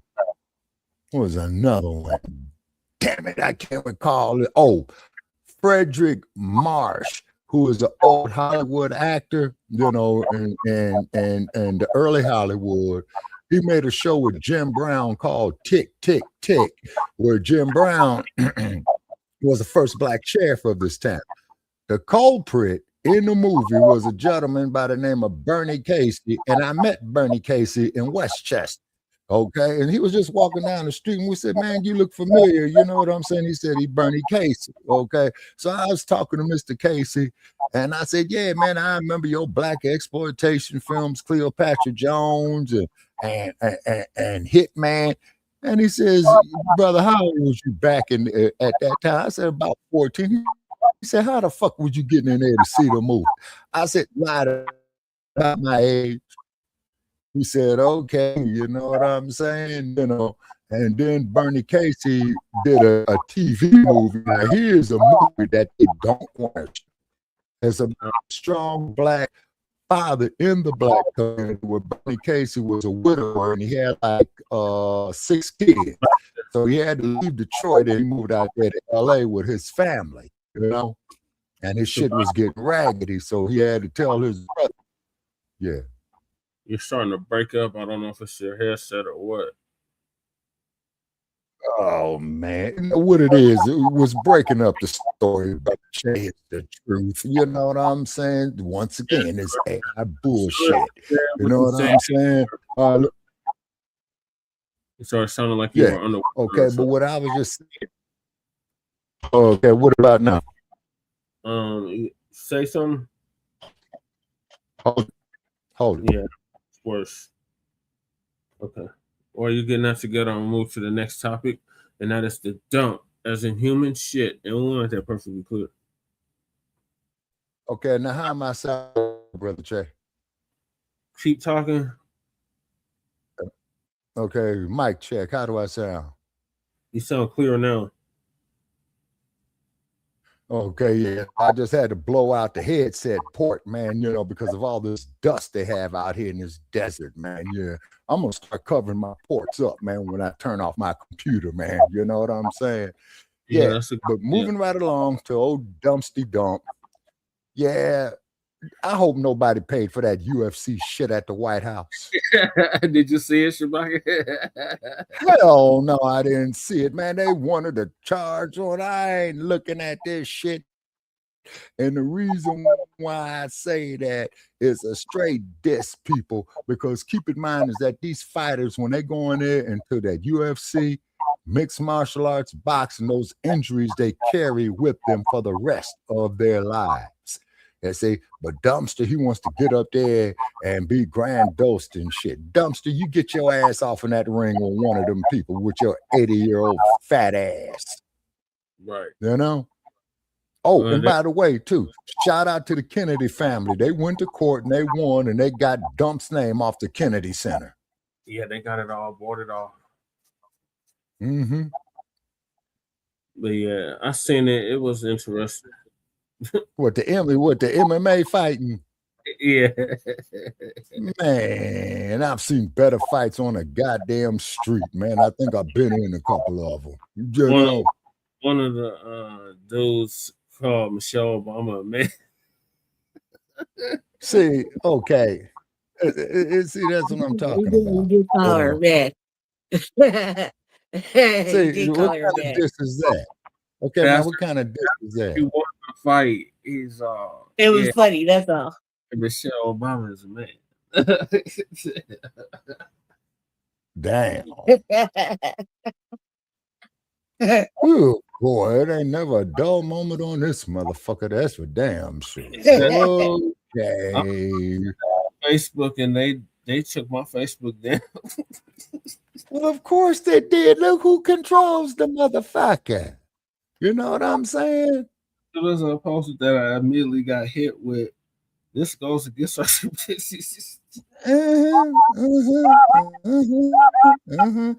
And you got AI doing that shit. Just like I thought when I had to scare that they tore down my shit, you know. And I called up one of our colleagues who said he had the same problem, and then I shut everything off and reordered it, then it came back up. You see people, the thing is, Black family, and hopefully we're being seen around the world. They want our rhythm. They want our rhythm, but damn sure do not want our blues. Yep, that's the truth. And that's why we produce Shabaka's Black Experience and Enhanced in the beginning when Mad Dr. D was with us. You see? R.I.P. to Mad Dr. He kept that platform afloat for 5 years. Yep. And then Val Hawkins, okay, who should not have put his name out there? Okay, please forgive me, I'm on the late freight. Who put whose name out there? You talking about the one I said?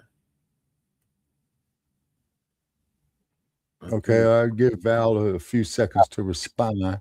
Okay, so and then just like when Robert Johnson thought that he was buying United Airlines, what they tell him, nigga, get out of here. Oh, she said he should have never put his name on there. Okay, whose name is that, ma'am? I can't remember. Because I think we got about a 2-minute delay, man, in the telemetry, brother. The Kennedy Center, Shabaka. Oh, yeah, exactly. No, he shouldn't have, you know. And then one thing I want to say about Kennedy, ladies and gentlemen, the generations after me, there's a film called the Magruder film. You probably cannot get it, okay? It's because I saw this documentary on it, and the Magruder film clearly shows that JFK was shot from the front, not the back. Now, why is it that when they had Oswald down there and they whooped his ass at the Dallas Police Department and they walking him in the court, and all of a sudden Oswald gets shot? Yeah. And killed. Yeah. Well, let's get to the dump. Think, people, think. Oh, God. Okay. All righty. What is this orangutan bastard up to now? I think you're right, Shabaka. I think she's like a minute or two behind. Yeah, in the telemetry, yeah. Okay. You know, he just turned 80 years old. The damn Yeah. Congress should open up a special session saying that bastard is too old for that job. I'm too old for the goddamn job. We knew that when they elected him the first time, Sabaki. Right. They need to have, to be president, you need to be between the ages of 25 and no more than 50 due to the stress level at the time of your election. I was gonna say 60, but okay, 50. That's good too. Yeah, 50. Now, if the cat gets elected at 50, you said, I'm sorry, he could only be re-elected at 50. Okay. But at 54, 55, he got to shake the spot. Yeah. Yeah, that's true. But they say that's ageism. But I say that's realism, and there comes a time where you can no longer perform that job. Yeah, right, man. And you got this stand down and pass the reins on down, man, because you still gonna get your goddamn pension, your Secret Service protection, all your crooked ass money you made while in office. Shit, we just had a city council member step down. And she only like 40 something. I don't know what she 40. Why did she step down? She said she can no longer. She got some kind of. She didn't say illness, but she got something going on with her where she said she can't no longer perform her duties. Look, I think that's a bullshit. Her stepping down, I think it has something to do more with the fraud and corruption that's going on in the fucking city council that nobody ever wants to talk about. And I felt like that's why I put everybody up for audits. Like, yeah, I did it, bitch. Okay. I did it. Oh, okay. I'm this audit. So in other Miss words, Aurora probably this audit. I'm the one that did it, bitch. I did it. Okay. Why? Because why? Because they're doing it. Because I don't like corruption. I don't like fraud. I don't like liars. I don't like that shit. Especially when you're taking our tax money and you got the biggest balls in the motherfucking world to keep asking for more shit. Like, let the people live, man. People can't leave. They can't eat. All this money is going out. Like, I'm surprised we got a paycheck. With all the taxation they be doing on everything. On everything. Everything they need help with. They always need help. The government always needs help. Fuck me, man. No. You can miss me with that bullshit. That's why she stepped down. And probably she didn't want to give no more heartfelt speeches. She didn't act on. And to make matters worse, Lady Che, they vote to give themselves a raise. To give themselves a raise. I hope it passed, right? They already voted. No, they haven't done it yet. It's coming up though. Oh shit! I'll make sure I'm be right there to say, fuck no, they don't get no goddamn raise. So we got hold this, on, you brother get Jay. that. Here's an idea, man, for you, man, to get into the state assembly. That shit, Jesse. What's that, Sabaka? To have all state and local political officers, okay, have to get the vote of the people to get a raise. They have to take their raise to the people. That's pretty much what they have to do. Not a council. They literally have to get somebody out there to get signatures on a goddamn ballot, man, for the people to vote for it. But the initiative process is all fucked up. One of y'all got background noise. Yeah, I was watching something else. I was me. It's you, Lady Che. I hear it. I know. I said it was me. Goddamn it, it's me. It's me. Everybody, I did it. All right, look. As far as it's because I was on mute. Nothing, deny everything. I'm doing research in the back. Shit. Anyway, so listen. Let's go boycott that shit, Jesse. Let's go protest at the city council on Monday. In the city council. City council. I don't know. But now you said the chambers is back. I can roll my ass up in there again. Right? Shit, bet. I'll leave all the knives at your house. Let's go good. Okay. Let's do it. Monday. Let's do it on Monday. Yeah, write that down. Me and you gonna go up there and protest in person. Just us, like always. Just us. You know, and that way it can get said. Channel to film it. Yeah, look, they had a little step or something, and the motherfucker was like, "Let me get in." I didn't want to fuck with it, so and then I got the itis earlier. I had the itis twice today, man, like 2 times. Yeah, you got full. That's good. Yeah. itis 2 times. I fell out like at 12, and I slept all the way till fucking like 7, and I woke up again, made a phone call, and then fell out again. I was like, God damn, man, what is this about? The itis got me twice. Damn. In one day, 2 times in one day. Get with a local news channel there. Not a CBS or ABC, NBC affiliate, but a local Denver news channel there, and have them come out and or film you or do an interview with them. They're gonna write articles about it like they always do. We are our own media. Okay. Right. Right. Okay, and they go do some salacious shit anyway. Our own media. Like, look, I was reading the newspaper just a second ago. They was doing some salacious shit. So, like, time we get up there Monday, during the week, I'm gonna find at least 10 more reasons why we should go up there. You know what I mean? That is like, let's go protest me and Jesse, because that's what we're good at. We're good at making scenes. We're good at doing all that. So that's what we live for. As a couple, we live to make scenes. See? It was so calm. There was nobody there. I was like, what the hell? They got this new chambers and ain't nobody here. Right. Take that to the local news too, check. Yeah, let's carry on with the show, because I'm going back up on the spot, brother. The local news is okay, on but the local news is on the tape. They ain't trying to hear nothing we talking about.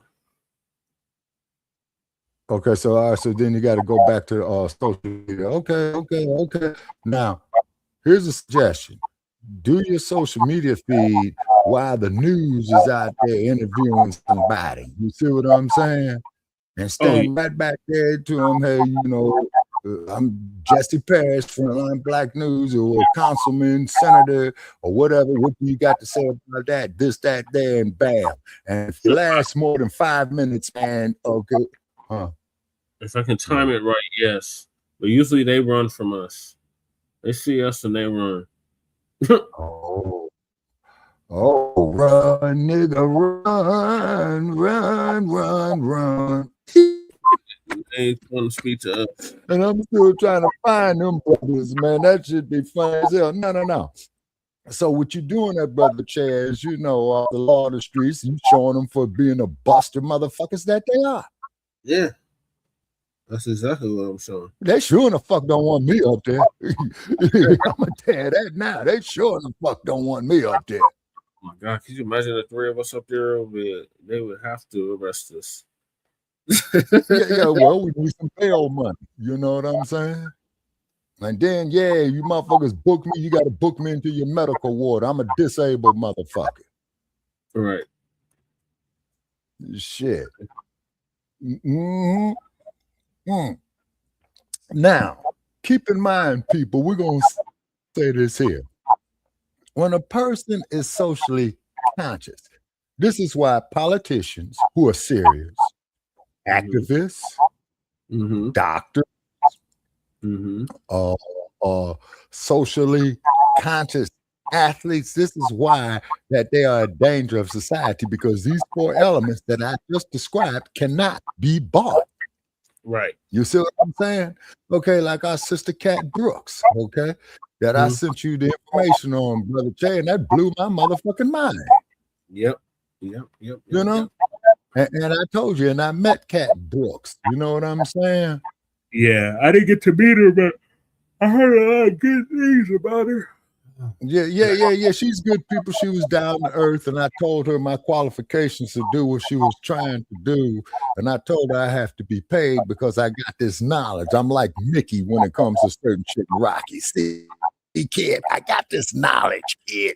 You see what I'm saying? And she says, well, I thank you, Mr. Sankoy, but I cannot afford your price. I says, okay, ma'am, I'll tell you what we'll do. And you remember when she went up there, man, to the San Francisco San Francisco City Council and said, get rid of that police chief, Greg, sir. And she tried to shut down the 580. I was in that protest, and then they trying to hit her with that shit. Because she told them motherfuckers, not only will I shut down the Bay Bridge, I'll shut down the Golden Gate Bridge and the Bay Bridge at the same time. And guess what happens to the economy of San Francisco, people? It starves. Yeah, that was like a year after I had been there, or before I got there. Right. And I think, Brother Che, that me and Mad Dr. D, we was in our third season at that time. You know? Third season? Yeah. And, I would have been I think it was our third season. Yeah, I was a year. I know that. I wasn't there that year. I was there the year prior and the year after. Right. So 2000. Yeah. And 2019.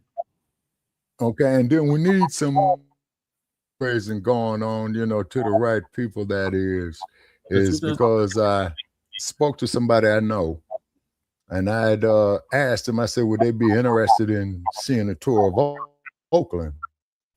And they said, hell yeah, they would, but I can't say their name. You know what I mean? And I said, okay, we'll try to make it happen. You know what I'm saying? And we had some setbacks on the venture, so we're trying to weather the storm on that, but it's all good. Because keep in mind, Kemet wasn't built in a day. The pyramids wasn't built in a day. Fuck Rome, Well, Rome wasn't built in a day. No, fuck Rome, I'm talking about Kemet. You see? Yeah. And what have you? And then the horrible shit. Huh? She did that or facilitate that, because they're saying she didn't do it, but the people that were with her shut down the Bay Bridge twice in 2016 and in 2014. Right. And also in 2023 and in 2026, but that was for something else. Yeah. You see, so shout out there to Cat Brooks. And if he hears Miss Brooks, get with us. You know what I'm saying? Yeah. Please do. All right, Brother Che, we're getting tired, man. What's our last episode? Because we've been on 5 hours now. I know, Shabaka. I've been trying to get through these topics, but Bianca kind of threw us off. Oh yeah. So Bianca came through with road rage. Yeah. So we got Trump on inflation. So we're gonna get to the dump and his comments about inflation. Apparently, he loves inflation. He wants more inflation. Right. It's a good thing, inflation. Okay, then that proves that motherfucker's deranged right there. Inflation ain't never good. Right. You're doing well. Sorry about that. My Comcast went out, but it just popped back on. So no, Lisa, they scanned you. They scanned you with the Comcast, honey. They scanned you. We're going to talk about an interview that Donald Trump did in the Oval Office. And during this interview, y'all, Donald Trump said he loves inflation. And, it's a lot of people out here struggling. It's a lot of people out here financially, they're barely making it out here. Donald Trump is a rich dude. He doesn't care what we have to struggle through. And it's a shame. This is why we're not getting anything from him. I even heard someone bring up stimulus. Donald Trump ain't doing no stimulus. He's not going to do no stimulus. Whatever's going on, we just got to get through it the best that we can. And that's what we get innovative. We're going to have to be the ones that just get through this whole thing. So it will be interesting when this thing catch on and get bigger to see how a lot of people will remember this. It's almost, here we go. It's almost like he doesn't care about the midterms. Oh, it is what it is, right? Please give me a 1 if you can see my screen.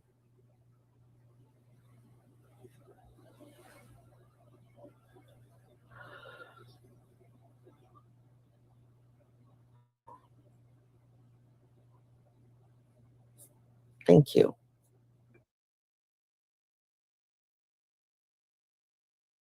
More than $1 since the start of the war, but that's not the only thing, right? You're seeing it at the grocery store.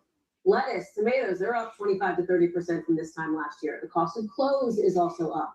Same deal with flights. If you're trying to book anything this summer, get ready. Here's how President Trump reacted to it today. The numbers were great. You know what I really love? I love the inflation. You know why? Because as soon as this war is over, when the war is over, it's coming down. I know it's going to come down like a rock. The latest inflation number, which came out That this morning. is bullshit. The numbers were great. You know what I really love? I love the inflation. What? Yeah, he really said that. This isn't AI. Next, he'll start selling t-shirts saying, I love inflation. How many times are these reporters going to keep making Trump aware on what's going on with the economy? Because, baby, he does not care. And what I mean by that is today in the Oval Office on Wednesday, June 10th, he was made aware that the inflation rate for the month of May was 4.2%. High, right? Yeah. And this man said, I love inflation. So once again, he loves it and clearly is letting you know he does not care what the American people are going through with these high prices. This isn't the first time that he's made us aware that he does not care. Remember, he said he doesn't think about Americans' financial situations, number one. And just last week, he said that's just the way life goes when he was made aware again of the high prices that the American people are experiencing. So why do you keep why do you keep making him aware? Because, baby, he does not care. We might as well just stop making him aware because he does not care. So during the conference, they asked Donald Trump, do he have any concerns on the latest numbers of inflation? And he replied to them, no, I love it. I'm going to tell you why I love inflation. He said that he'd been taking out millions of barrels of oil from Iran. And he said they don't know that until today because he said so. He said that they took out 22 of Iran ships. He said they was able to do that because they knocked out their radar system and they can go in undetected. He said that's why gas is $85 a barrel. But what I want to tell y'all is if you actually go do your research, it is letting you know that the U.S. oil reserve is at its lowest point since Reagan. They said that it is critically low and that it is nearly at a panicking level. Now, I don't know who still be listening to all of this bull crap, but y'all need to start doing y'all research, man. Drop a comment. Let me know what y'all think about this. Welcome to the newsroom, and this is hot off the press. Donald Trump made a statement today saying that he loves inflation. Yes, you heard me right. It's an odd statement. It's kind of unhinged, but he loves inflation. And this is after a terrible inflation report came out. I mean, I can't make this stuff up. And this report showed that inflation had surged to the highest level since 2023. We all know that if this was Joe Biden, Donald Trump would be all over this and Republicans and everyone else. But Mr. Trump is saying that he loves inflation. He also loves putting less money in people's pockets. Believe me, we're all feeling it. I don't have any money. Absolutely, the world is struggling. Gas is over $4 a gallon. So this is absolutely crazy. So now you have to think, he's a billionaire. Does this have any effect on him? And throughout the past several months, all they've been doing is making money on top of money on top of money. Every time the Strait of Hormuz was open, closed, this and that and this, and the cost of all this other stuff, we are not making money. They are making money, and inflation hurts. Donald Trump does not care about the United States. He does not care about any numbers that are coming out that tell the story about what's going on here in the United States. He doesn't care about the well-being of the American people. He doesn't care if we eat or starve. He is a dictator and not a president. Take a look at this clip when a reporter asked Donald Trump to speak upon the current CPI report regarding inflation that just dropped. Are you concerned, Mr. President, about the latest inflation number which came out this morning. Could that be a No, I love it. The numbers look great.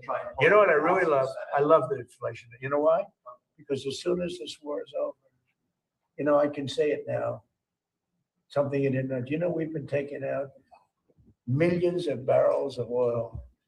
Nobody knows it. You know who doesn't know about it? Iran until right now. We took out the other night 22 ships late at night with no lights because they don't have any radar. That, you guys, is all you need to know.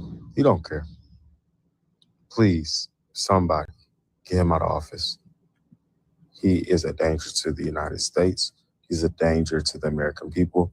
And I think he's also a danger to himself. Trump just said this after today's report showed us that inflation has now hit 4.2%. He loves it. Do you? Let me know in the comments. I don't, but maybe I'm different. Maybe everyone else loves it. Let's see.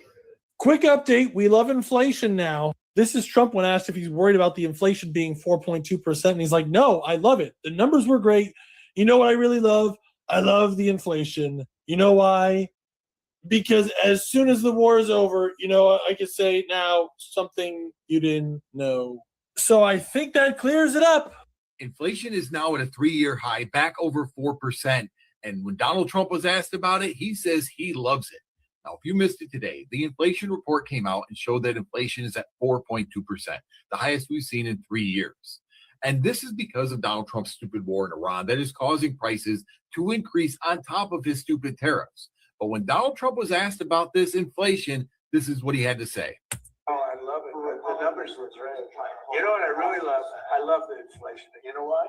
Yeah, he loves it. He loves the inflation. He thinks the numbers are great. So we are now in a world where affordability is a hoax and high inflation is wonderful. Now, he did go on to say that the reason he loves it is because we're getting oil out of Iran and Iran doesn't know about it. It made absolutely no sense. This is Donald Trump desperately trying to deflect extremely bad news, trying to pretend that it's not happening. The problem is everyday Americans that go to the grocery store, that go to the gas station, pay their child care bills, their energy bills, they see the inflation and they're not loving it.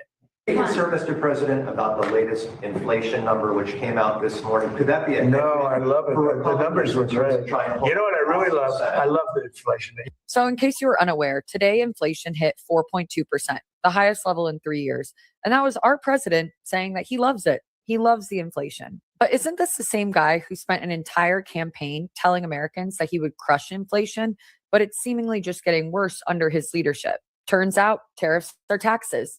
Turns out wars have economic consequences. And it turns out that everyday Americans are the ones stuck paying the bill. Energy prices are soaring, gas prices are up, and inflation continues to move in the wrong direction. But don't worry, the guy who said he'd lower your costs says he loves it, which I guess is a pretty easy thing to say when you're a billionaire and you don't have to choose between filling up your tank and buying groceries that week.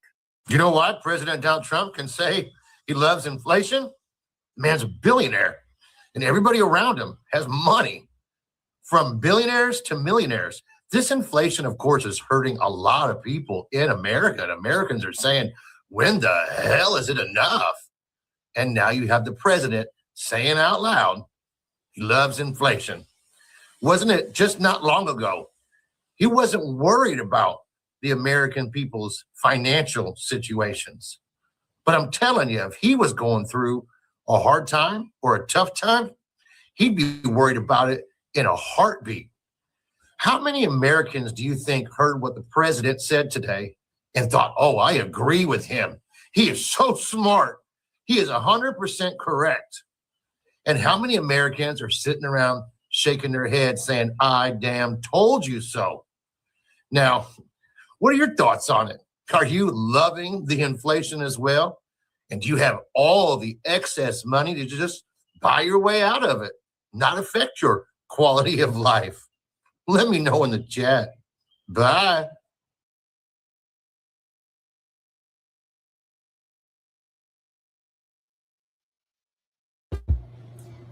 All right. You know, it just goes to show you how out of touch politicians really are. They're not. You don't hear anybody on the left or right saying they're going to do anything about the gas prices. They're going to do anything about food prices, inflation in general. Nobody's working on it in Washington, and they don't feel like, they know it's a problem, but they don't care enough about it to do anything. Donald Trump ain't alone. There's a lot of rich people living, and they see what's going on and they don't care. They got the money, so they don't care about the inflation. So it just proves if he doesn't care, he's never going to do anything about it. So it just goes to show you, y'all, we're going to have to fight through this on our own. We do not have any politician or lobbyist or anybody that will help us get through this. We have to depend on ourselves and no one else. That's right, Liz. So I just wanted to bring you this story. I'm sure it's going to probably be everywhere tomorrow because, a lot of people are picking up on this story. So, y'all, I'm going to go ahead and conclude. Thank you so much for being here. Thank you for your support. And be on the lookout for my lives tomorrow. Shalom, family. Shalom, Lisa. All right, Shabaka, on your way out, what are your thoughts on the dump as in human shit and woman that perfectly clears? Thoughts on inflation? He said, inflation. He belongs in fucking jail, man, if not a goddamn mental institution. And I put it up there, in the chat. Man, he belongs in fucking jail. The bastard is 80 years old. His ass is senile. He's got skin rashes, disease, and all that. And we're all you punk ass motherfuckers in a goddamn House of Representatives and won't start the articles of impeachment under Article 25. The motherfucker's incapable of doing the goddamn job. Yep, I agree, Shabaka. And on that note, we're going to This son of a bitch is old. Yes, sir. And he's old and senile. Okay, Brother Church. So ladies and gentlemen, get with us on the when's our next episode on Tuesday, Shabaka's Black Experience. Yeah, man. I got the date. Yeah, okay. Next Tuesday. Mm-hmm. Okay, no, I'm sorry. Yeah, wait a minute. That's right. It's after midnight. Yeah. Okay. At 6 p.m. in the Pacific, 9 p.m. in the East. Okay, we're going to be doing a show on Shabaka's Black Experience about Queen Maccabi. Okay, if I make some holes in there, please let me know. It's because I'm going to need a couple hours to research it. But they did refer to Queen Maccabi of the Zulu Nation as the kingmaker. And we're going to go off into that. Okay. And then I believe there was a couple of brothers, man, in South Africa, man, that put up some clips of the motion picture itself that I've communicated back and forth with. You see, so I'm going to ask them if they can come on, although it'll probably be when we come on at 6, it'll probably be 6 in the morning where they're at. But if they could come up there, and you will find it very, very interesting of the conclusion that I came with. Very, very interesting. Okay, and I'm going to save that there for the show. Okay, and keep in mind, keep in mind, is that Maccabi was Shaka's biological aunt. Okay, she was his father's sister. Okay. Okay. All right. And it's kind of poignant as well, too, And we're going to have a little bit of a mention of Queen Nandy in there as well, too. Okay. So therefore, everybody, we're going to bid you a good night, good morning, or whatever, what the hell it is here from Sin City. And the air date of this episode ended June 16th, 2026. Wait a minute. Brother Che. It's Tupac's birthday. Happy birthday to Pop. Oh, okay. Happy birthday to Tupac. May he rest in power. All eyes on me. Yeah. bill to the dead. And then in this date of this morning, we got 6 protons, 6 neurons, and 6 electrons. Yep, that's carbon. Yep, exactly. You know what I'm saying? Okay, ladies and gentlemen, I'm gonna bid you a good night from Sin City. You know, I'm gonna lay back down, get some rest, and start drawing up the show for tonight on Shabaka's Black Experience Enhanced. Here on StreamYard, we're also too going to try to kick it out on our YouTube link as well too. But something is happening with the YouTube link, Brother Chase, that when I go on the YouTube link, I cannot post it on the other social media. So we'll probably know what that's all about. Okay, so the YouTube link, ladies and gentlemen, will be on the Shabaka's Black Experience Enhanced like that you could click on as well too. And we want all of our well wishers, Afrocentrists, to come on there, check it out. Those of you who identify as Indigenous Americans, come on out and check it too, because I think there's going to be one element in there that you're going to find very, very interesting. Okay, but I got to save it for the show. Okay, Shabaka. Are we going to get you? Okay, well, it's good morning now, man. Yeah. Okay. All righty, folks. Have a nice morning and what have you, and drink your coffee and shit, because everybody got to get up and go to work tomorrow. Okay. Yeah. All right, I'm out from Las Vegas, Nevada. Air dose this episode ending is June 16th, 2026. All right. Have a nice night. And please reshare the episode. Okay. Yes, please do, because this was a dynamic one for real. This is one for the history books. All right, so moving along, we got credit card, or excuse me, Lady Shaders, you have anything you want to say on the dumps? Talking about he loves inflation. He's whack. I mean, like, just because I just take the L and just say, you know, that you're a loser. Like, why, you know, you put us through all this shit, lying and shit, talking about we was going to get money back from Doge and I don't know what else. And it's just a bunch of shit. You know what I mean? Even though he said it, we didn't believe him, and still he proved us wrong yet. We were supposed to have 2 or 3 stimulus checks by now. Yeah, for the minimum. And ain't nothing but high gas prices and high food prices. And high everything prices. Yeah. Yep. Okay, so moving along, the credit card debt has quadrupled into the trillions. Now credit card debt is 1.25 trillion. So Lisa gonna give us an update on that. And that'll be the last video from Lisa.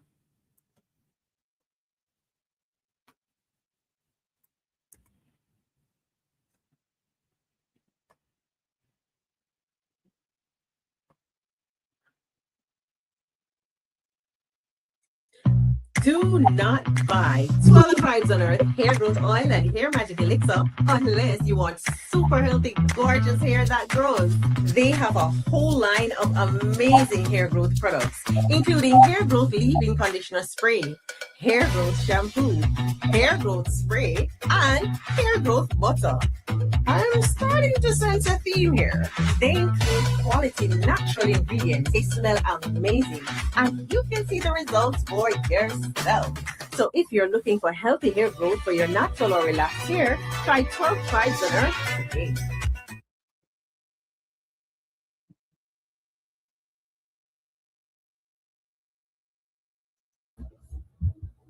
Okay, y'all. Shalom, family. Shalom. It's good to see you all. Hope you're doing well. Well, America, apparently the credit card debt in this country is going through the roof. People are maxing their cards out left and right and not paying anything back to the credit card company. So the debt has rose to $1.25 trillion.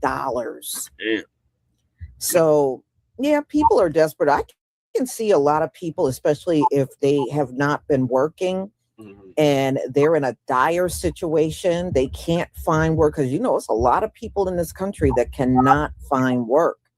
And if they got their credit cards, yeah, I can see them maxing all of them out just so they can survive. So, y'all, this thing is a mess. They said America is literally drowning in debt. And since the country announced that it's insolvent, the U.S. Treasury made that announcement, they said the debt got even worse from the time of the announcement. Oh my God. So you can tell Donald Trump and his administration, they're not trying to do anything to make this place better with debt. He's actually driving the debt up. And, we know the inflation is bad. People are barely making it out here. Folks can't afford to buy a house. Folks can't afford to buy rent. A lot of homeless people on the streets now, y'all, have full-time jobs. Yep. They're sleeping in their cars. They can't afford the rent for the apartment, and they can't afford to buy a house. Yep. So they're working full-time, but living out of their cars. Yep. And that is a growing thing that's happening across the country. And it's getting worse. So, y'all, look, no matter what, we're going to have to stay close with the Most High and pray, and he'll be there for us.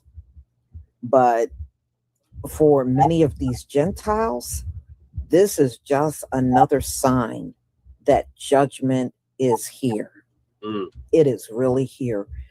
If you think our people are out on these streets, oh, honey, it's a lot of these Gentiles on these streets, homeless. A lot of them. A lot of them. So let me go ahead and share my screen.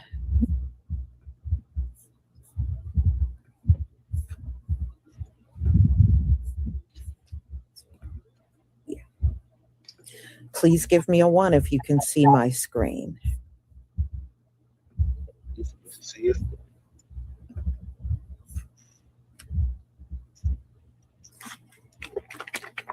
Thank you.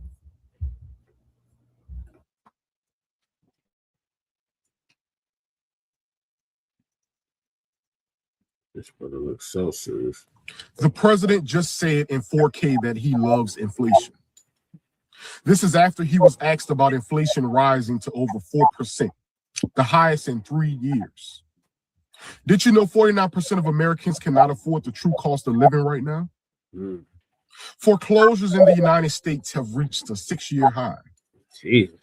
And the collective credit card debt of Americans has reached an all-time high of $1.25 trillion. Wow. And I can go on and on. What has this country come to?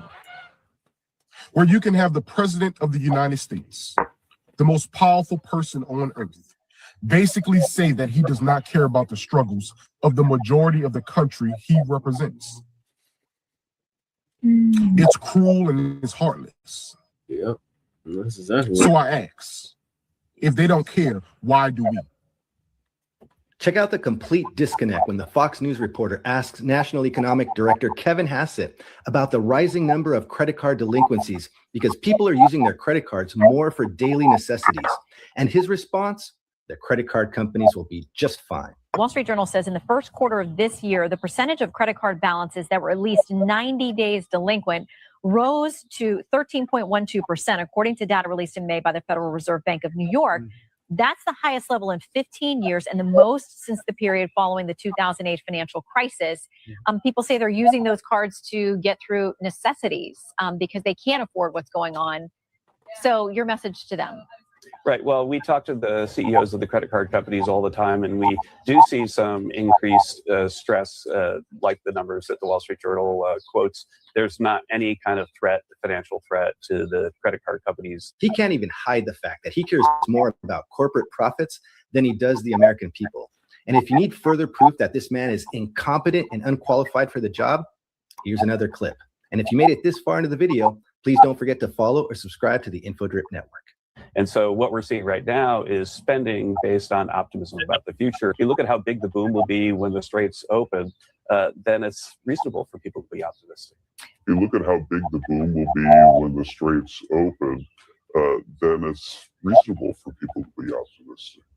So I was just maxing out every credit card, like everyone that comes on the show, like every American out there. We got $1.6 trillion in credit card debt in this country, by the way. Crazy amount. Defaults are to like 7%, which is insane. 7% of credit cards defaulting. That's crazy.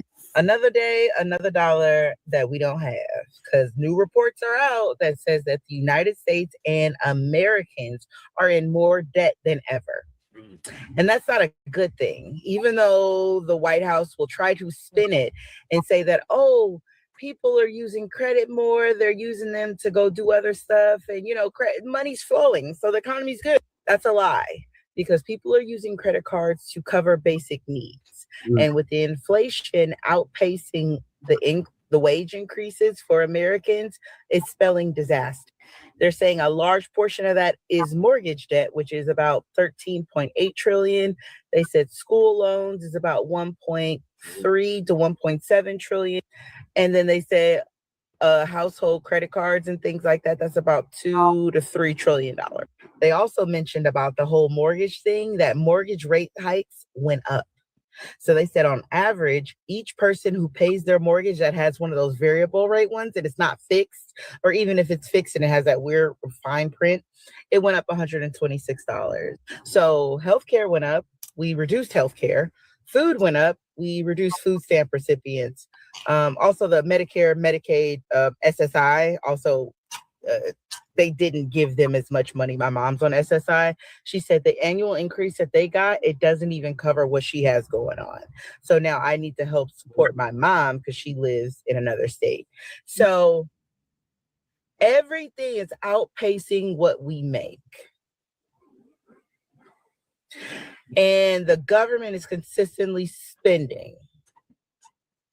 So the money we're putting into the system is not going to match the need. Check this out. Is really firing on all cylinders, just like the corporate sector you're seeing in the earnings reports. And they're doing that because they have so much more money in their pockets. In fact, I had the head of one of the big 5 banks in my office yesterday going through the credit card data. And just as Secretary Besson said, credit card spending is through the roof. They're spending more on gasoline, but they're spending more on everything else too. People keep pointing to consumer spending like it's proof the economy is doing great. But here's the question nobody wants to ask. Are people actually thriving, or are they just surviving on credit cards?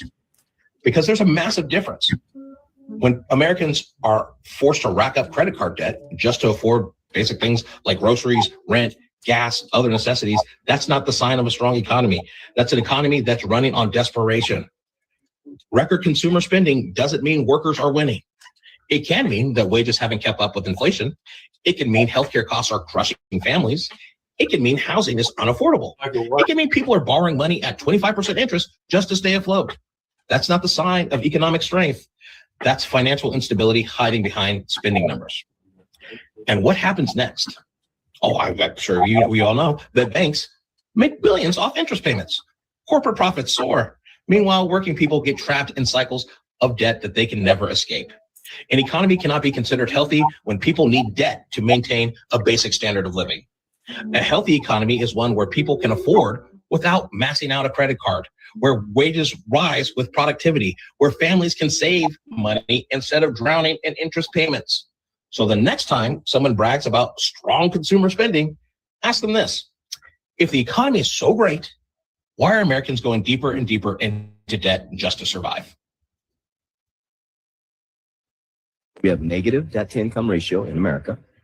American savings are drained. We have $1 trillion in credit card debt. We're at 120% debt to income ratio. We have an overvalued stock market by 230% based on Warren Buffett's indicator. We have a bond market that's destroyed. Okay. Russia was taken off the SWIFT system. Remember when Biden was president? Think about that. Russia was weaponized by the US dollar. Brazil, Russia, India, China, South Africa were working to de-dollarize. And now the Straits of Hormuz are bringing America down to its knees. Every time the straits are closed, one day gives 3 days worth of damage. We're 2 months in now. debts. The total household debt is sitting around $18.8 trillion. That's crazy. That's the total household debt in America. $18.8 trillion. Now remember, Elon Musk just became the first trillionaire on paper, but the household debt in this country is 18 times higher, almost 19 times higher. So in General's article today, the credit card crisis is the affordability crisis with interest. Americans are not just swiping. $1.25 trillion in credit card debt. This is the highest level ever recorded. Now, at the same time, and this is the troubling part, credit card delinquencies have reached a 15-year high. 13% of all credit card accounts are now at least 90 days overdue. Again, this is the worst level since the aftermath of the 2008 financial crisis. These numbers reveal something important about the state of the American economy. Consumers are not simply spending because they are confident about the future. Increasingly, they appear to be spending because they have no choice, and they're not spending their savings. They're putting everything on their credit cards. For millions of households, credit cards have become less of a convenience and more of a survival tool. The reason is, of course, very straightforward. The cost of living has risen dramatically over the past several years. Food now costs remain elevated, and housing expenses. This not a good sign for the economy. As you can see in this chart, more and more Americans are falling behind on their credit card debt. The delinquency rate has been going up quickly for 2 years, and you can see right here, it is not slowing down. And this type of data, delinquency data, is a really important indicator for the economy because, for better or worse, a lot of our society and economy runs on debt. And when people do not pay their debt on time, that can ripple through the entire economy. Obviously, people struggling is bad enough in itself. But when this kind of thing happens, it can spread to consumer spending, which can hurt corporate profits and GDP growth. It could also spread to other kinds of delinquencies, which then hurt the banks and lenders. And it creates this kind of negative spiral within the economy. And with inflation now outpacing wage growth, it's hard to imagine how this gets better because people are losing spending power. So I do think this is a legitimate indicator of economic stress. Maybe it's a precursor of a recession, but there's really important context that you should all remember here. The total amount of credit card debt in the US is 1/10 of the mortgage market. So if you're thinking delinquencies on mortgages sent us into the great financial crisis in 2008, that is true, but this is a much smaller scale. So although this data, it's not good, it's something to keep an eye on. Right now, it looks more like a precursor to a normal type of recession, not a huge global systematic financial crisis like we saw in 2008.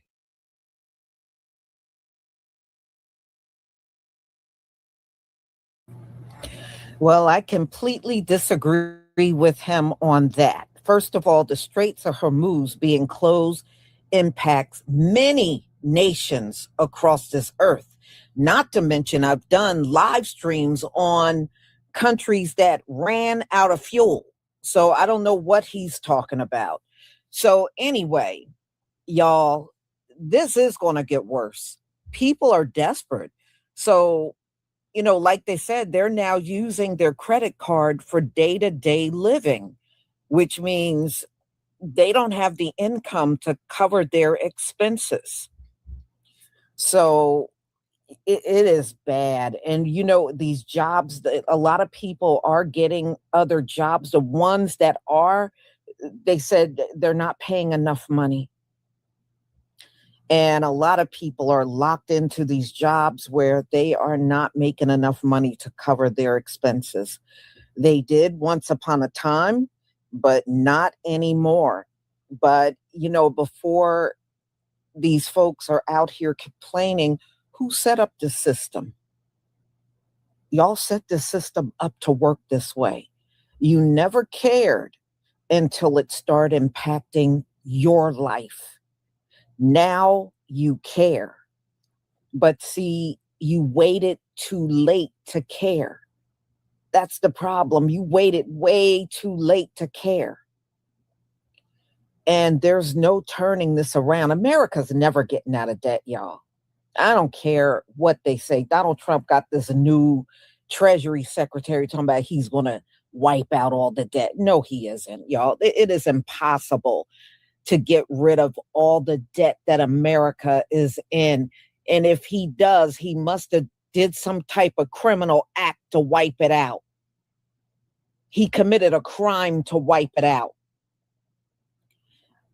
So this is a train wreck that was waiting to happen for a long time, y'all. And it is now here. It's now here. But unfortunately, many of these people that are using credit cards for their day-to-day life, really, you're putting yourself further and further in debt. You really are. Because, I just hope you can make good on those payments when they come in, because those credit card companies are going to want their payment. And if you are struggling financially, you will be struggling to pay that bill, whatever you use. So, y'all, it's real dire here. It really is. How you doing, KD? It's real dire. Stay prayed up. And make sure you seek the Most High's face like he told us to, because we sure gonna need to do that a lot. My son and I, we were talking about, because I was telling y'all how, to me, the sun feels different. It is something different about our sun. I think the Most High is getting ready to cleanse the earth. It's something going on. Anyway, none of my fruit trees are bearing fruit this year. There is not one piece of fruit on my trees, and usually it's loaded around this time.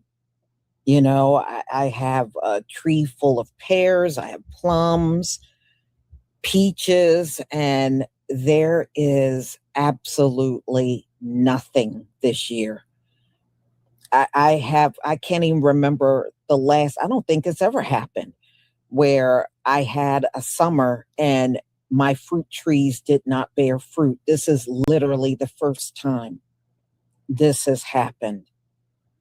And it's actually eerie to look out at my trees and they're barren, because they have never been barren before. So it is creepy to look out and not see a piece of fruit. And we're having all these extra hot days and there's nothing out there, nothing. And I'm like, wow, y'all, it said we would see things we never seen before. I have never seen, looking around my state in New Jersey at all the fruit trees around me, and none of them are bearing fruit.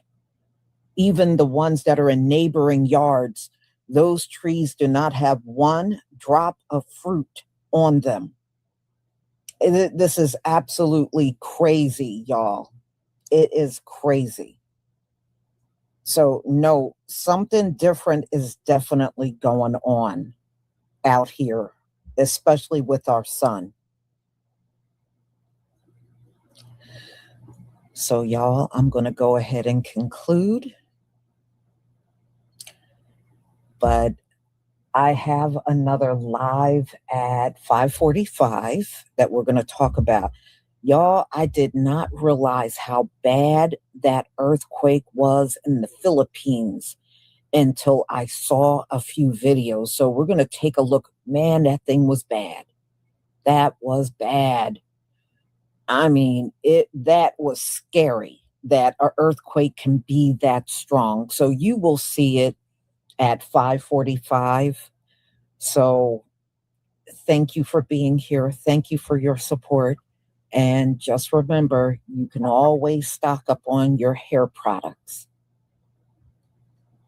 Shalom, family. Shalom, Lisa.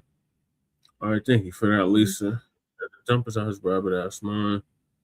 And this damn credit card debt is ridiculous. What are your thoughts, That's why I don't have a credit card. That's why I don't have a credit card. Yeah, I have a credit card, and I try to live within my means because I'm so scared to not have no money for things or whatever. The prices are really fucking high right now, and it's really the government's fault. Like everything is the government's fault. They'd rather see Elon Musk be a trillionaire and us starve on the sidewalk than to fucking take care of us. And that goes for both sides, goes for both parties. It is clear. You're watching the news to see both sides of the argument, as nobody gives a fuck about people. Hey, and then I sure, didn't folks come don't give a fuck from about like a rich. B.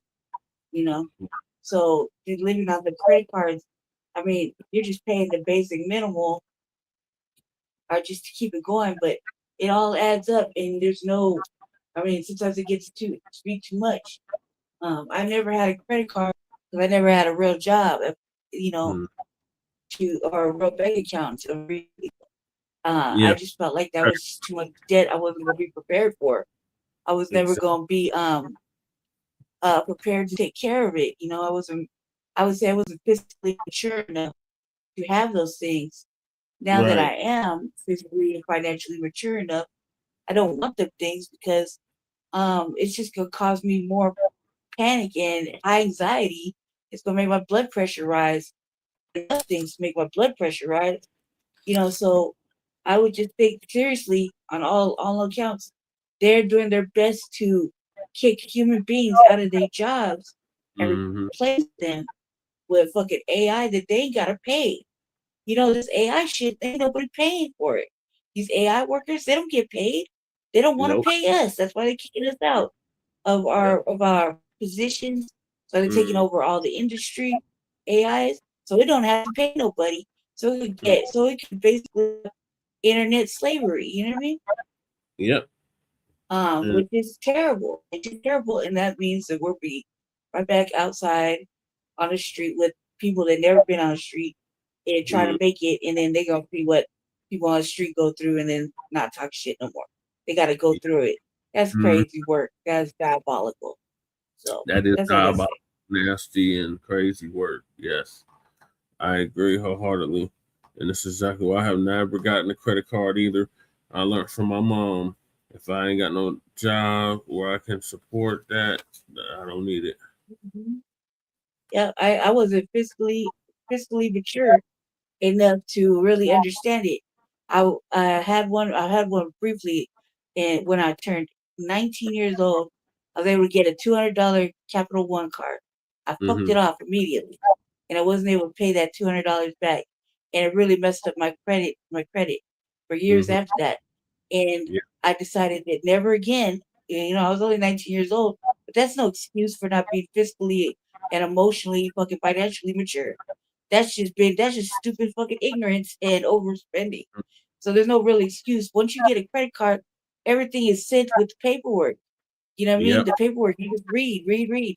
And I was immature and fiscally immature, not responsible enough to really understand the mechanisms of me fucking off my own goddamn credit. And I figured it out.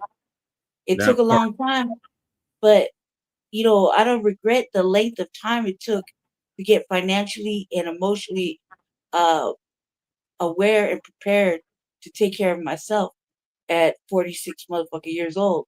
That's how long it took. It took the right opportunity to happen for me to be able to financially, be physically, emotionally mature. It took a long time because I lived off of cash forever. Cash is king. And now they don't even want your cash. Nope. Like they'd rather have a way they can monitor your motherfucking ass with the chips and shit. And I wish things would go back to cash, like where I could walk in and pay cash. Sometimes I drop shit in cash, like $20. They look at me all stupid, like they don't know how to make change. And that again too is something our children don't know how to do. They don't know how to do cash in. They don't know how to do math. And I'm gonna go over it on the RVA. But everybody's illiterate these days, and they only know how to work two fingers, the thumb and the first finger. You know what I mean? And not to read an actual book. Like, this is a real fact. This is what we're looking at these days with these children that got the nerve to back talk and do the most. You know, and it's that generation's fault, you know. I say that to say this, that in order to have any kind of B2D, to have a moderately manageable debt, you need to be physically and emotionally, financially mature. And not what you know, it's how you handle it is really the point. Because overspending has never gotten us anywhere. Buying name brand has never really hyped us up or gave us any more cool points that we already had. So from in the first place. Right. We were just doing it to impress each other. But really what we need to do is not impress each other by big tags and things like that, but impress each other by making it. Right. That's how it's gonna be now. You know what I mean? All that shit, all that polo and shit ain't gonna matter when you can't beat yourself. You dig? Right. You can't eat Versace. You can't eat Louis Vuitton. You can't eat any of that shit. Right. So we gotta impress ourselves now by making it through this instead of what we're wearing and how we got our shit name brand. Because you know that's the thing with black people. They did that to us. They programmed us to be like that.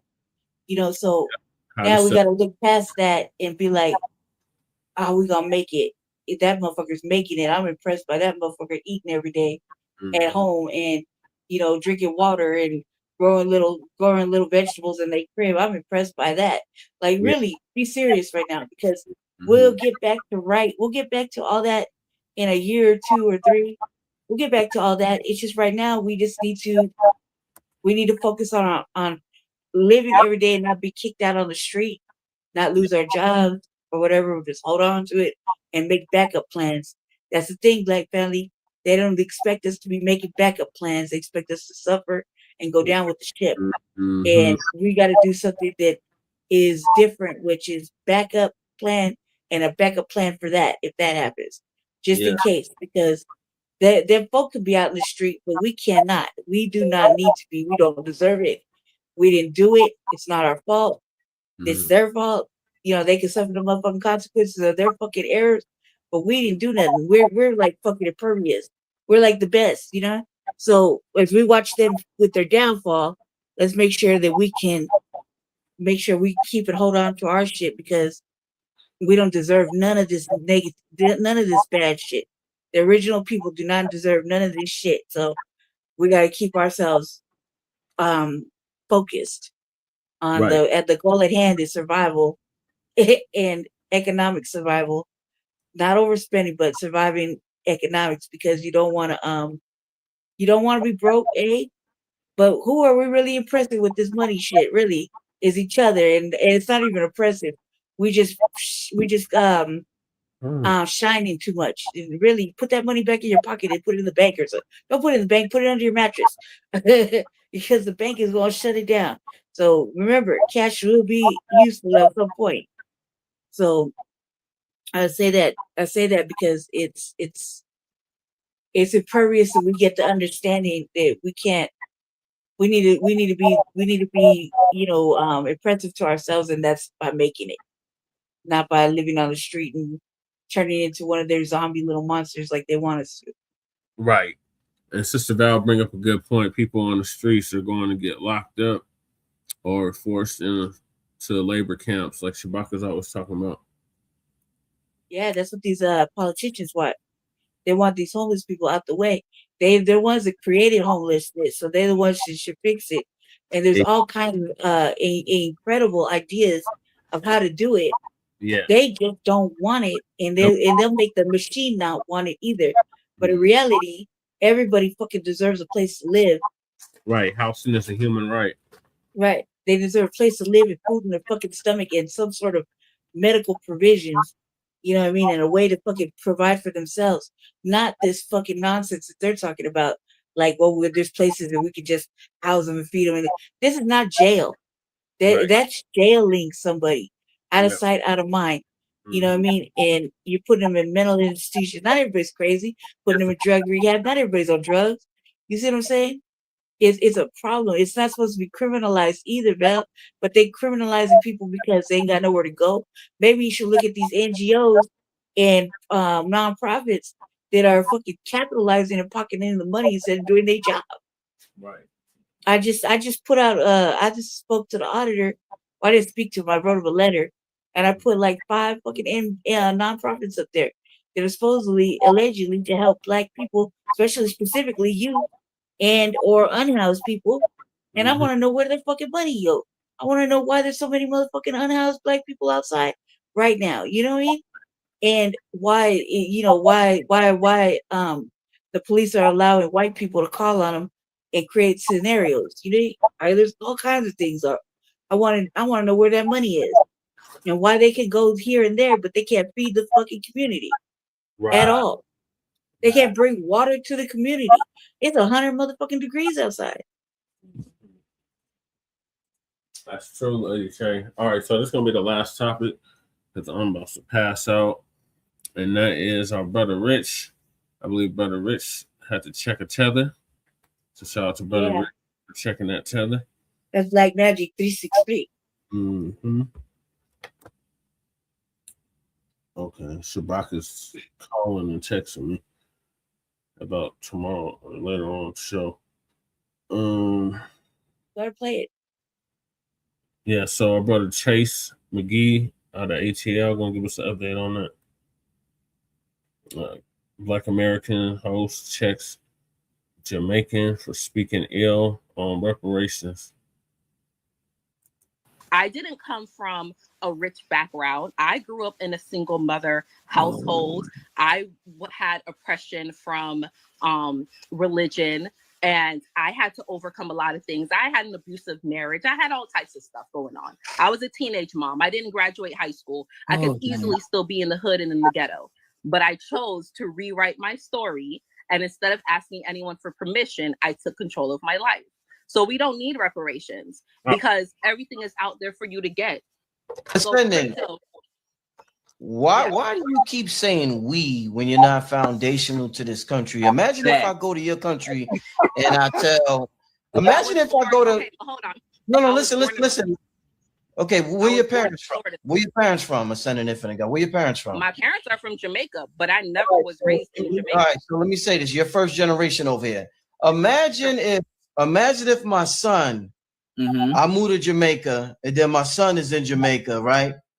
So he's like the first generation that his whole life since 2 years old or whatever is in Jamaica.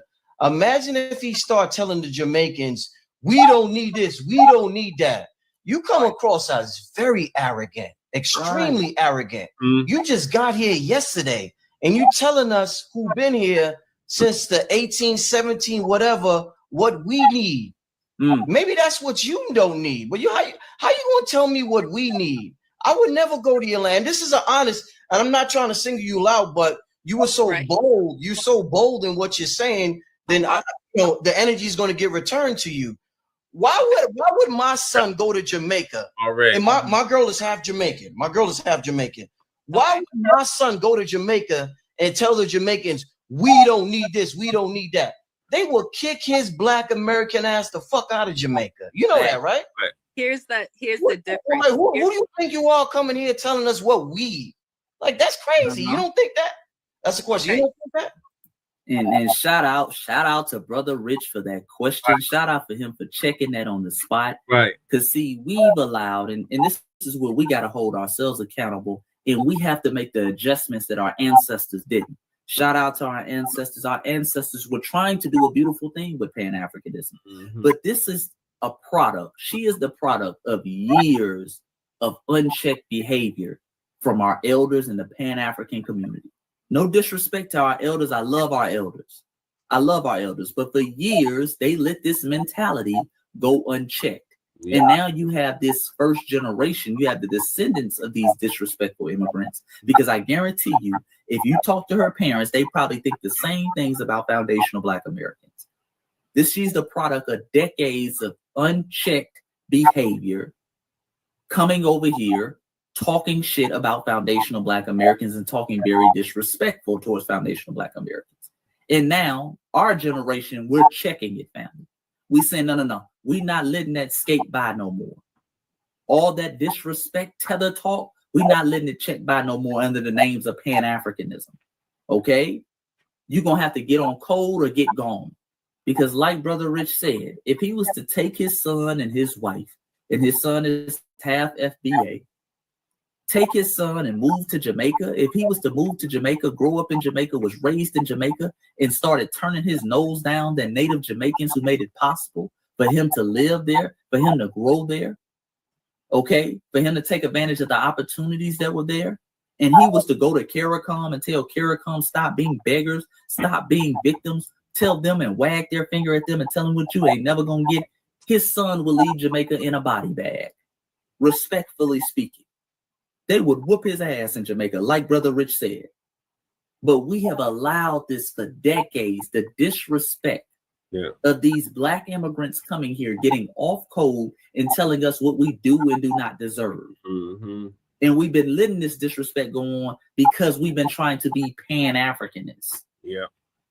And this is what it gets you. You showing them the utmost respect, you letting everything slide, and they're disrespecting you to the utmost degree. She would never say that to her Jamaican family. They don't say nothing about CARICOM over there. You don't hear nothing about how CARICOM is divisive, how CARICOM, they're just begging. You don't hear any pushback. They sit up here and clap their hands and stump their feet and praise CARICOM. The moment we fight for something, here they go wagging their finger after they didn't fled. Get them, brother. You dig? Shout out to Brother Rich. Let's hear her response though, okay? Because it's tether babble. So as I started, Jamaica also had slavery ingrained in the history. So you're calling us. What I'm saying is, there's opportunities where, and I say we because I was born in America, I was raised in America. Yesterday. You just got here yesterday. You know that, right? Right. If that's how you want to interpret it. Shout out to Professor Griff. Shout out to our esteemed elder Professor Griff. Okay, he's laughing. He's like he's cooking your ass right now. Yes, she just got here yesterday. Do y'all see why we had to delineate, family? Yes. Okay. See, because you had her, because she thinks, let's be clear, she thinks she can speak on our lineage and what we do and do not deserve because she was simply born here. Now, both of her parents are from the Caribbean islands. Right. But she thinks that she can speak on us because she was simply born here. Okay. And that's what we started catching on to. We started saying, hold on. Who are these people talking down on reparations? Right. Who are these people calling us lazy and saying what we do and do not deserve? Who are these people every time we call out systematic white supremacy, they talk about, oh, quit being a victim. Who are these people? Yeah. And we start looking into their background. Oh, okay, you grew up in a Jamaican household. You grew up in a Nigerian household. You grew up in a Ghanaian household. Your lineage doesn't trace back to those plantations. Right. Because usually foundational Black Americans, for the most part, we're on code. And even amongst our coon class, we know who they are. So when random people just pop up talking crazy, we like, okay, who is this dude? Who is this woman? You did? This is why we had to delineate, because you had people like her representing us. And I'm guessing, and I'm pretty sure she refers to herself as a Black American because she was simply born here. Okay, but both of her parents are Caribbean. See, when you don't come from that FBA lineage, we ain't the same.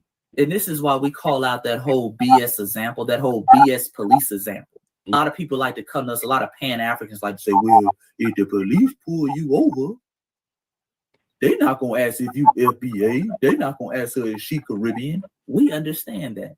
We understand white supremacy in the police department. They see us all as one big nigga. But what y'all fail to realize is folks like her, they don't view the system of white supremacy. They don't view the police the same way foundational Black Americans view the police because they're not of this lineage. They don't have the same connection and tied to this land. That part. Okay? Let's be clear. If one of these police officers shoot and unalive us, she gonna be talking about, well, you should have picked up your pants. You dig? You should have just did what they told you to do. You dig? Every time we're trying to get a debt that is owed, every time we're calling out the system of white supremacy, people like her are talking about, oh, you need to stop with the victim mentality. See, we might be skin folk, but we ain't kin folk. We come from completely different families, completely different lineages, and completely different mindsets, family. Yep. This is a perfect example of why we had to delineate. But let's continue. If that's how you want to interpret it, that's fine. That's fine. But as I was raised with the history, with the knowledge that I was given, that I overcame the oppression. I came out of the victim mentality. Because again, it wasn't just Americans or Africans that experienced the slave trade. That's what I'm trying to hint at. And wrong. We all are aware of our power, of our ability. I agree. Yes. So moving out of the consciousness of they owe us this and they need to give us that, it's the same carrot and stick. It's the same carrot and stick. So if it's been dangled in front of foundational Black Americans, since I can't say us, right? Since it's been dangled in front of foundational Black Americans for years, for eons, then something different has to be done. And in this day and age, we as a humanity, as a collective, have the ability to take control over all of that.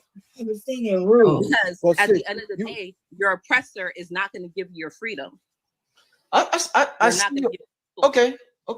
see you. I disagree with you, but I see your point. Okay, shout out to Brother Rich. He said, I disagree, but I see your point. Let me go ahead and respond to her last little closing babble. This is another reason why we're different. Their mentality when they get over here, even when they're born here, but when they grow up in these non-FBA households, is a very defeated mentality.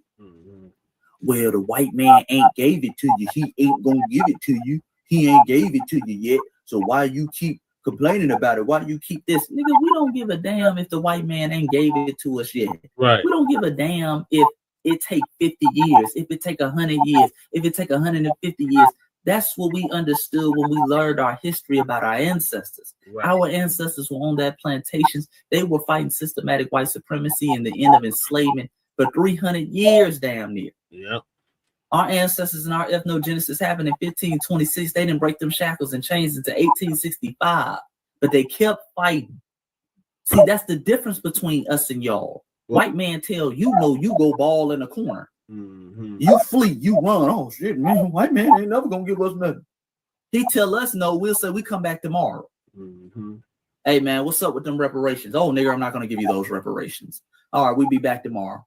We come back tomorrow. Hey man, what's up with those reparations? Damn it, I'm not gonna give you no reparations. All right, we'll be back tomorrow. Hey man, what's up with them reparations? We're gonna keep going. Keep going, and we're gonna stay consistent. We're gonna keep hitting them upside the head, and by any means necessary, we're gonna get what we are owed because our ancestors taught us that. That's right, bro. Our ancestors taught us, man, you don't just quit when these folks tell you to stay on the plantation, tell you ain't never gonna get off, family.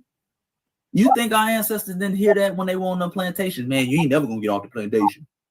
Quit being a victim. You just need to work hard in this field and show the white man what you can do. Man, bump all that, nigga. Yeah. Hey, man, we riding on the 22nd. Exactly. Is you sliding or what? That was the mentality. Exactly. We're going to keep going. We're going to keep fighting until we get off this plantation. And when we get off the plantation, we ain't going to stop fighting then because now we got to fight for our resources. Okay? Now we got to fight for the piece of the pie. Now we got to fight for reparations. Now we got to fight for integration. Now we got to build our own towns. Okay? People kept saying, hey, man, foundational Black Americans, you ain't never, man, these folks ain't never going to let you integrate into their society. You ain't never going to be able to go to that school. You ain't never going to be able to get that degree. Yeah. You ain't never going to get no civil rights. You ain't never going to get the right to vote. My ancestors said, bet. We don't care how long it takes. That's our mentality. Yeah. We have a fighting lineage. We have fighting blood. We don't have fleeing blood. Right. See, you got that fleeing blood. The fleeing blood, anytime there's any level of resistance, these fleers do what they do best and they run away from it. Yeah. And not only run away from it, but they try to rub that fleeing mentality off on us. Hey, man, why you rocking the boat? That's what she sounds like. Why y'all rocking the boat? as humanity, we had slavery in Jamaica. We had slavery all these other places. Why y'all acting like y'all the only one that was enslaved? We're not acting like we're the only one enslaved. We're just fighting back. We're fighting back for what happened to our ancestors. Right. Like you should be doing for your ancestors. Right. So okay. So FBA family, man, don't let these folks run these con games on you. Don't let them run these shaming tactics on you. Don't let these tethers get in your head and make us think we're doing something wrong for standing on business. Okay, you do what Brother Rich did. Shout out to Brother Rich. Again, go follow him, Blacc Magic 363 on YouTube. We can go watch the full video. He did a whole live about the Essence Fest, which pretty much turned into the delineation of foundational Black Americans, X, Y, and Z. So, man, make sure you go check him out, family. Yeah, check him out. And the whole crew over there. Okay, this is the last. You can do something about it.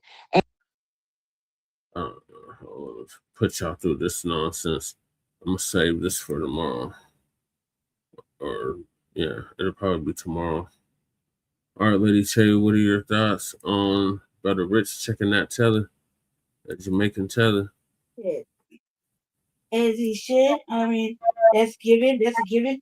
I mean, people, we look. This is like it's not about not liking them or whatever.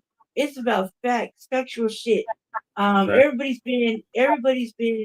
When I mean everybody, I mean everybody that isn't FBA has been, and even some FBA have been talking about we're not gonna do this, we're not gonna get that. You know what I mean? And that's defeated. That is defeatism mentality.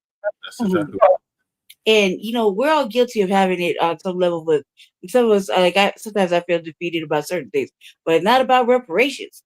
You know what I mean?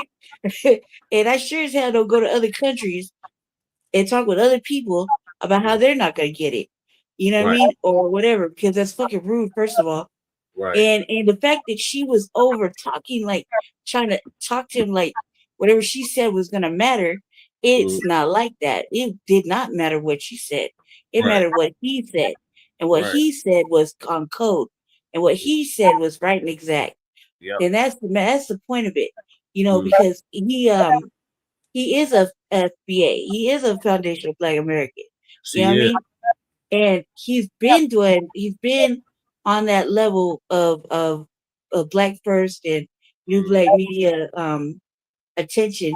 He has been already. He has been engrossed in it, even if he is on the. He does a lot of spiritual stuff, like a lot of spiritual guests and things like that. Like that's like one of my favorite channels because he talks about the stuff that because he lets the people that up there that are like usually spiritually and divine. You know what I mean? I love that shit.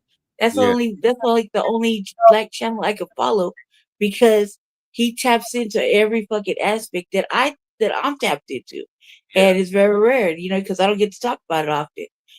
So I love that. I love how Black people are spiritual. Like it's not not just godly, but spiritual godly. You know, divine. I love that shit. And I like the fact that he went and did it. This is nothing unusual. We checked tethers, Sambo, coons, dead wenches, buck broken ass individuals. We checked them too, like fucking light brights that are fucking on the other side of Black. We check everybody, especially even in our own culture. We check them because we have to. There's none of this we shit. We, as in FBA and does with FBA, that's different. Which stood that broad, she's like, I'm just born here. You're a first generational immigrant. You're an anchor baby. You're a tether. You know, you see what I'm saying? That's what it is. She's tethered here to this thing. You know what I mean? But her fucking family's from somewhere else. That's not qualifications for having American reparations. Now you want to go see your colonizer, hold your nuts and go do that. You did, but not come over here and tell FBA what they can and can't qualify for when the parameters have been set by FBA. Right. I got one more thing I want to share. Okay. Just remind me of it. And that was Yeah. me going to city council yesterday. Oh my God, here we go. So you, sir. Just play your portion. I am.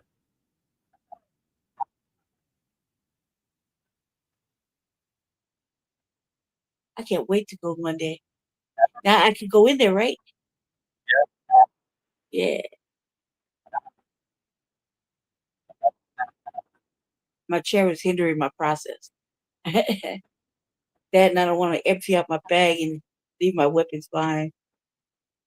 Now watch the tether behind me. There's a tether that's directly behind me, Black family. And watch the reaction he gives when I start going off.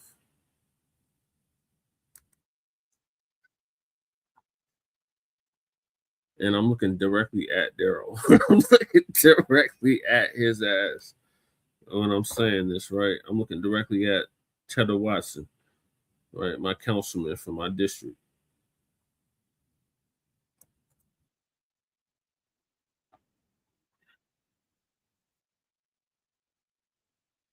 I got the itis and slept right through it. I even made preparations. Like like I like to draft up my speech beforehand. Yeah. Lately, you know what I mean? And I had made preparations the night before because I was gonna give him that heat. And I got the itis, man, the fucking itis. Oh my God, like itis. What did I eat? What did I eat too? Oh, I just had like a banana and like some leftovers that I had from the night before. You know what I mean? And I was sitting there getting all comfortable. I don't know what happened, but I remember pulling up my legs on my bed and just sitting there watching something. And next thing you know, I was out. Me and the dog. Lady check.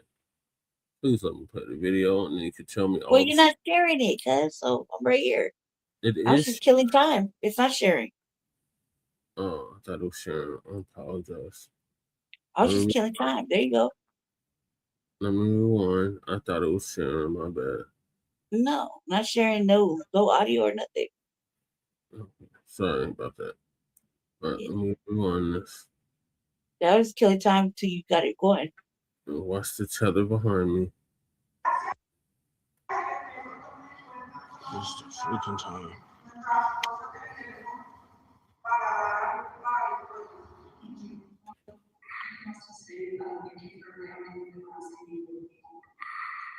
Thank you so much. Next we have David Woodall, Achievers. Next we have Disappearance. Yes, good evening, members of council. Love this new chambers. My name is Jesse LaShawn Parrish, and I represent for Black Star Action Movement for Self-Defense, Positive Action Committee for Social Change, as well as the Unity Party of Colorado, the Northeast Denver Residents Council, Frontline Black News, Shabaka's Black Experience Enhanced, the Revolutionary Agenda, and I reside at the Roach and Bedbug Infested Legacy Lost in Darrell Washington's district, District 9, the fine District 9, historically Black district of 5 points. Lord, where did I begin? It's been a while since I've been in here. I know y'all are so surprised to see me. But I want to speak on the malign that continues to go on in this city, in this state, and this country. And that is when you lump us into broad ambiguous terms such as people of color and minorities and immigrants and marginalized and disenfranchised, underserved, underprivileged, underrepresented, downtrodden, vulnerable, whatever other list of terminology you like to use, to lump us all into broad ambiguous terms that don't benefit us at all. Black people, meaning the foundational Black Americans, the people that built this country, the ones that Juneteenth is gonna be all about and was all about, because we fought for our own freedom. It wasn't no white union members that fought for our freedom. It was the foundational Black American freedmen that fought for our own freedom back in 1865. So I want to make that perfectly clear. Now, as far as Juneteenth, I am ecstatic that it's going to be 3 days again, like it was when I was growing up here in Denver, because for the last couple of years, it's been only 1 day, which is a travesty to say the least. Foundational Black Americans are responsible for building the city, this state, and this country. And I'm glad to see that Norm Harris was able to get it to 3 days again. opposed to one day, because that was just a shame. But Juneteenth is specifically for foundational Black Americans, the descendants of American child slaves, freedmen, the people that built this country, no other group. Yeah, y'all are invited to partake in our culture, but don't ever forget that we built this country, that a lot of y'all are taking advantage of. We made it where you were able to have the civil rights that y'all always talk about, civil rights. You wouldn't have no civil rights if it wasn't for the foundational Black Americans. So I want to make that perfectly clear. So stop the malign neglect, Democratic Party. Stop lumping us into broad, ambiguous terms such as people of color. We are not people of color. We are people of culture. We are the people that built this country, and there'll be no United States of America if it wasn't for foundational Black Americans. Thank you. Thank y'all. All right, y'all. Perfect way to go out with it. All right, so I let him have it. The tether behind me was like, "Oh my God." Oh my God. All right. That was salacious. Appreciate y'all tapping in. Shout out to everybody that came through. Shout out to Sister B for coming through. Shout out to Bass for coming through. Shout out to Mike for coming through. Shout out to Sister Val for staying with us the whole time. Thank you, Sister Val. Shout out to Cow Dog. Shout out to Black Joe. Who else was in here with us? So remember all the people. Breeze came through on his way to work. Appreciate Breeze. Sure did. So, who else was in? It was somebody else. Oh, Nabi. Shout out to Nabi for coming through. Thank you, some chick named Star. Thank you. Thank you, some chick named Star for coming through. Yes, I almost forgot about you. Some chick. Thank you, Belle. Mm-hmm. What else was in here? Thank you, ladies. Thank you, ladies. Thank you, ladies. Who else is here?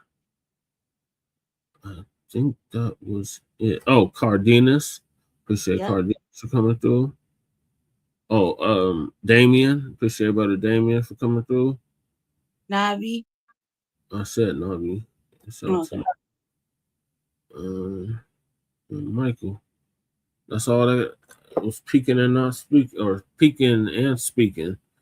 And shout out to those that was peeking and not speaking. And shout out to those that tapped in with us this morning now, evening into morning. So appreciate all y'all for joining us later on today for Shabaka's Black Experience Enhanced, season 11. Oh man, so on, I want to say 47, 48. Shabaka's Black Experience Enhanced. Well, we're going to be going over King Macabre, or Queen Macabre, I believe is her name, of Exania, otherwise known as South Africa now. And we appreciate y'all all for staying up late with us. And make sure y'all hit that like and subscribe button, and we'll catch y'all on the flip. Do you have anything you want to close out with, Lady Che? No. Just thank you for showing up. Thank you for staying. Thank you for watching for Live Black News. And me and Shabaka are trying to build up our channels. So I'll try to do another RVA. Got stuff I want to cover, including that that doll thing that I don't want to get into, and the IPO from Elon Musk. I got a couple of heavy hitting topics, but you know the RVA likes to do little deep dives. So thank you everybody, thank you ladies and fellas. Stay black, stay dangerous, and have a beautiful day. Yes. And make sure y'all like and subscribe to all of our platforms, Frontline Black News on YouTube and Facebook, The Revolutionary Agenda on YouTube and Facebook, and Shabaka's Black Experience Enhanced on Facebook, Twitter, and Instagram. So peace, love, light, reparations, and separations, and delineations in Black empowerment. Chan Krumah and Lady Chase signing off from the Mile High Income and illegal migrant flood the city. Come on, dump. Come arrest all these crooks. Yeah, start with his own house first. And take a crook to know a crook, to catch a crook. Right. Take a crook. So come crooks. These Democrats that call themselves representing my city and my state. Yeah, they suck. They should get thrown tomatoes at him. Right. All right. And next else on the lookout for the RBA. Lady Chase will be dropping it sometime today. Yep. So I we'll better see. wake up. All right, baby, let's close it down. We'll see y'all then. For Shabaka's Bucket Spencer Harris. Peace. Peace.